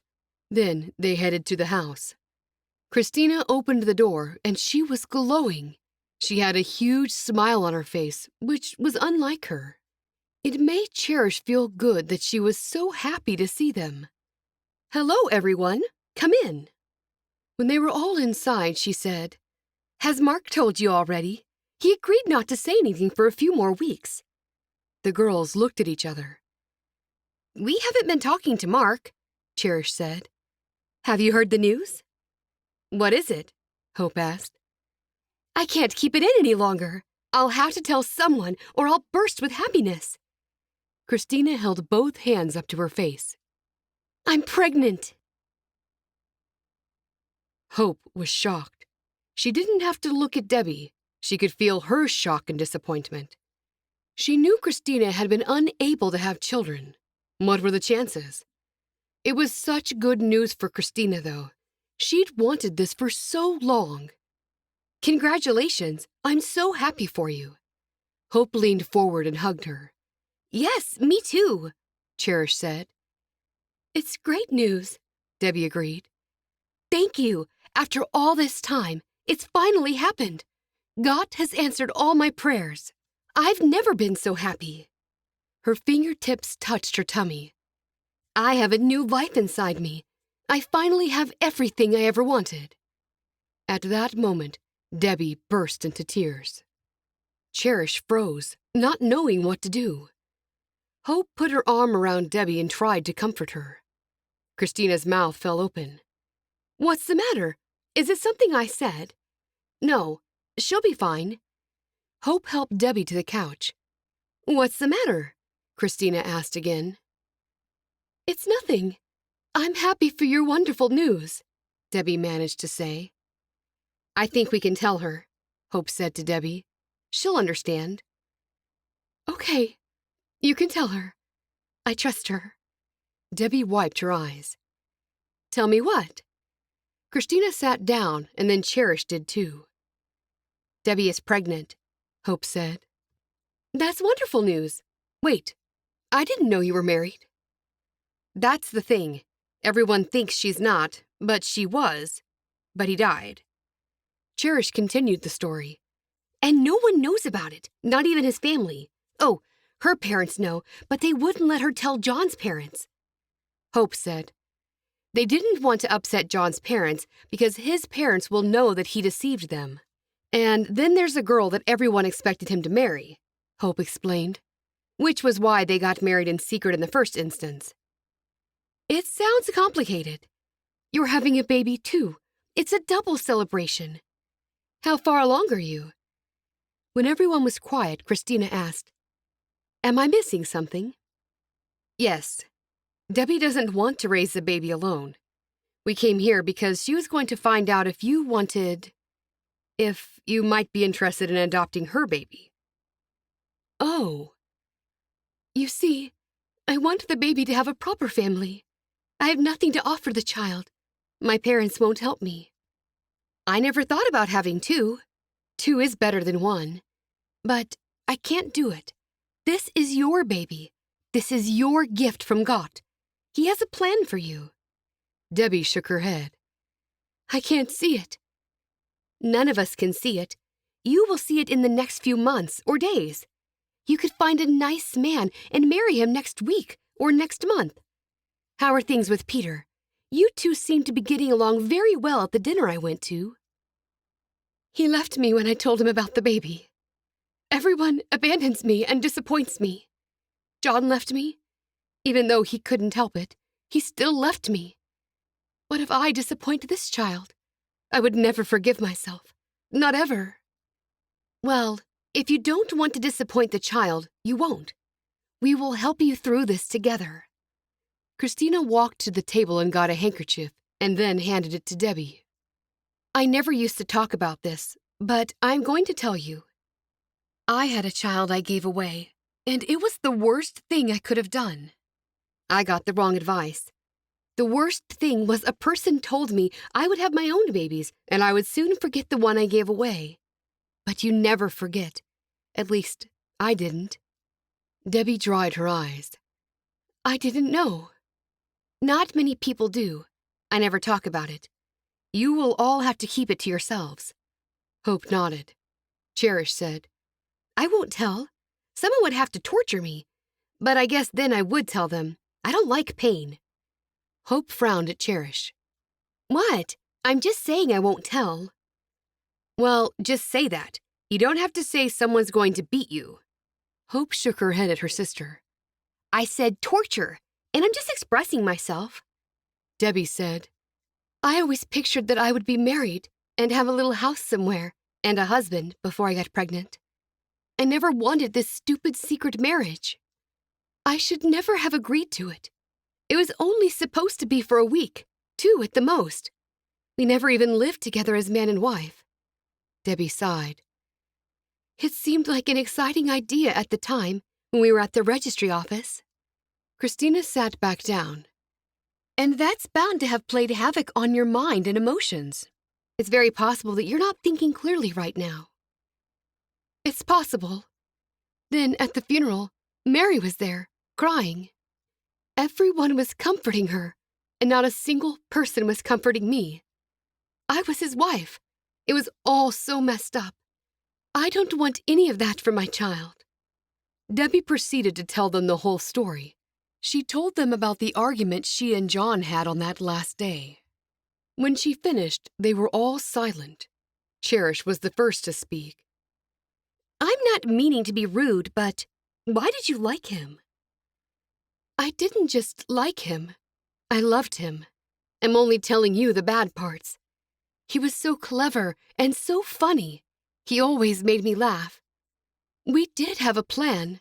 For a while, we were going to live with his parents, or mine, while we saved enough for a place of our own. That was the plan for after he told his parents? Hope asked. Yes, and I don't know how long that would have taken him. Cherish had to know. Would you have gone through with confronting them all that day, like you threatened? Probably not. I was just trying to force him to say something. Then he agreed to do it. I don't like arguments and confrontations. I dislike seeing people upset. That's why I went along with it. I'm so sorry he died, Christina said. So are we, Hope told her, speaking for Cherish too. No one's ever said that to me until now. I think it's time the truth came out, Christina said. But my father said it will hurt too many people. I'm sorry about that, but your baby comes first. You've been too wound up in the secrets and then the trauma of John's unexpected death and all that followed. Believe me, if you want a family, you'll regret giving this baby up. I see what you're saying, but I don't have a proper home. Not now, but you will in the future. Debbie put her hand on her forehead. It's all such a responsibility. Without a husband, will I be able to cope? We'll all help, Cherish said. Hope added, I know we won't replace John and the life you could have had, but we'll do our best. Thank you. Debbie's voice was small and hard to hear. Shall I write to your parents? Christina offered. No, they would feel pressured. I'll think all this over and... Christina finished her sentence. See how you feel tomorrow? Don't rush into a decision. Debbie's lips curved up into a smile. I feel better that you all don't think I have to keep the secret. I've never heard of anything so silly. Everyone was considering everyone else's feelings but yours, Christina said. That's what I thought. John would call me selfish for wanting everyone to know. Now her worried face was back. You're allowed to be selfish from now on, Christina told her. And selfish for your unborn child, too. I guess. Debbie rubbed her eyes. The news will shock everyone, Cherish said. Especially Mary Smith, who lives down by the creek. Everyone looked at Cherish. Well, it's true. Am I missing something? Who is Mary Smith? Christina asked. Cherish explained. She was the reason he wanted everything to be secret for a while. Everyone expected him to marry her. I see. That makes sense. Debbie said. Yes, the two sets of parents have been friends since forever. My father just works for John's father, and that's another reason my father didn't want to upset the family. Why? It wasn't as though he'd lose his job, would he? Christina asked. He must have thought that was a possibility. Who knows? I'm so happy that you're pregnant, Christina. I'm sorry I cried. Christina's face softened. Thank you, and don't worry about that. I would have cried too if I were you. After all this time, I can barely believe it. I was going to ask you not to tell Wilma just yet, but I think there's been enough secrets kept. You can tell Aida and Wilma about my pregnancy, but just tell them to keep quiet about it. Why don't you come over and tell Mom yourself? Cherish suggested. I couldn't. We just don't get along. Do you think that a new baby could change all that? Hope asked. Christina shook her head. I don't know. I have so many resentments. Oh, that sounds like a dreadful thing to say, but it's true. I have been making an effort. I went there the other night. Hope was so pleased they'd come to Christina's. She was being so helpful and understanding. When Hope looked at Debbie, she saw a different Debbie. Something about her had changed. Chapter 31. 2 days later, Debbie met the girls when they were coming out of the orchard after completing their daily chores. As the girls chattered away, Debbie signaled subtly to Hope and Cherish to meet her in the barn. Once they were inside, Hope closed the door behind them. What's going on? I've come to a decision. About the baby? Cherish asked. Hope's stomach churned. She so wanted Debbie to say she was keeping the baby. Sometimes adoptions worked out, but sometimes they didn't. Sometimes the child felt worthless, given up on, and given away. I've decided I'm keeping the baby. Cherish squealed, and Hope jumped up and down. Then they both hugged her at the same time. This is wonderful news. I mean, you're going to let everybody know you're married to John, aren't you? Yes, exactly. I think that his parents might even be pleased. It'd be like having a piece of John living on through his child. I expect them to be pleased and not too upset that John deceived them. That's right. I'm so happy. When are you going to tell everyone? Cherish asked. I don't know. It'll be a shock. First thing, I think I should tell my parents what I'm going to do, and then I'll write to John's parents. Sounds like a great idea. I do feel sorry for Mary, Debbie said.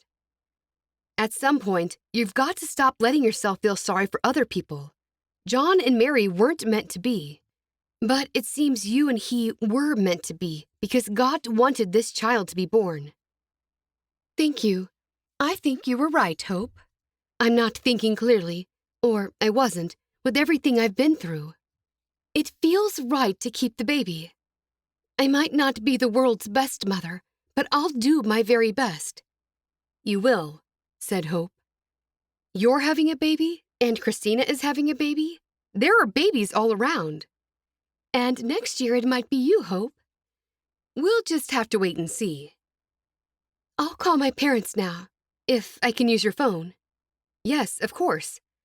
Then, after that, I might tell Aunt Wilma what's going on. Do you think they'll allow me to stay if my father's cross? My father might talk to Uncle Levi, and then I might not be welcome. You're Levi's niece. The baby will be his relative, too. Cherish agreed. I don't think Levi is too influenced by other people. Debbie smiled and pulled a slip of paper from her sleeve.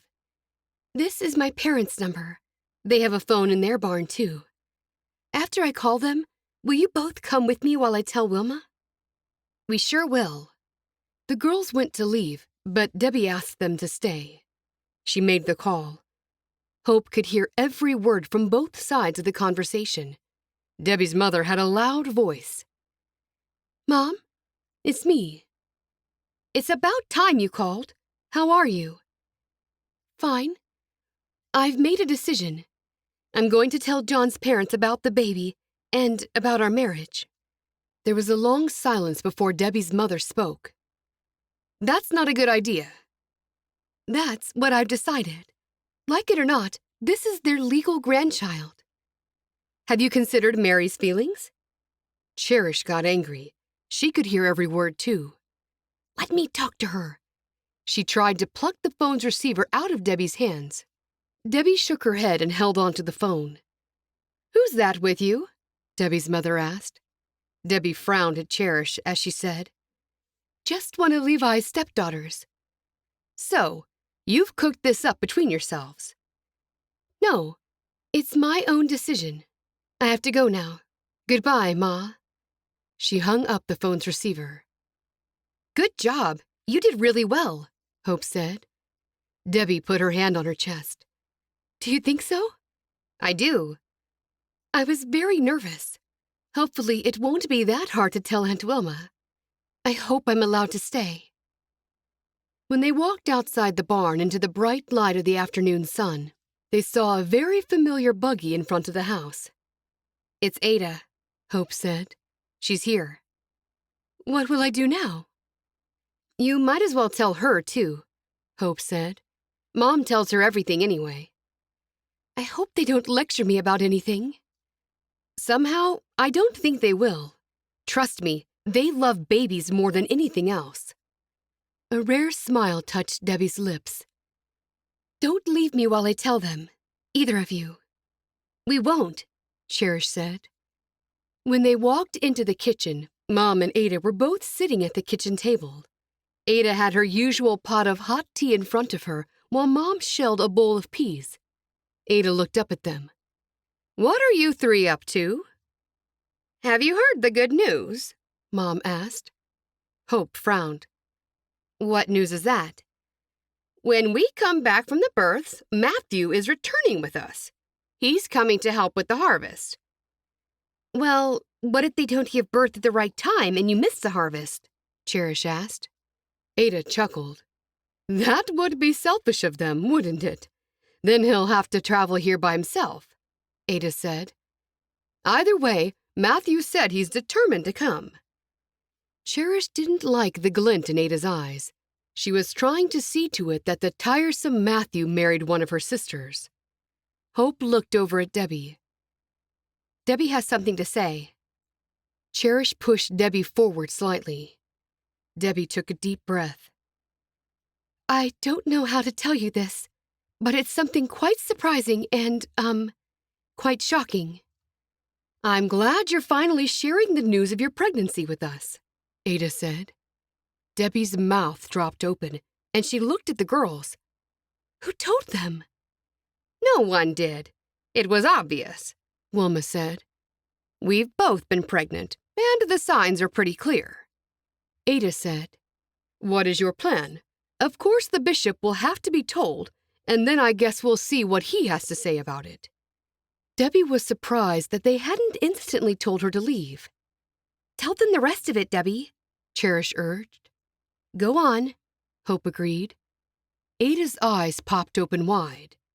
The rest? Is there more? Yes, I was married. Wilma and Aida looked at each other. Well, are you married now? Wilma asked. When Hope saw Debbie getting agitated, she took over, the words pouring out in a rush. This is where it gets a little involved. She was married, and then he died, but it was a secret marriage.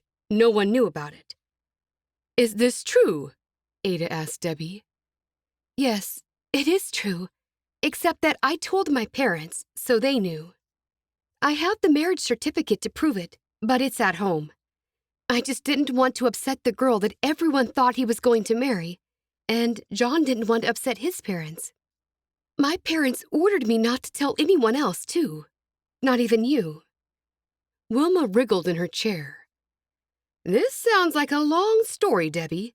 You'd better pull up a chair and tell us from the beginning. The girls sat down, and Debbie told Ada and Wilma everything. Wilma sighed. You poor thing. I can't believe everything you've been through, and with no support. Me either, said Ada. You're welcome to stay here as long as you wish, Debbie. We'll all be around if you need help for the child. Tears rolled down Debbie's cheeks. You're so kind, Aunt Wilma. I'm supposed to be here to help you, and now you are all helping me. We'll all help each other, Ada smiled brightly. When is your baby due? Wilma asked. Sometime in October. I don't have an exact date. I'll be back by then, I hope. Oh, this is exciting. So many babies. Mom hadn't even found out about Christina yet. Just wait till your Uncle Levi finds out. He'll be delighted. Where is he? Cherish asked. He's around the back of the house with Samuel. They're resealing one of the windows. Cherish, why don't you fetch him? Tell him we've got wonderful news for him, Ada said. And then say we'll tell him once he finishes up with the window. Oh, yes. Tell them to finish first, Wilma added with a laugh. I've been waiting for some time to get it repaired. Okay. When did you girls find out Debbie's news? Ada asked. Debbie smiled at Hope and Cherish. I told them a little while ago. Before or after we went to the wedding? Ada pursed her lips. After. Wilma breathed out heavily. You kept the secret well. Now, it's time to end all secrets. I will, Aunt Wilma. Wilma stared at Cherish, who was at the door, still listening to the conversation, hating to think she'd miss out on anything. Well, what are you waiting for? I'm going, Mom, I'm going. Cherish hurried out of the house. As she stepped out of the back door, she couldn't stop smiling. She was so happy for Debbie. This was one house guest she was pleased to have about the place. She wasn't at all like Crystal, the last house guest they'd had. Cherish stopped walking when she heard a buggy approaching. She forgot about her mission to get Levi and went to see who was visiting. She was surprised to see Peter. She waited for him at the top of the driveway.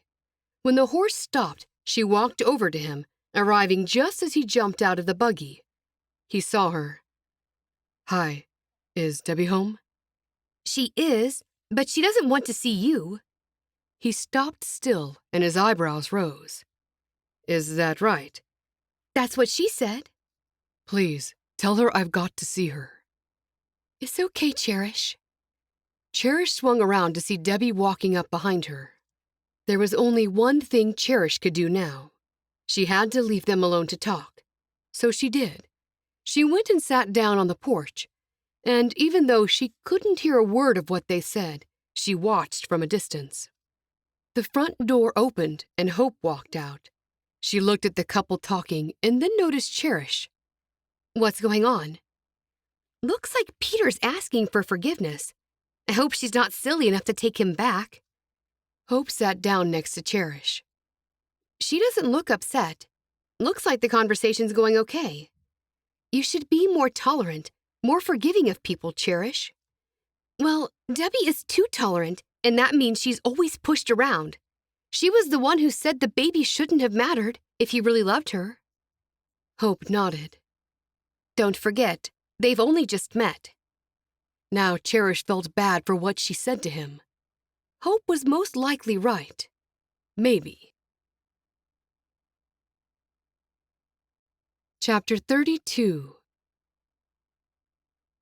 Debbie, please, forgive me. I was a real jerk for just walking away from you. I didn't even wait to hear the circumstances surrounding what you told me.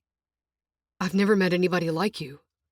I don't know what our future holds, but I'm willing to take it one step at a time. If you need a husband and a father for your child, I'm willing to step into that role. Debbie was completely dumbfounded. It took a while to realize what he just said. There's so much more I need to tell you, Peter. More? Debbie nodded. How about you sit here in the buggy while you tell me? She nodded, and he helped her up to sit sideways on the seat. Now they were at eye level. Better? He asked. She nodded. Okay, he said. I'm listening. After she'd told him about the marriage that no one knew about, John's death, the funeral, and the girl John had been supposed to marry, he stood there in silence for a moment. I'm so sorry he died. Me too. It doesn't seem real. Nothing seems real anymore. He touched her cheek with his fingertips. You're real, and I'm real. He put his hand back down by his side. I don't like to say anything bad about him, but I can't believe he asked you to keep your marriage a secret. It's true. I'm not doubting you, Debbie. I suppose I shouldn't say things like that since he's not here to answer for himself. Debbie looked down, embarrassed. I was a fool to go along with it. I can see that now. But at the time, I was in love. I can understand why you did it. Love can do strange things to a person. She looked into his kind eyes, and then her gaze fell to his lopsided smile. It wouldn't take much to fall in love with this man. He continued, You were trying to please your husband. It's not unreasonable for you to do as he asked. She took a deep breath as all the bad feelings came back, but as he kept talking, his calm voice soothed her. It shows me what a wonderful, giving, and caring person you are, Debbie. I don't know if that's true. I don't know either about what the future holds for the two of us. All I know is I'm going to take my time and not rush into anything. I rushed in the last time, and that was... I won't call it a mistake, but... I know what you mean. Thank you for offering to marry me, but it wouldn't be right at the moment for either of us. It means so much to me that you offered. Slowly, he nodded. How about we start off by being friends, and then... Yes, friends to start with. That sounds perfect. Hope and Cherish were still watching from the porch. Are they going to kiss? Asked Cherish, craning her neck. I don't know. Probably not with us watching. I'm so happy she's keeping the baby. It'll be another baby born in this house. I was the last one. You're still a big baby, Hope said. Cherish playfully hit Hope's arm. Hope sighed with satisfaction. This will bring the family together. The family is together. I know, but I mean, there's Christina, too. She might forget why she's upset with Mom and come here more often to see Debbie. The two of them will be good friends. They're both having babies at the same time. Nearly. I see what you mean. We might be in for a good year. The only thing is, Crystal is still hanging around. And don't forget what Mom just said. Cherish's whole body shuddered. What was that? Hope asked. Matthew Wilkes is coming here for the harvest. And you know how Aida sees herself as the world's best matchmaker. She's only made 2 matches, but that doesn't stop her from puffing up her feathers with pride. Hope laughed. In reality, she only made 1 match because Stephen and Honor matched themselves. Apart from that, don't you think Matthew is annoying? Hope's brow creased. Why do you have to be so unkind? If there's one thing Cherish disliked, it was when she couldn't voice her opinion. I'm not. You are. The girls were interrupted by Debbie. They'd been arguing so much they hadn't even noticed that Peter had driven away, and Debbie had stepped onto the porch. Hope bounded to her feet. How did it go? Are you getting married? Debbie laughed. No, we've decided to be friends, for now. Cherish was pleased. A real man wouldn't make her upset. Peter had made her cry so hard, and he'd abandoned her in her time of need. He came back to apologize. I told him everything. He was a little shocked. Cherish said, He would have felt bad for how he treated you. Both girls looked at Cherish. She threw her hands in the air. What? Hope frowned at Cherish. What did Peter do? He didn't treat her badly or do anything wrong. He should have said he wanted to marry her, and it didn't matter about the baby, and it didn't matter about anything. Cherish then looked at Debbie. All that mattered is his love for you. That's what he should have said. Isn't that what you'd like? Debbie smiled. He did offer to marry me. Cherish's jaw dropped. Oh, he did? Why didn't you say so? I'm not used to telling people things. I normally keep everything to myself. Oh, no, that won't work around here, Cherish told her. So, you didn't accept his proposal? Debbie pulled her shoulders back and looked like a more confident Debbie. We agreed to be friends for now. Debbie emphasized the for now. Oh. Cherish screwed up her nose. She wasn't sure if she liked that idea. She'd keep a close eye on Peter. It's getting a little chilly out here. Let's go inside, Hope suggested. Debbie walked ahead of them, and Hope turned to face Cherish. Where do you get your thoughts of love and what people should and shouldn't do? They're called standards, and the man I will marry will have them. I will not compromise. In her mind, that was what Debbie would have been doing if she'd agreed to marry Peter. He'd let her down once. Why should she give him a second chance? Hope put her hands on her hips, looking more like their mother than she'd ever looked before. No one's perfect. Haven't you learned that by now? Cherish had heard "no one's perfect" too many times, used by everyone to excuse bad behavior.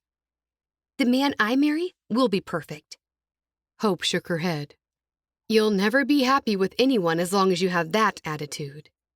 Cherish stuck her nose in the air. Then I'll not marry at all if no one suits me. Debbie held the door open. Are you two coming? Hope walked toward the door and Cherish followed, poking Hope in her back. Hope put her hand behind herself, trying to smack Cherish's hand away. By the way, you looked like Mom just now. You're a mini-mom.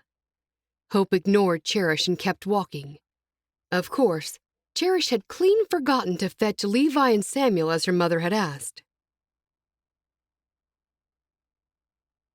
Thank you for listening to Her Amish Secret, The Amish Bonnet Sisters, Book 20. Written by Samantha Price. Narrated by Andy Garcia Roos. Copyright 2021 by Samantha Price. Production copyright 2021 by Samantha Price.